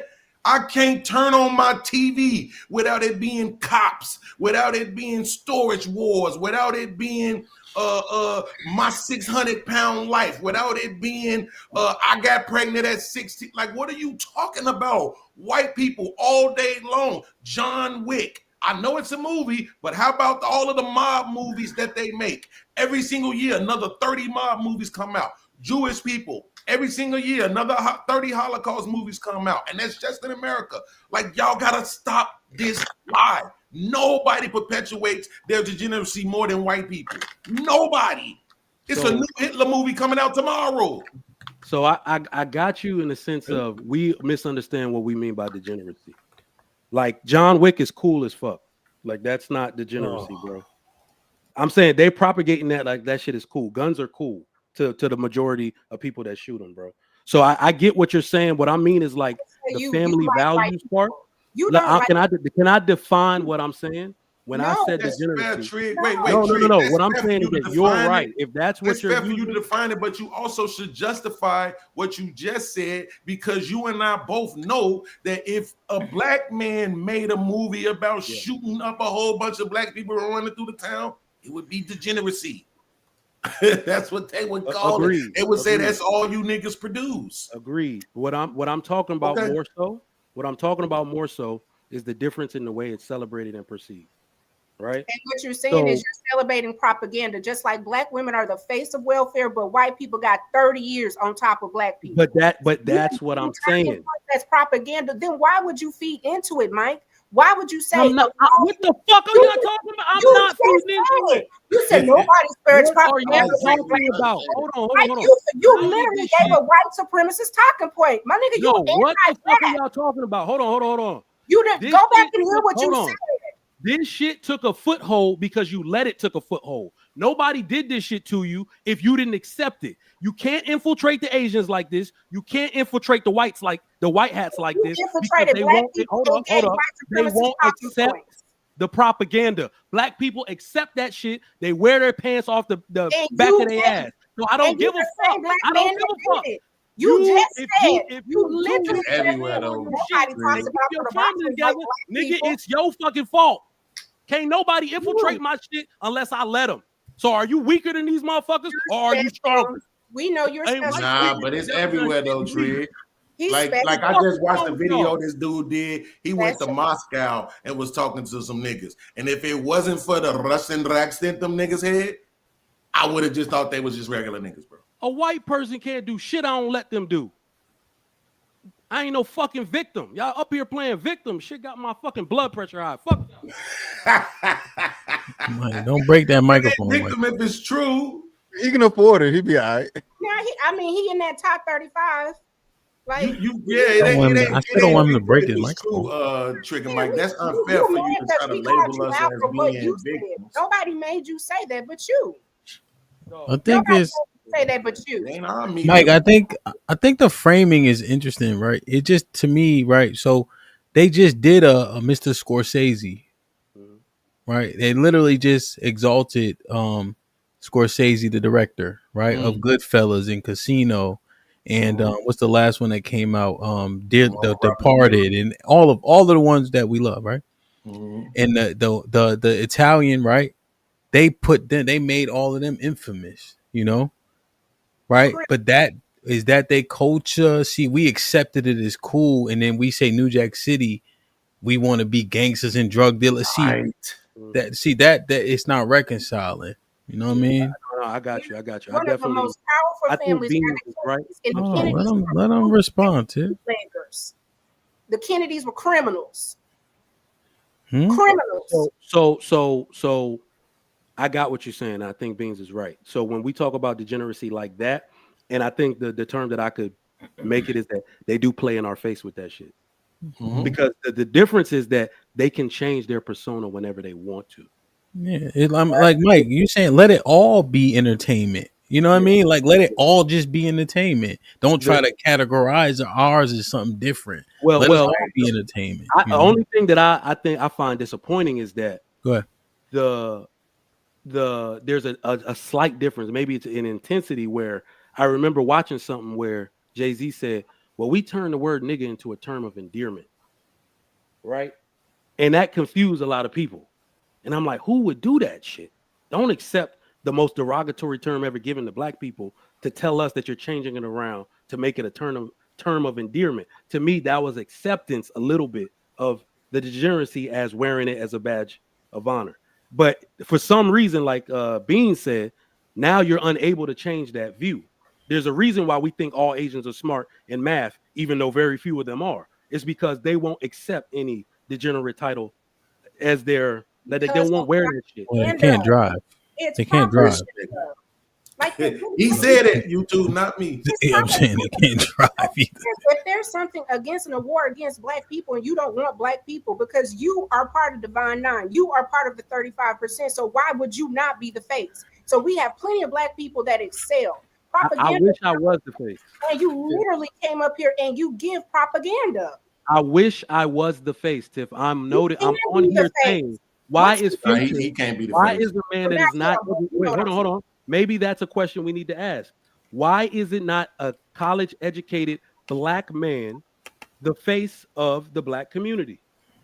Is that for a white person? They murdered all the ones who were. Family man to answer. Do black people have to answer for that, Tiff? Yes, they killed all the ones who were, right? But here's the thing though. Let's just set this straight. He can't be the face of blackness because he's not black. He's a immigrant, right? But the other part is this though. Let's just look. All this comparing these niggas to the bottom is done. That's the whole point what we saying now, right? So I'm comparing you to the top. You're a bum, nigga. You work from home. We in the same club. We both work from home, bum. Your job can't be that good if you can roll over and do it in your bed, nigga. So I'm just saying, Trigger Mike can't be the face of black people. He needs to step his game up. He don't make enough money. I could have that hat, and I'm on government assistance. That hat ain't shit. I'm doing this shit from my office. So mind how you speak to me. I got an office. The fuck? It's a bedroom, but I use it as an office because I got a breakfast nook. I had this office. I got a reading nook that I use as a bedroom. How about you ponder on how I could be in the 35% working from home? And then all I'm saying is I just think we do our that's y'all trump card money all the time. That's how y'all beat me. That's all y'all respect. That's all y'all niggas respect. Money and violence. This is all I'm saying is we do ourselves a disservice when we're dismissive, when we give the talking points, when we're the first people to put it out there. Like, we don't have to do that. You have very successful black men up here. HAMP has over 50K subscribers. The face of success is out there. We have plenty of black people that excel, and you don't have to be the one that puts talking points out there because it creates the narrative, which then allows white women to put blackface on talking about, I mean, to go get some chicken and watermelon because you're why? You know what they didn't do? They didn't put blackface on and been like, oh, I'm making plastiline. You know they didn't do that. They didn't do that. They didn't put blackface on, dread their head and be like, here's my plastiline chemical that I'm using for cars. They didn't do that. Hey Tim, can I just give a little perspective? Brother. Real quick. You know why they do that like shit? That Jiggy. Do you know why they do that shit for real? I think it's because they know you care and you're gonna talk about it on a podcast. Like why the fuck you up here? You care? You're talking about on a podcast too. No, so I'm just being honest, man. If like right now, they said it, not me. They said white niceness is over. Didn't they say that shit? So right? Black niceness. So if they know that you're gonna start tap dancing, but if because they said something about you, but you're not gonna spend your energy to be the opposite, then who really will? And if we are doing that, what I'm saying to you is don't feed into the narrative. You can come up. Don't. But Tiff. You fuck did. what I'm saying. Hold on. Fuck what I'm saying. What do I live like? Fuck what I'm saying. What do I live like? How many people are listening and how many people are you impacting? Now go click on y'all, all right, y'all niggas done argued long enough. Shout out to everybody. I ain't got all day. First off, shout out to everybody. Fantastic. Then I got a question. Pam, then you said that everybody's racist, right? Yeah. So if everybody's racist, what would be the point of highlighting white people's racism? Because y'all don't believe me when I say it. No, I do. I actually do. I agree with you wholeheartedly. I think it's more so tribalism than racism, but we can just go over that thing. I've accepted that premise a long time ago. Okay. So if we're going to that's what I'm accept talking the to. premise. That's why you see, real quick, Mr. Fidel, I know you don't got a long time. You see my title. I said, y'all see what I'm saying? Because I'm thinking so many people don't push back and don't believe it.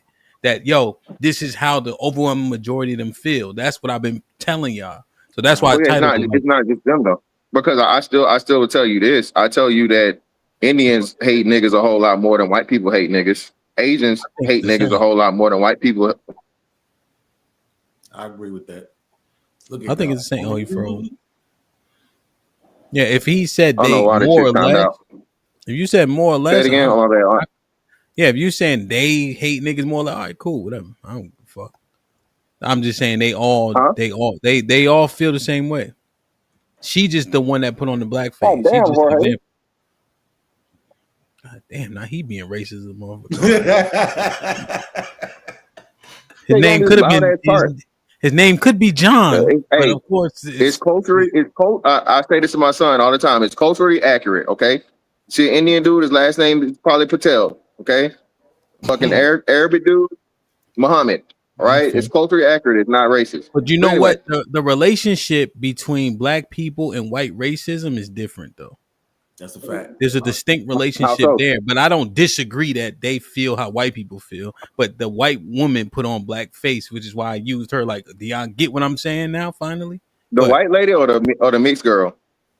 The white lady. The one that said nigga like a year ago, 2 years ago. It's the same. Oh, that blame bitch. Okay, I didn't know she did, but okay. But either way, Yeah, this is my point, right? So being that everybody is racist, right? What Trigger Mike, and shout out to Trigger Mike for going up against you niggas, you know, the nigga versus the niggas today. Shout out to him, man. Y'all jumping, right? Doing a great job and trying by itself, one on a million. That's the difference. So if everybody's racist, that isn't a thing that's totally different from criminality. I said this just yesterday. Niggas push criminality. And for y'all to try and use Martin Scorsese and entertainment, that's not a fair comparison. Those people, entertainment, they know how to separate the entertainment. We said we've had this fucking argument ad nauseum. No white boy is out here trying to motherfucking recreate the shit he's seen in fucking Casino. Niggas trying to recreate everything they see in fucking Boys in the Hood every day, B. How many Italians you know?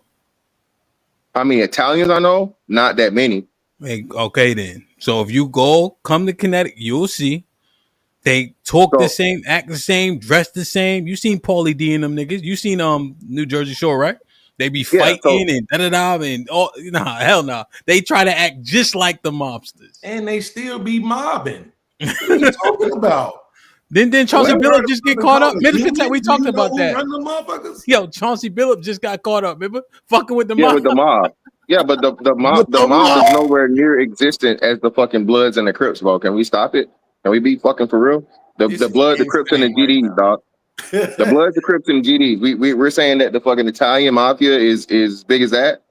Y'all crazy. Absolutely, and they're more powerful. They're bigger. You're crazy. But here's the thing. The same white men that are literally committing mass crimes, they have mental issues. But the black people is YNs. The Trump right now has No one is saying that. laws that, again, a criminal family. And how you put Trump in this is crazy. I don't know how Trump gets in the criminality that fucking citizens on it. The dude that stabbed the white girl on the bus, they said he had a mental issue. Trump get in? They do the same thing for He's breaking the law. that dude that stabbed that white girl, they said he had a mental issue. That's a fact. Anytime they do anything, it's a mental issue. It's mental health. It's drugs. Just like we had the war on drugs, they're having a health crisis. Like, if you don't understand that half of this should be racist and then you spit out the same points, like if they literally if Trump was not Trump, how many laws, the emolument laws, the all kind of laws that this man has broke right now, and everybody's like, oh, well, he's a criminal. Like I said, the Kennedys, criminals. When you go back and look at how many people that have wealth that either came off of 400 years of illegal, not paying people. We want to talk about the immigrants. Can we talk about the farmers that were employing them people? Because we kicking them out, but the farmers ain't getting no, they ain't going less than 3% of people own slaves, bro. Can we stop with the slavery shit? Now we gotta go back to fucking slavery. Jesus fucking Christ. Let me throw something. Now we got to go back to fucking slavery. We went with Trump, and now we at slavery. Let me throw something at you. Because I think this is what Well, before you throw this, hold on. Before you throw this, because you said my name. So hold on, but yeah, you said my name, so that's the reason I really came up here. So again, here goes Beans trying to use the fucking exception as the rule. When again, Trigger Mike did a wonderful job showing you that the vast majority of fucking Asians are financially successful. Vast majority, over like 80% of them. And you want to use the lower to the lower, the bottom of the bottom, right? And I still think Vietnamese, I'm pretty sure Vietnamese are still doing better financially than what black people are doing. The point of the fact of what he said. You said what? I looked it up, right? That's what I'm saying. I looked it up. I got the numbers, but wait, fantastic. Well, hold on, wait. Hold on. Go ahead. When I brought your name up, the point that I said is that I'm not trying to use the bottom of Asians, right? I'm saying we always use the top of Asians. So why don't we do that with black people? But the question that I want to toss to you, though, I think Trig really undermined all the conservative blacks when he said, when we was talking about degeneracy, and we was making a specific point. He said, I'm not talking about that degeneracy. That right there is the response that lets you know that white and black people are treated differently, right? We want to focus on the degeneracy that's applicable to black people because for some reason we feel like that's available to punch down on. But when it comes to white people, we want to give them all the grace and understanding in the world and pretend like they're just these amazing people who are able to differentiate, right? But yet you see all of these mass murders, all of these snipers, all this other stuff is still white people. So maybe you want to say they're not recreating the mob movies, but they damn sure recreating Sniper. Okay? With your boy who played Batman, Ben Affleck, right? They recreating that shit. Huh? How many snipings have we just had in the last year, 2 or 3? Yeah. I mean, I'm not denying it, but sniping is something that doesn't happen on the regular. I mean, yeah, they definitely have that market cornered, but this isn't an everyday occurrence like gang shootings and whatever. You can't use the exception of the rule for crime. You love using the exception of the rule as the standard, bro. We don't have sniping happening every day. What I'm saying is this, is that we make it seem, if I go outside right now and I shoot somebody, guess what? Gang related. They don't even gotta know. Gang related. Well, I have seen you twist your fingers up and say something about GD on camera, so I mean, it would be safe to assume. I'm not GD, but I am proud of it. But what I'm saying is this though, Mr. Fantastic, is that just because I go outside and get into it with somebody or end up shooting does not mean I'm recreating Boys in the Hood. It means I'm a boy in the hood. I'm doing what we do in the hood. The movie was based on what happens in the hood, not the other way around. Yeah, but it's far too many other examples of what. Let me say this, man, and bounce out. I agree with you on that. I'm just saying, if you agree with me, that we say that Fantastic is when we do. They make a movie that look like what's actually going on, and then when that thing actually happens, like it has already been happening, they say, "See, they following the movie." What?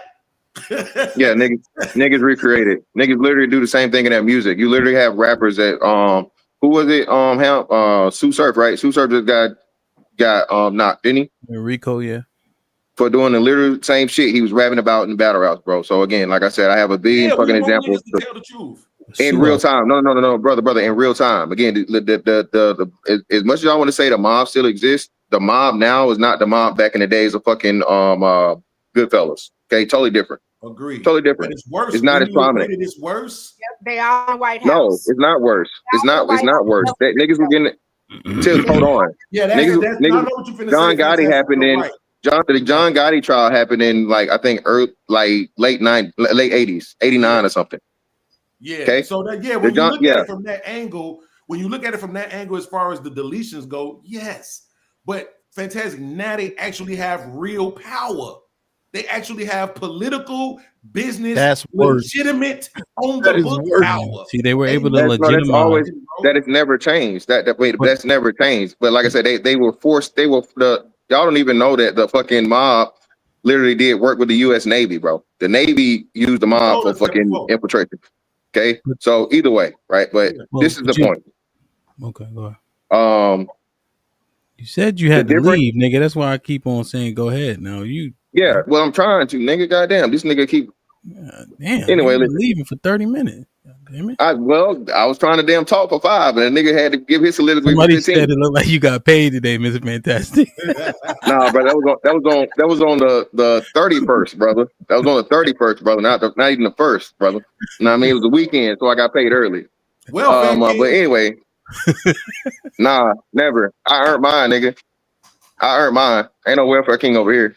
I don't just sit on my ass for mine. I had to do something for mine. Let's not go down that way. It's just A nigga ain't never had to work a day for Section 8 and motherfucking food stamps, nigga. You just gotta be poor. That's totally different. So let's not do that. Let's not do that. Let's not. Well, no, if we here, let's be real. Again, a nigga that got to sit on his ass for being poor and lazy is nothing compared to a nigga that worked for 20 years, get paid for the rest of his life. So again, this is another point of where niggas get it fucked up and why nobody takes us serious, because the dudes that actually do the work and put the work in and earn shit, you want to belittle it and compare it to motherfucking poor ass niggas that are fucking losers. And niggas want to always make it the same. Hold on, I'm not done. Niggas always want to fucking make it the same to say, oh, if I work out of my house and I sit on my ass in my house, we're the same thing, and we're not. No, you're a fucking loser, okay? I put my motherfucking work in. I put my motherfucking work in, my nigga, for 20 years and got one of the best motherfucking deals to ever motherfucking exist on the planet, okay? I'm on vacation right now talking shit to niggas, you know what I mean, that's motherfucking worried about EBT getting cut off. You feel me? It's not the same. It's totally different. And it never will be the same. Let me ask you this. So yesterday I got up at 9:30 a.m. I've been to this point right now at 2:20. I've got about 45 minutes of sleep. Outside of this time I've spent on here this last hour, all I've been doing is working, editing, cutting, chopping up videos, doing my shit that I do. Is that not grinding? Hey, brother. Is it motherfucking producing the same amount of motherfucking output as work you putting in? Wait, what does that mean? Wait, why does it have to be? Do it have to be a certain number? Well, it kind of does. I ain't doing it for free, fantastic. Here's the thing. It's called diminishing returns. But go ahead, Hamp. My bad. Go ahead. Okay, Here's the thing about the mobsters and all that, right? We refuse to recognize, like prohibition as an example. Who came to prominence at that time? And then they legalize it while they still in the game. If you have the unions like the Teamsters, right? Now they legalize it and they still in the game in the trades to leverage that. So now outside matters less. But if you don't give these organizations some type of component that will never go away, like the firefighters unions, right? Like the police force for the Irish, what happens to these gangs when you don't give them a construct that stabilizes them forever? Like these things gotta matter in terms of what we saying about what these people do. There's a reason why they don't do it, or they don't do it overtly, right? The Departed seems like it's far-fetched, but that's much more real than we give it credit for. But we're not acknowledging those things. Nah, again, like I said, man, criminality is going to exist in everything. And yeah, we all know that the Bushes, the Kennedys, all of them had some type of illegal foundation at some point in time. But at the end of the day, like you said, bro, it's been plenty of people. It's way more people that do the same thing and they never make it to that level, right? It's way more failed fucking crime syndicates and shit than the fucking successful ones. 100%. When the shit happens, you watch out and you turn out to be good enough to get your fucking son into and make your son squeaky clean purposely, get him completely, totally away from it or whatever. The game is a game. Okay. I think we focus way too much on, how and why and all this other shit, what it is. Instead of us doing what we need to do to start the same shit, we more focused on what the fucking white folks did to do what they already doing. So until we change the shit and get to the point of where we have more than enough money, we have more than enough resources, we have more than enough everything to do it. But hey, niggas would rather talk about the white man, bro. So, I don't want to belabor y'all no more. Hold on, you got another 3 minutes, nigga. You done been up here. Another 3? I got another 3. All right, for you, nigga. For you, go ahead. That's the thing. Like, it's interesting about the access points, and now we're talking about here's what's happening now. But they got allocated these things in the 20s, in the 30s, in the 40s. So now you had time to develop, and now you're here, and now you're like, why aren't you guys there, right? Even access to the patent office, as an example, right? There's a debate over Ford or the Patterson Car Company. Patterson Car Company was black owned, but if you don't have access to the patents to then make the car, what happens? Now we saying, oh, them niggas ain't do shit, or they didn't have access to the right infrastructure to do it. Well, no, I got you. But the problem, what kills that argument are the Asians, right? Are the Arabs, are the people that came here way after the fact and were able to do the same thing. And as much as niggas love to say, which is not true, right? They got these connects overseas, and no, that doesn't fucking help you here, bro. You have to come in America and do things in America, business in America. You got onesie, twosies here where you get like a pipeline or a supply chain, right? A supply chain for what's name, but still, that still got to come here. It don't matter if you fucking have a supply chain and you don't have the people and the resources to support it economically. So niggas got every excuse in the world to not do the same thing that Asians have done, Arabs have done, and every other ethnic group that's doing better than us in our home country. We're one of the original 3 people that were here, and somehow, some way, we the only motherfuckers that ain't figured out. We got what I think in the world, $1.5 trillion spending or whatever. We top 10 for sure by any means, just as a group. 40 million people, 1.5 trillion in spending, and we still worried about the white man and what he let us do and why we can't put the shit together and do what we need to do. That don't sound wrong to you? I think let me get you one more beans. I think that I understand your point, right? And when I first heard it, it made me want to concede. And then I think of the Native Americans. Because they can't deport us. They couldn't deport them. So they downtrodden them, then relegated them to these reservations. And the reservations aren't what you guys think they are. And I'm just saying, because I've been to several reservations. Like, we look at the casinos and we think that is a small portion. Even the ones that have casinos look like shit and piss. It look like you went back 20 years, right? And there's a whole lot of black people on those reservations also. And so I'm just thinking, well, damn, you can't deport these people, right? You can't just kill them off, right? So what do you do instead to keep them underfoot? See, the other people that's coming here, I think they have leverage over them because of what you can do to them. If you can't do that to us, if you couldn't do that to the Native Americans, what happens? So I'm just holistically, but I understand your point though. Yeah, but the Native Americans had land, and they were actually able to do what you're talking about though through treaties. So I don't know if you guys remember this. Over the last 4 years or so, Native Americans were able to recoup a certain substantial portion of the state of Oklahoma because they were able to go back and find the treaties as to where United States made an agreement with them, and that was their land. So what the Indians don't have from a Western, then like I said, they have a whole lot of internal issues, genetic predisposition to alcoholism and addiction and all these different things and so on and so forth, right? Well, yeah, if you kill off all the buffalo, see, there's a whole lot of things. Like, you kill off a main food and supply source, right? And I just think that we kind of, and I'm not, again, when you first started talking about them other people, I can like, okay. But then as I'm looking through it and you look at the history, right? You don't march people from Florida to Oklahoma, right? That to me, like, kind of encompasses the plans for them or the lack thereof. Like, I just again, man, like I said, that's war, man. I mean, fucking Genghis Khan did worse. In Africa, some places did worse, and I think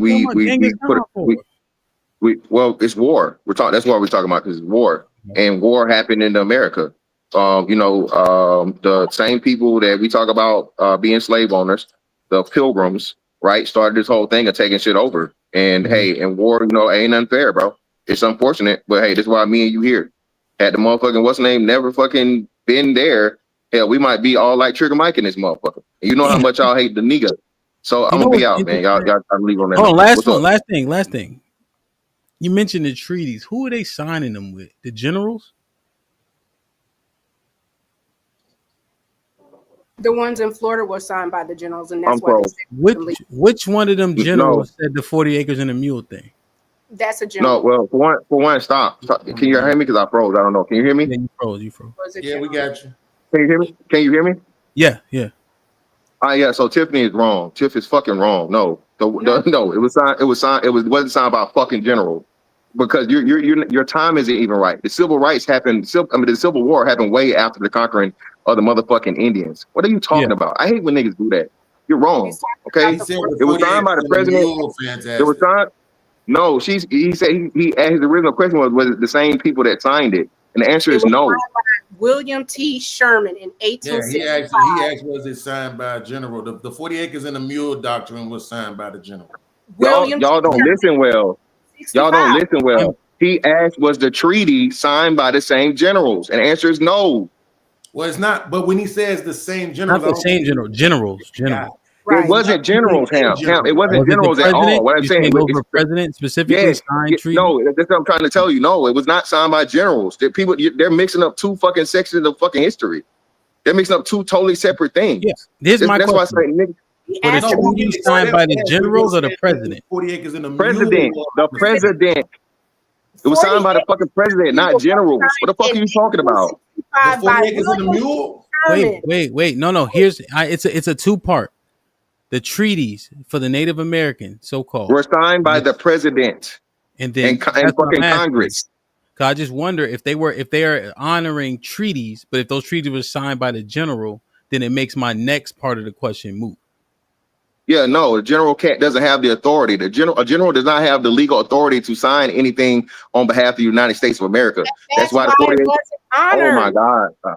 Yeah, that's why the 40 acres in the mule never had to be honored. You see my question, right? Because I'm saying if they honor treaties signed by generals, then does that give it merit to the 40 acre and the mule agreement? But if they didn't for them, then it won't. It wasn't generals though. But I'm out, man. Y'all got it. Okay, look, I'm just reading for what it says. The 40 acres in the mule promise. Like, first of all, you asked about the 40 acres. I was asking. I know. I asked two questions, Tiff. Slow down. I want to get AFR in. What'd you say, Cheek? I'm just reading that the 40 acres in the mule promise is based on Special Field Order number 15, signed by Union General William T. Sherman. Yes, and I was asking about these treaties, like in Oklahoma, that they were able to recoup. If those were also signed by general, then why can't the 40 acres in the mule be? Yeah, exactly. But if those were signed by the president, that's a different thing. But that's what I was trying to clarify. Yeah, it's not different because the way that we understand the president and the way that the 13 colonies operated are completely different. And this is why people need to know because the 13 colonies and the way the United States work now versus when the Constitution was written is completely different. And that's what frustrates me. It's like people want to talk about what they know and they don't know. What's the difference? So that the generals might have actually had the authority back then. That part, because Florida wasn't a part of the 13 colonies. Now, question: was Andrew Jackson a general or the president? He was the president. At one point, he was a general, and he was signing those agreements to get them moved. So that's what I'm kind of looking at. So here's the thing: so Lincoln he ratified the 40 acres and a mule. When he got killed and Andrew Jackson came, Andrew Jackson turned the reparations because the reparations had been written and given. Andrew Jackson came back and reversed all of the reparations and gave those reparations to the slave owners. But they have been granted.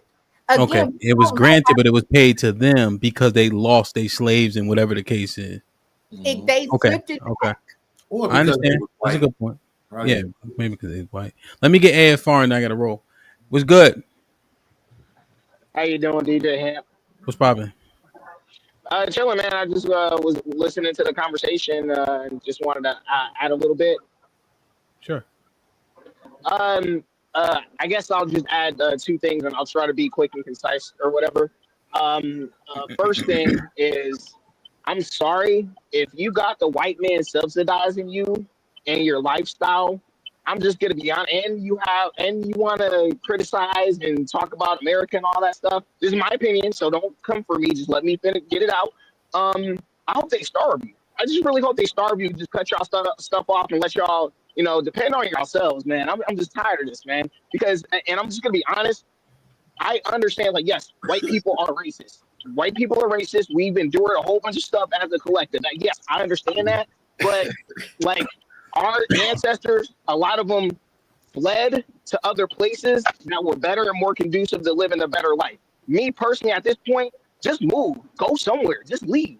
Just like, seriously, just leave. Because it's like we have all these complaints, but we never leave. Me, I could not wake up every single day worrying about some other demographic of people on what they're going to do to me, what they did to me, how they're going to do it, and how much they don't like me, and microaggressions and all this stuff. I couldn't deal with that every day.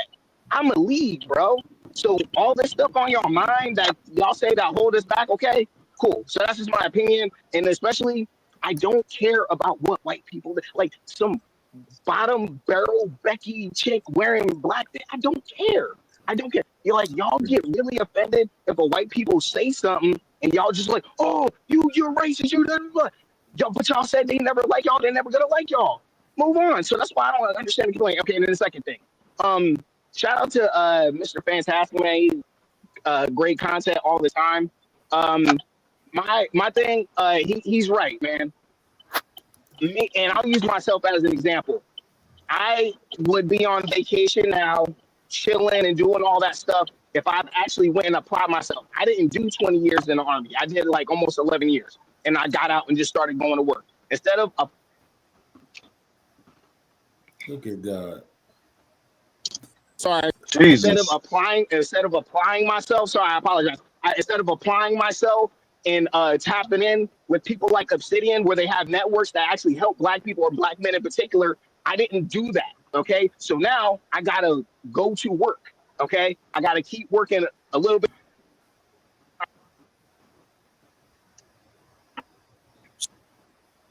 I've never had to depend on a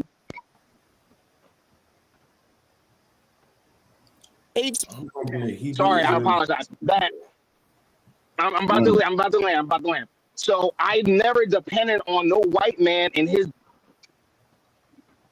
Look at God. So that's all I'm saying. I'm trying to know how good Jesus is. I'm done. Okay, I'm done. No. In the name of Jesus. Hold on, y'all.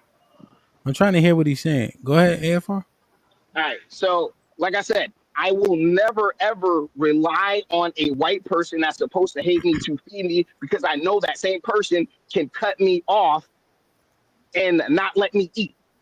Okay, so y'all just gotta work harder, not be lazy, and all that stuff. Because, like I said, if I've applied myself, I'd be on vacation right now, but I didn't apply myself, and I am trying to do that now and build more wealth. But at the end of the day, I didn't build a family, I didn't apply myself, and I'm still doing okay because I'm a single man. But if I would have done that, I'd be way better off. And ain't no white man ever stopped me from doing anything. I stopped myself.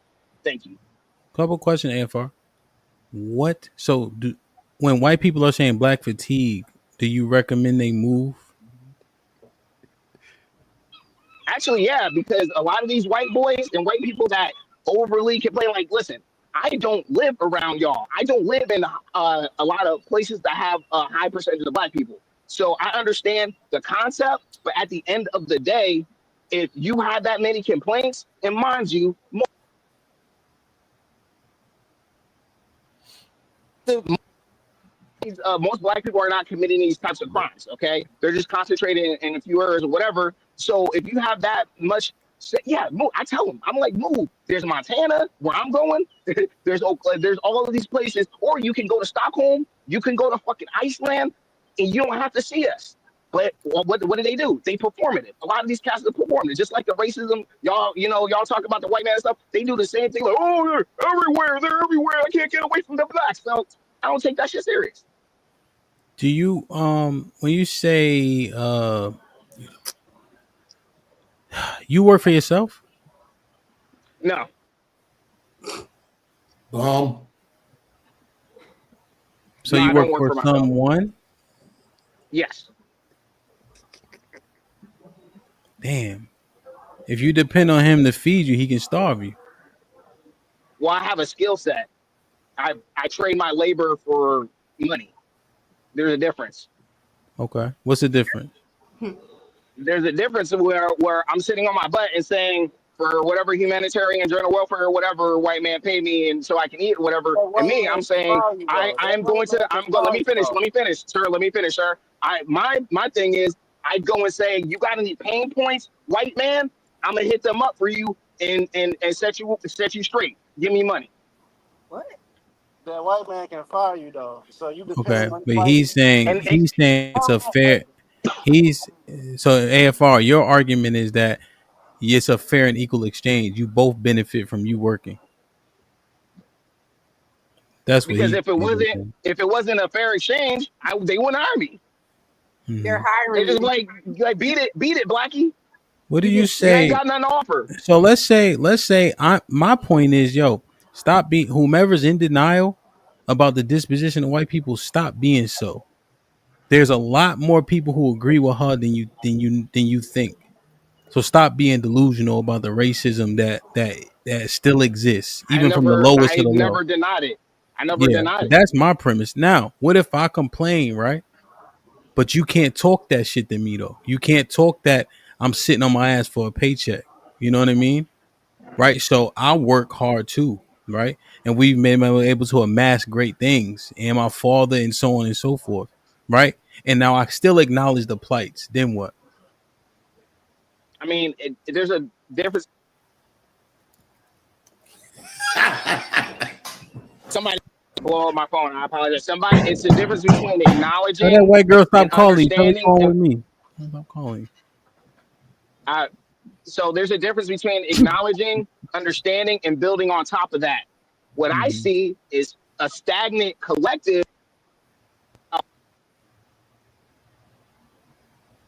That's me. And like I said, if we actually got something out of telling everybody that would listen how much we are hated, how much we're mocked, like I understand the history of minstrel shows. I understand American history and the racial terrorism went through. But guess what? Me thinking about that every single day is not going to put food on my fucking table. It's not going to pay for my retirement. It's not going to help my community grow. But it just seems we come on here and say, well, A, B, and C, like the dude, apparently somebody up here is on assistance, talk about how we can't get better because they always hate us. They've always hated us, but we continue to stay with the same matrix and people and country and system that hate us and want us to see us burn, but we continue to stay here. Which is it? Do you think? This is my last question. Wait, hold on, Cheeky. You see what HAMP did? Aaron O 2.0. This nigga is the GOAT. How do you feel? I love it. Tell Aaron, I love him. That's how you talk to him, Chief. That is crazy. Ed Fard, do you think? How do you feel? And I'm saying feel about subsidies. I mean, I'm not against helping disabled people, helping children's nutrition because that helps build your brain power. I'm not against these things in practice and in general, or actually I'm against it in practice on how it's distributed and how there is a subset of black people that have taken, just like white people, because I know y'all, not you, but some people around here, like whataboutism, white people have a disability culture. I lived in Georgia. I saw them know. Won't he do? Elon Musk is a welfare person. Getting their retirement check. Okay, cool.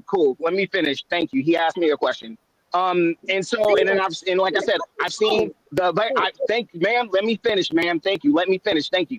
And I've seen the other side where you have a black. Just shut up, please. And so, like I said, they have a generational. They have stop talking. Just stop talking. There's generational. Exactly. Beat it, Blackie. You stupid. Shut up, you black bitch. I'm trying to talk here. So anyway, like I said, they pass on that culture of dependency from their children. They pass it on to their children because you dependent on a white man, but calling me out of my name. Rejected it. And hold on. And can I add this, HAMP? I know you have one more, but can I add this? Especially to the mob part and how other people are able to get away with stuff and like they're able to engage in criminality as a collective and then be able to build on top of that. But listen, black people can do what I use Irish people as an example. When they came here, they were discriminated against, whatever, in certain ways. What did they do? They took over the police force.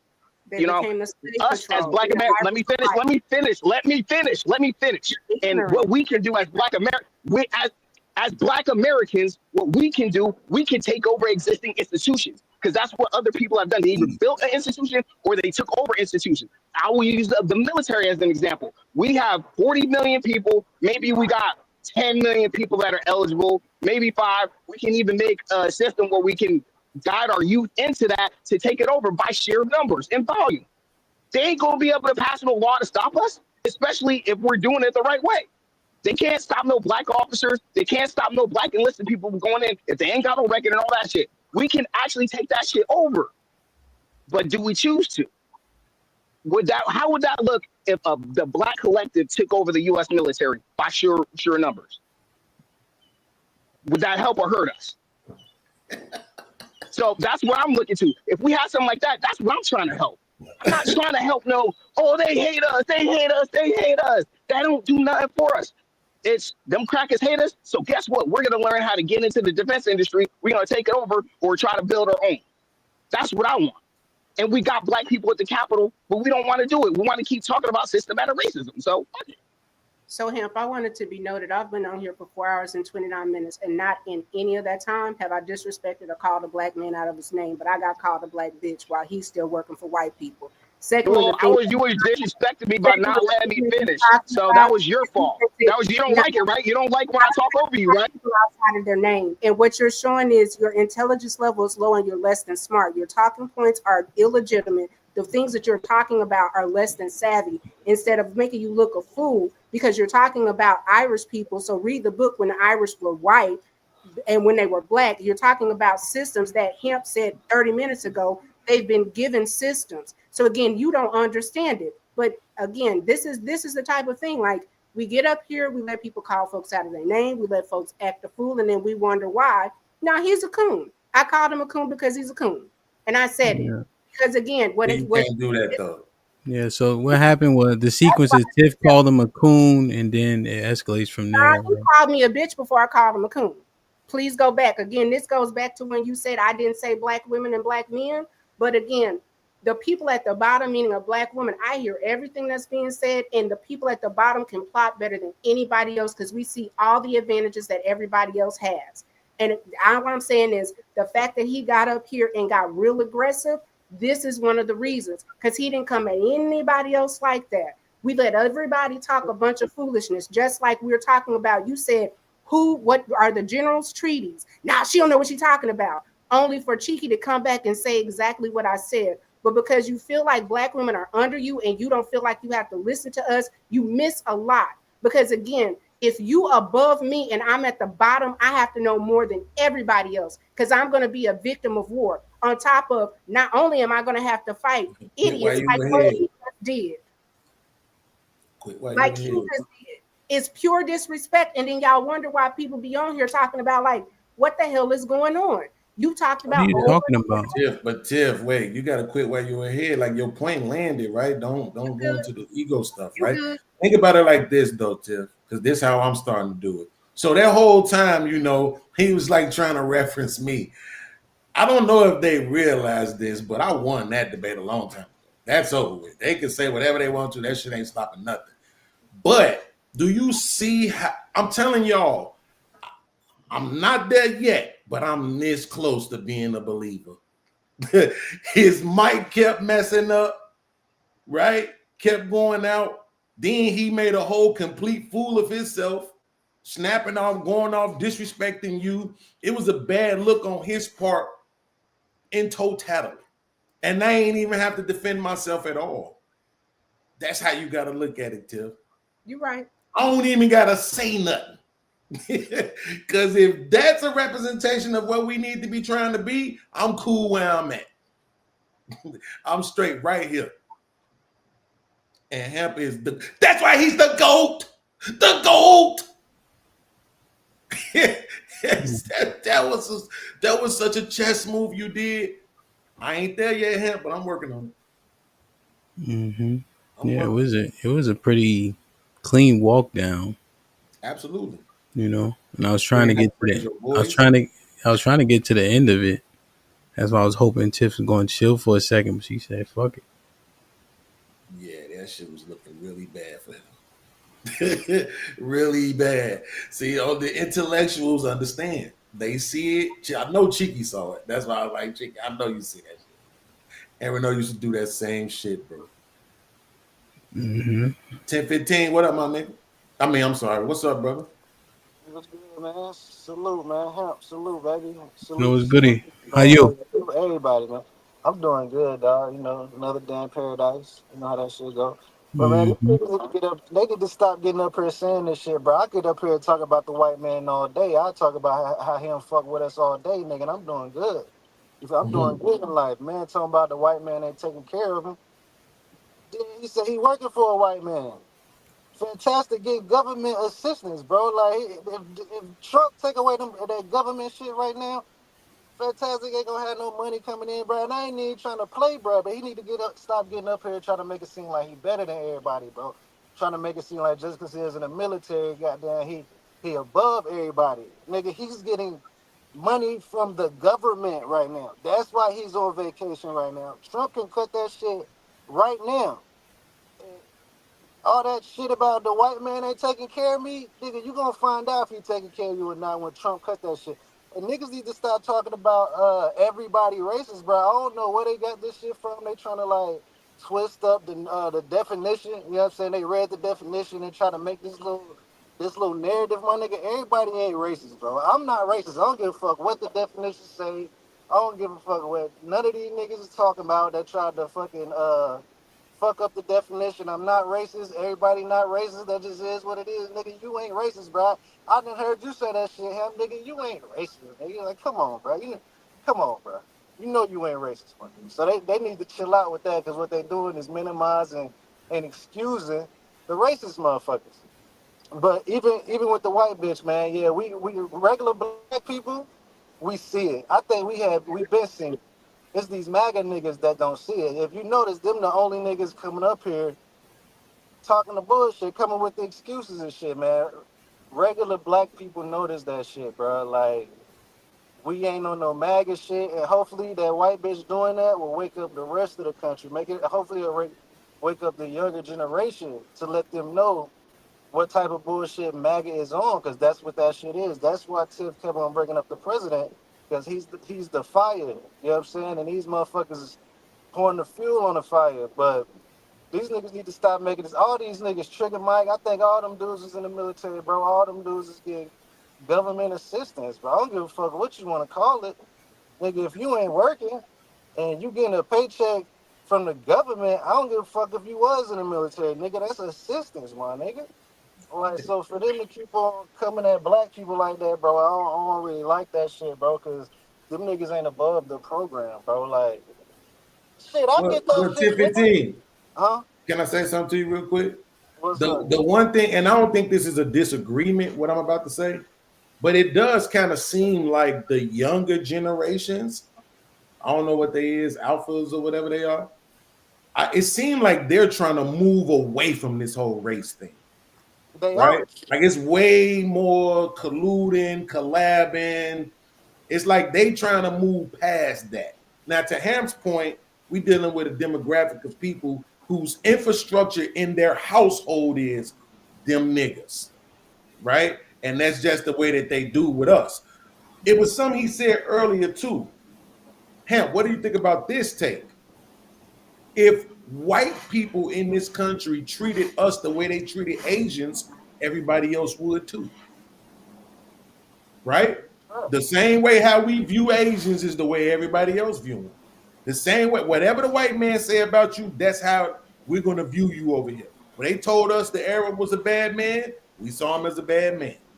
Right? So I think really the younger generation, I think it's incumbent upon them, bro, to kind of just choose to continue to move past this. Let the music, let the sports, let the culture, let all these different things that they choose, that they've allowed so far to get them to mesh together, the video games, all the different shit. Man, I seen Casanat on there with the Asian kids, African kids, all that type of shit. Like, I ain't gonna lie, it's good to see them do it, but so when you said, this is why I said I wasn't disagreeing, and I'll let Fantastic go. This is why I said I wasn't disagreeing, 10-15. Do I want black people, in particular the youth, to be aware of what white people are capable of? I do think I want them to be aware, but I'm also afraid that that awareness might plague them, right? And then kind of stifle this leap forward that it seems like they've made in just looking past this race thing. I think they get to that point, man. That white woman, what she did is gonna help them get past it. Like I said, man, I don't think it's all white. The MAGA get up here saying it's all white people. I don't think it's all white people. I think it's them niggas. They got the same mindset as them white people too. And shit, I see Fantastic hop up here and nigga, I ain't trying to play you. I'm just keeping it 100 with you, bro. You get up here, you gotta start doing what you You doing to trying to black play me, people, so that's bro. why I'm here.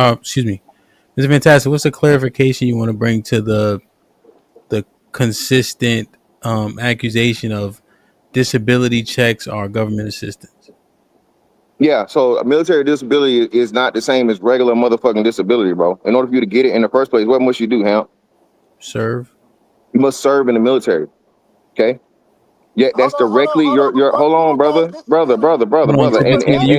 You can get the floor real. Yeah, and what Tip 15 he keep 15, arguing like a bitch because just do me a he favor. just You can mad. get it. You can He's get the still floor. going like a bitch. Hold on, Mr. Fantastic. seen you in a boxing 10, ring, bro. 15. Let him finish the. disabled, Let him finish the. Let him finish the He can't, bro, understanding. because I'm telling the truth. Let him finish He the up here understanding, and then you speculating. I'm can telling the retort. truth. Go ahead. He an unhandy man. This nigga. That's why this nigga mad.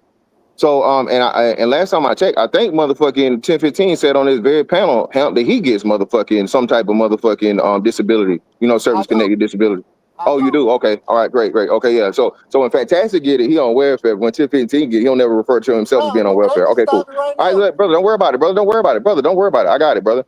So Hamp, again, this is the reason why what beings like to fucking improperly say to put niggas on the same level of failure and poorness and all this other shit, bro.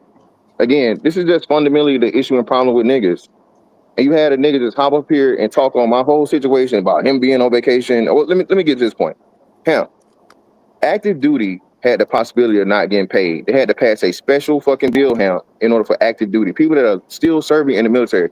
Guess what they didn't have to pass, Hemp? It was never in question. Military retirement and military service-connected disability, Hemp. That's cap. Okay? Service-connected disability and military retirement. Hemp, was EBT not funded? It was not funded. So if they're the same, how would one get paid no matter what, but the other one run the risk of not getting paid? Does that make sense for it to be the same thing? No, that they seemingly should both get not funded. What? Well, anything, if it's considered assistance, then all the assistance should not have gotten funded. Yeah, thank you. So if it was all the same, to where the people that can't afford to live, the people that can't afford to eat. Question.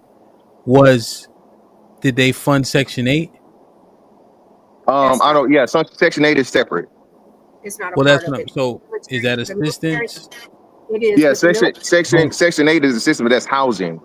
So housing, and that's something that's covered under a different thing of like HUD and shit. Right. But clearly, are we saying now that Section 8 isn't clearly government assistance when most people don't qualify for Section 8? I'm simply asking the reconciliation. So EBT wasn't funded. Section 8 was funded within its assistance. We agree it's assistance. And then the military disability benefits were funded. How do I clearly know if it's assistance or not if Section 8 was funded? Because the Section 8 is because of your income. It has nothing to do with your service. It has nothing to do with actual work. It actually has to do with you not being able to earn enough money to live. I'm not getting paid. I got you. But you see what I'm saying? Because Section 8 is assistance and they did get their money. Yeah, but that's because it fell up on a different branch. That's because it fell on a different branch. That's just like 100%. Listen to what I'm saying, though.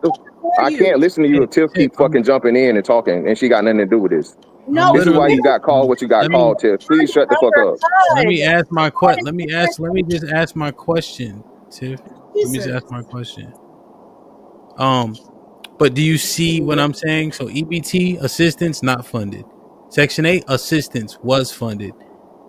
Military disability assistance was funded. Can I conclude that? Or it was funded because it's not assistance? See, both of those are still in limbo, I guess. So no, again, Hemp, like I said, service-connected ability. That's why I went down the road I went down.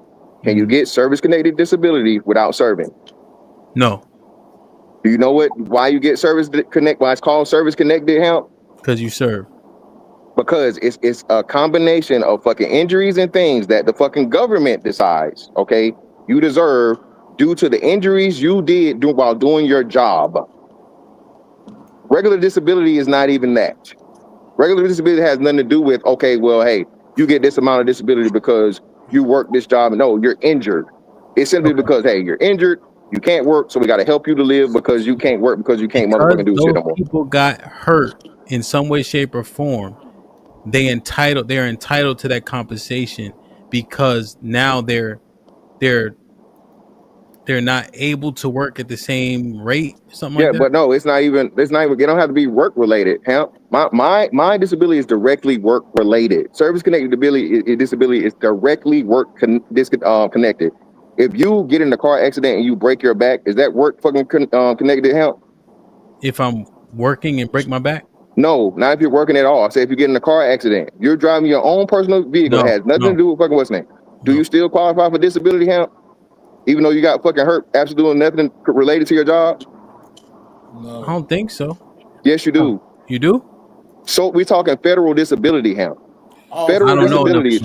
Yes. My little brother gets that. He was in a car accident. He couldn't walk or talk. He had to. And they give him disability? Yes, Hemp. That's what I'm trying to tell you. It's separate. Not the same. Disability is, hey, I can't work anymore due to just deterioration of my health, or I got injured or something that has nothing to do with my job whatsoever. Possibly. Okay. Hold on. So it's not the same. So again, this is why we'll never get any. But fantastic. Hold on. Let me be. It's only fair. I do this. It's only fair. Tiff, what were you trying to add pretty quickly? And I So gotta let 1015 okay, respond. Then I gotta go for real. okay. So the benefits HUD is under housing. Housing SNAP is under agriculture. So agriculture is what took the hit. This is the first time that SNAP has ever not been paid out. When you talk about disability, one of the reasons why the soldiers got paid last month was because Trump took $130 million to pay the citizens out privately. It was illegal because it went against the code where the Congress that holds the purse strings. But in order for the military to get paid, he took that donation. But agriculture is one thing. SNAP falls under agriculture. Housing is another thing. So the benefit for HUD and housing has it. The two don't impact. And that's one of the things. Like again, we don't understand how the government works, and we have to understand how certain things are allocated. Different Yeah, things are we allocated. okay. I see that interjection. That was also explained during our conversation, though. That's the thing, right? It's just Jesus important to Christ. listen through because he was I saying that's what I was saying. My focus was assistance, have. regardless of where it's how it where it's the category Hmm. is assistance, and I was So just looking at the fact that if HUD assistance was funded, hmm SNAP assistance wasn't funded, I could say military disability assistance was funded. You see what I'm saying? That's what we was talking about because they're in different categories. I understand that. That's what we were trying to walk down. and 1015, did you have a my bad. Go ahead. the donation you have to remember was funded by a private donation. The military one was. Yes. What? I can't even hear what she's saying. What did she say? She's saying but you were talking about active service, right? Last month, sorry. Yeah, man, Were they funded had by to a pass a donation. special bill for them. So Yeah. what I'm telling you is this: it's That's clearly not the separate. same. Yeah, the special bill for the active was separate from the disability you got from serving. Yeah, my shit was never in question, Yeah, right? that Due one to was the fact of never the about matter that that. I served and fucking I got fucking hurt. Okay, over 20 years of fucking service, and the military said, hey, you deserve this amount of fucking compensation for the fucking wear and tear that's put on your body during your service to the country. Yeah. So again, comparing that to a person, okay, that fucking just can't work anymore or gets hurt, motherfucking falling down the stairs, is not the fucking same. And Beans Compare, clarified that you can qualify for disability from something that's non-work related or anything. Yours, you only got it because you worked. yes, Yeah. only because I 1015. fucking worked. What were you trying to say? Even though you work, it's still assistance. But I was just saying, hey man, I wouldn't even, like I said, I ain't even got no problem with you, bro. I just don't like how you, I don't like how you come up and you talk down on people, bro. You talk down on people, specifically black people, like you done did something special, bro. Like I said, you do assistance too. Like no matter how you want to cut it, it's These assistance, dumbass bro. niggas still don't know what the system is. Like you tried to play me. You tried to play me because I told y'all niggas I used to fix cars while I was in college. Yeah. Motherfucker come to me like, yo, Chevy trying to charge me 600. I'm like, shit, nigga, give me four, nigga. I do that bitch in about 2 hours, nigga. How you gonna play that? Makes sense to me. Like That's how a you gonna hustle. play that? You feel me? Like white Yo, man can't determine that right there. this the thing. Let me ask y'all. Let me ask you this, Beans, and then I'm rolling. Hold on. Yeah, that's that $100 cash out. Make them work, y'all. Nah, I'm done. I'm done. They ain't even hit the thing. So let me, Beans. Um, is this a reach? Pause. Like this disability that's on, they only get it because they worked and were injured during the process of serving. Mhm. Is it more likened to like pension, or is pension totally separate? No, it's different. The so Yeah, even when I finished the sentence, I didn't think I was. It was what Fantastic is doing is what most people do, which is they argue for the differences, right? Nothing is 100% the exact same. The financial qualifications for food stamps don't match the financial qualifications for Section 8 housing, right? So just arguing about the qualifications is a moot point to me, right? The other day when we was talking about food stamps and housing, because I said those are the two government assistance that people really have a problem with because they programmed to, right? Shout out to Fantastic because he was the only one when I asked for a percentage of fraud. He gave me a number. Now I thought the number was excessive, but I could tell coming from him he was being genuine. He said 40%, right? So my question would just be, what percentage would you say of the military disability is fraud? Because I can tell you right now, like I keep saying, I had a whole lot of family members, a whole lot of friends that was in the military, and they do not, like they said to me, they probably not gonna come on the internet and say it, right? Because you know you don't dry snitch on the homies, but a lot of them niggas be lying. They be trying to see the military disability goes from 0 to 100%. So all of them trying to get to 100%. So if they gotta say my knee hurt, my neck hurt, my lip hurt, my eye hurt, my back hurt, my nose hurt, a lot of them will fabricate shit to get the disability. So I'm saying my argument isn't that it's the qualifications are the same. I'm saying you get this assistance. This is what it is. And for the ones who don't, because those are the ones we talking about, right? The 40%, as Fantastic said, that's abusing it or don't necessarily really shouldn't be qualified for it, right? And I'm saying of the military guys that don't necessarily qualify, shouldn't necessarily be getting it, right? Those are the ones we comparing. It's not the in general. We all know that, man.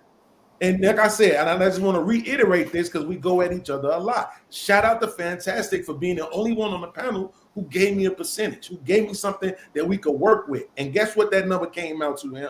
90 billion. If we took away that 40% of fraud and people who don't need to be on it, that came out to 90 billion. And do you know how much of an impact that would have on your check and your taxes? Zero.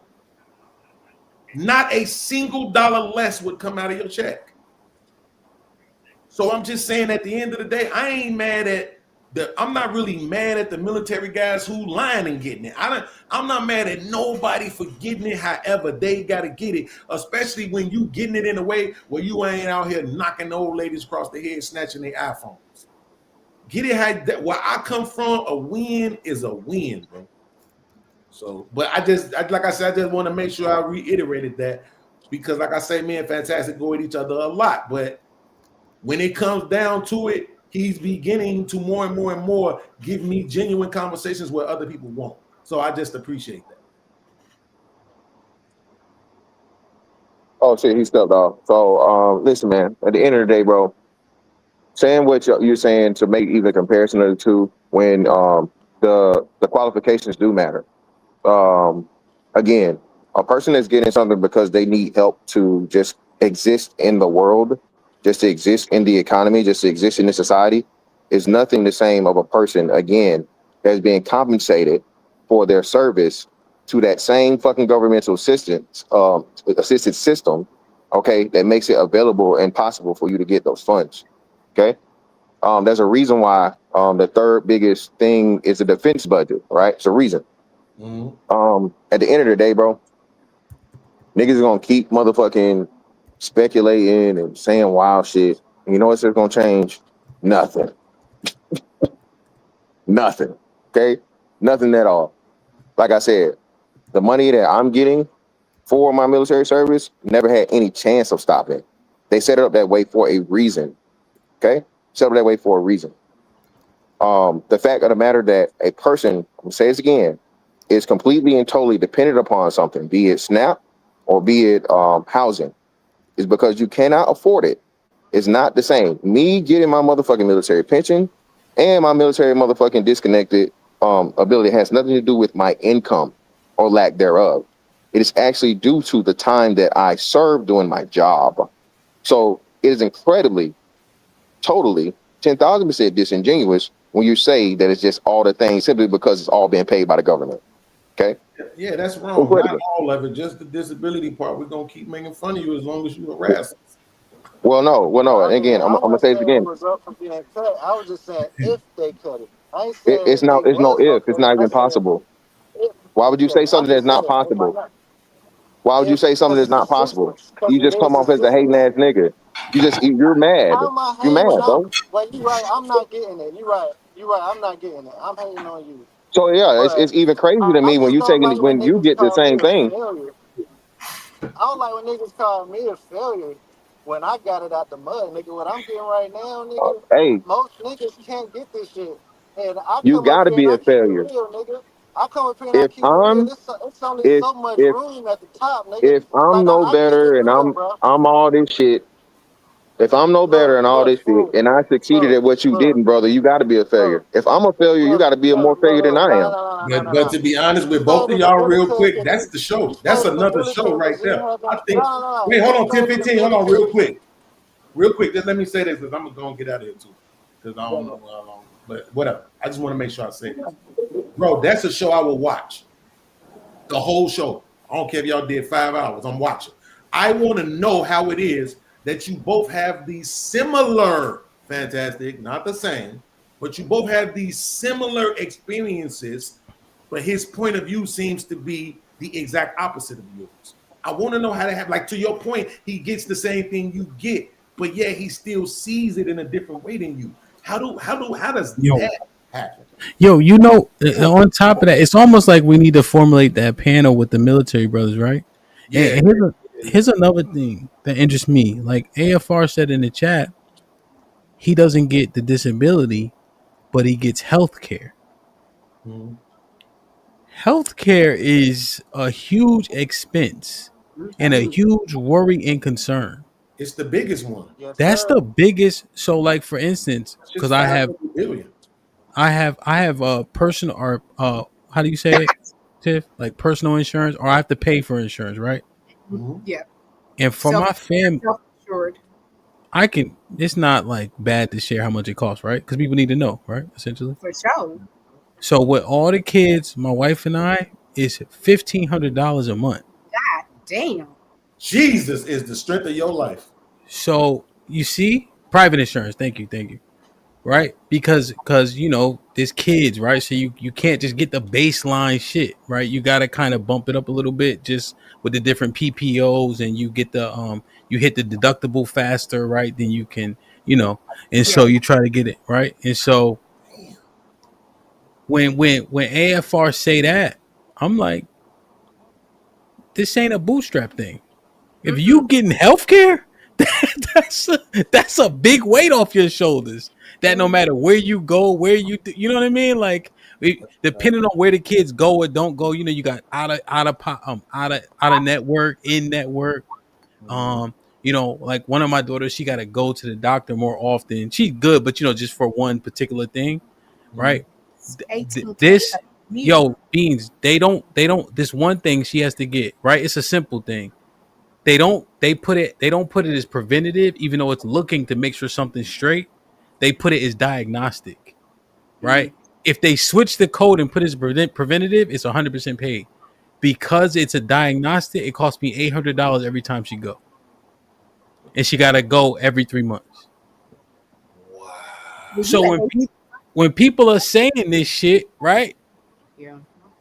But you getting healthcare benefits, Yeah. Right, that part. Yeah, that shit expensive, bro. That shit expensive. and That's why. it's not even shade, right? It's just like, yo, let's make sure we put things under the right scope and perspective. Like 1015 is saying, even though him and Mr. Fantastic have a disconnect, outside of him talking to Mr. Fantastic, I hear what he's saying. Hey, take a step back and see what you get, what helps you, what benefits you. Even if somebody gave you a fucking job, nigga, you Right. realize that we're interdependent. This shit go round and round. That's a fact. But we always take it like, oh shit, man, I did this. Well, who showed you love? When I had 30 people watching, Beans come over here. Yeah, hey, y'all gotta go watch this nigga. I don't know if he called me a nigga or not, but Absolutely not. right. Chaotic Troop, just early on, this might be risky. Him coming over here with the crazy shit. Right? It's so many things that go into something.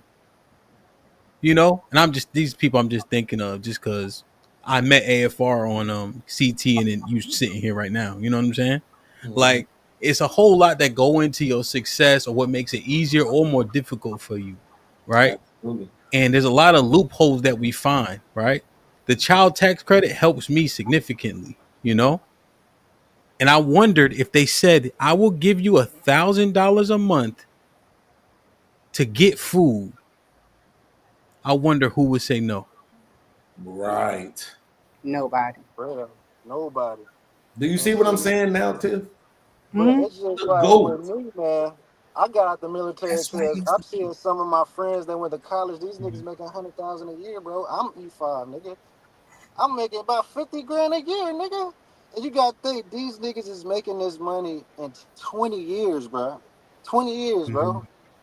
And it's like I can go to college right now, get done with college 4 years, nigga. By the time that 20 hit, nigga, you know how much money I done stacked up, bro?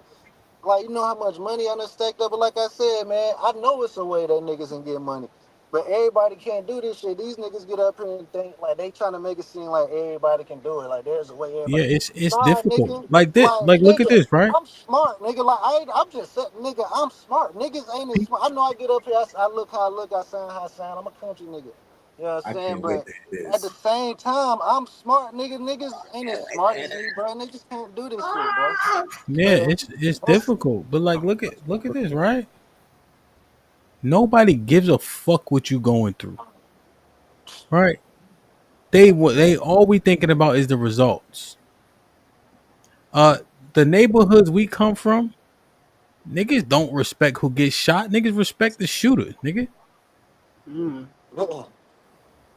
That shit don't matter to us, AFR. And I'm saying it generally speaking.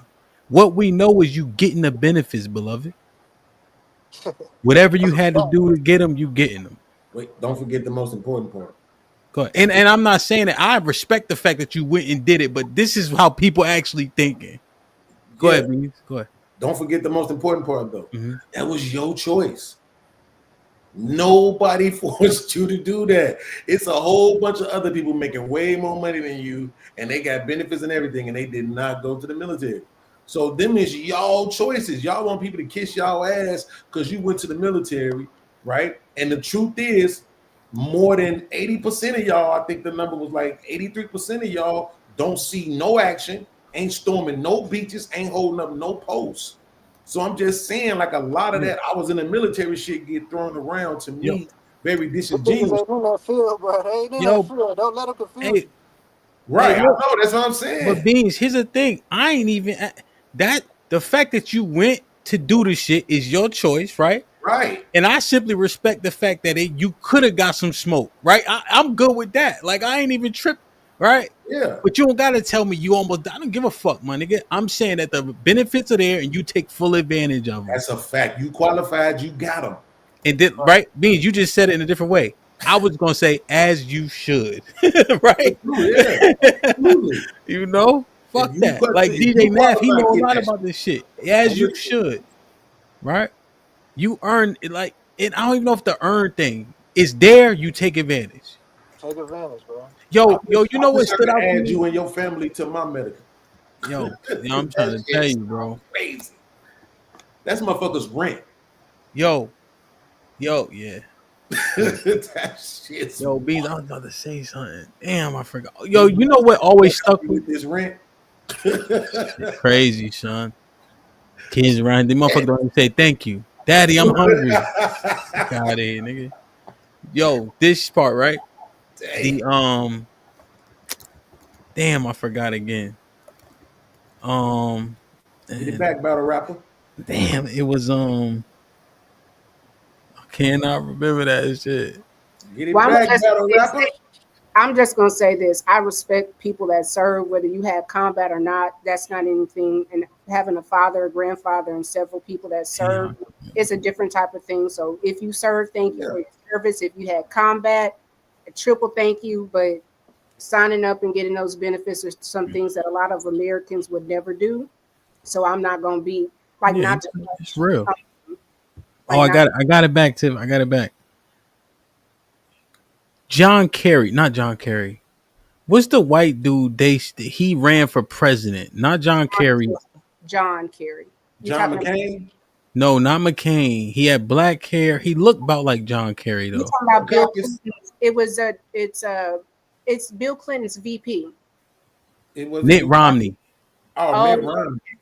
yes. One thing that always stuck with me with Mitt Romney, when they used to try to get on him, they'd be like, Mitt Romney only paid 14% in taxes and made $14 million. And they kept saying this about Mitt Romney like that was a bad thing. I'm a kid, like, well, I need to do what the fuck Mitt Romney doing.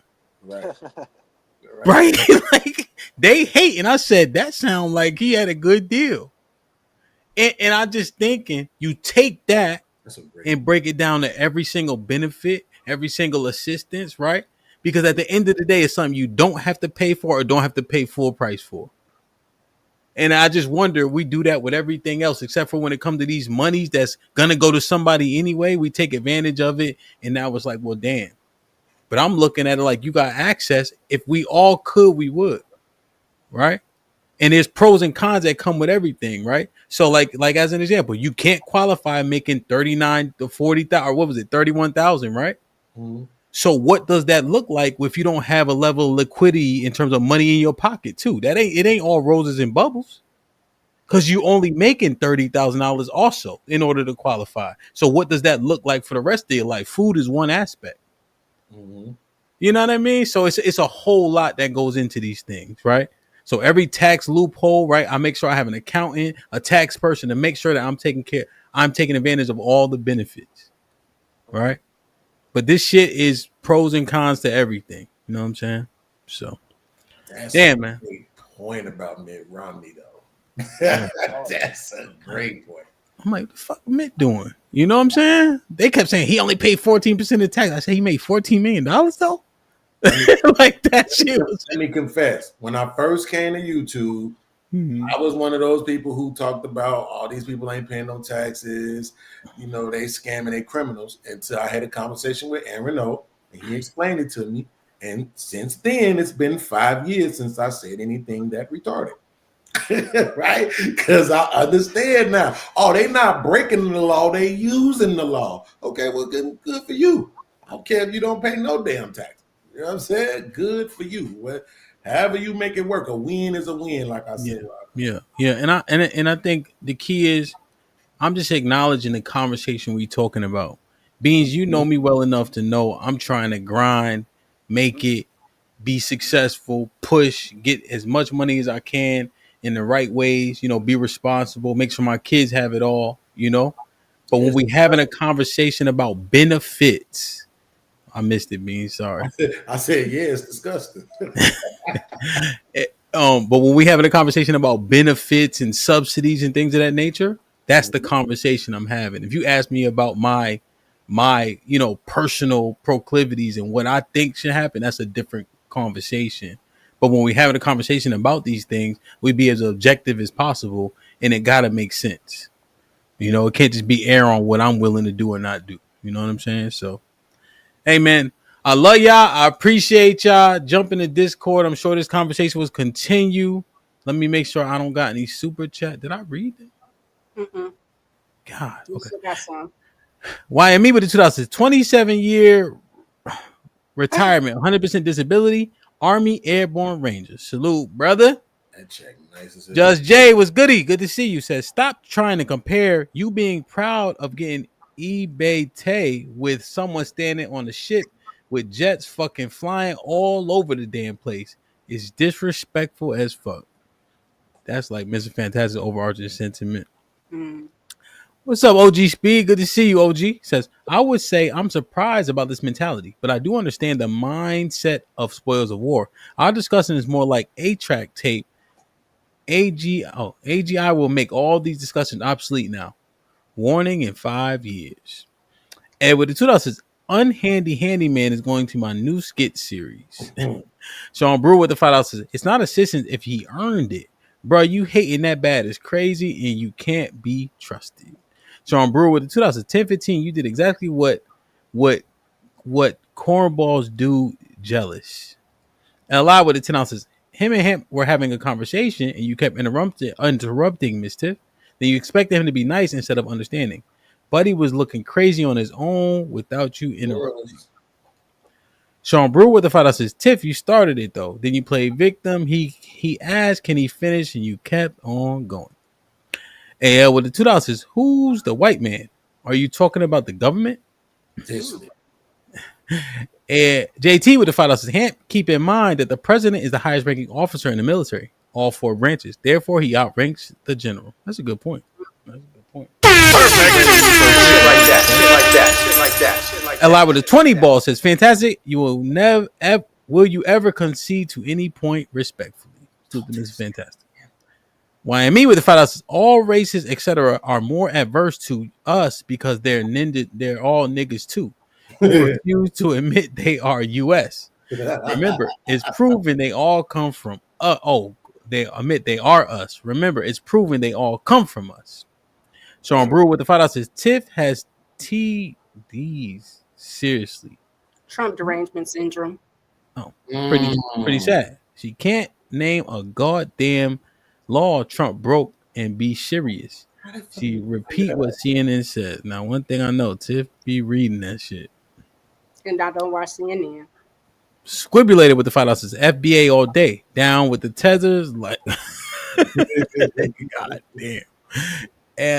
Aaron with the $2. We can't talk about white people without attacking one another. YME with the $2 whites have used blacks versus blacks to destroy blacks. Aaron with the $2 says, check what's going on at DC airport. I'm gonna check it out. Harrison Davis with the $5 beans is bugging. We are now at Fast and Furious 22 because of what? Family. Hebrew with the $2. I got kicked off when my phone fell. Bob was good. Bob, hope all is well, man. He said, salute the HAMP and the panel. YME with the $2. Can't send badass kids to school and expect positive outcomes. Cali Bev with the $2. Sight words is new. They used to teach phonics. Hebrew in the hood with the $2. You got a link I want to ask you. Yeah, I think you hit it a couple times, but you kept on getting kicked off. YME with the $2. Hey Tiff. Call. Hey babes.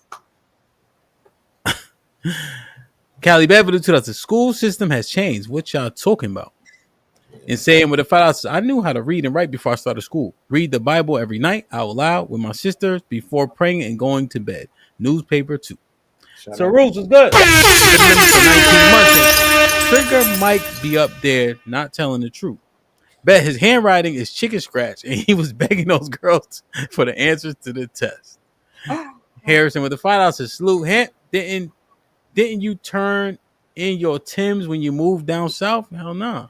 Yeah, I went to the rodeo. They said I had to wear boots, so you should know what time it was. Yikes. Shit. They was all in there looking corny with cowboy boots on. I was the only one looking right. Sean Brewer with the $5 says, HAMP, read the Trump articles in the panel. Comprehension is very low in the community. Please do it for me. I am not reading that article, boy. Bro HAMP.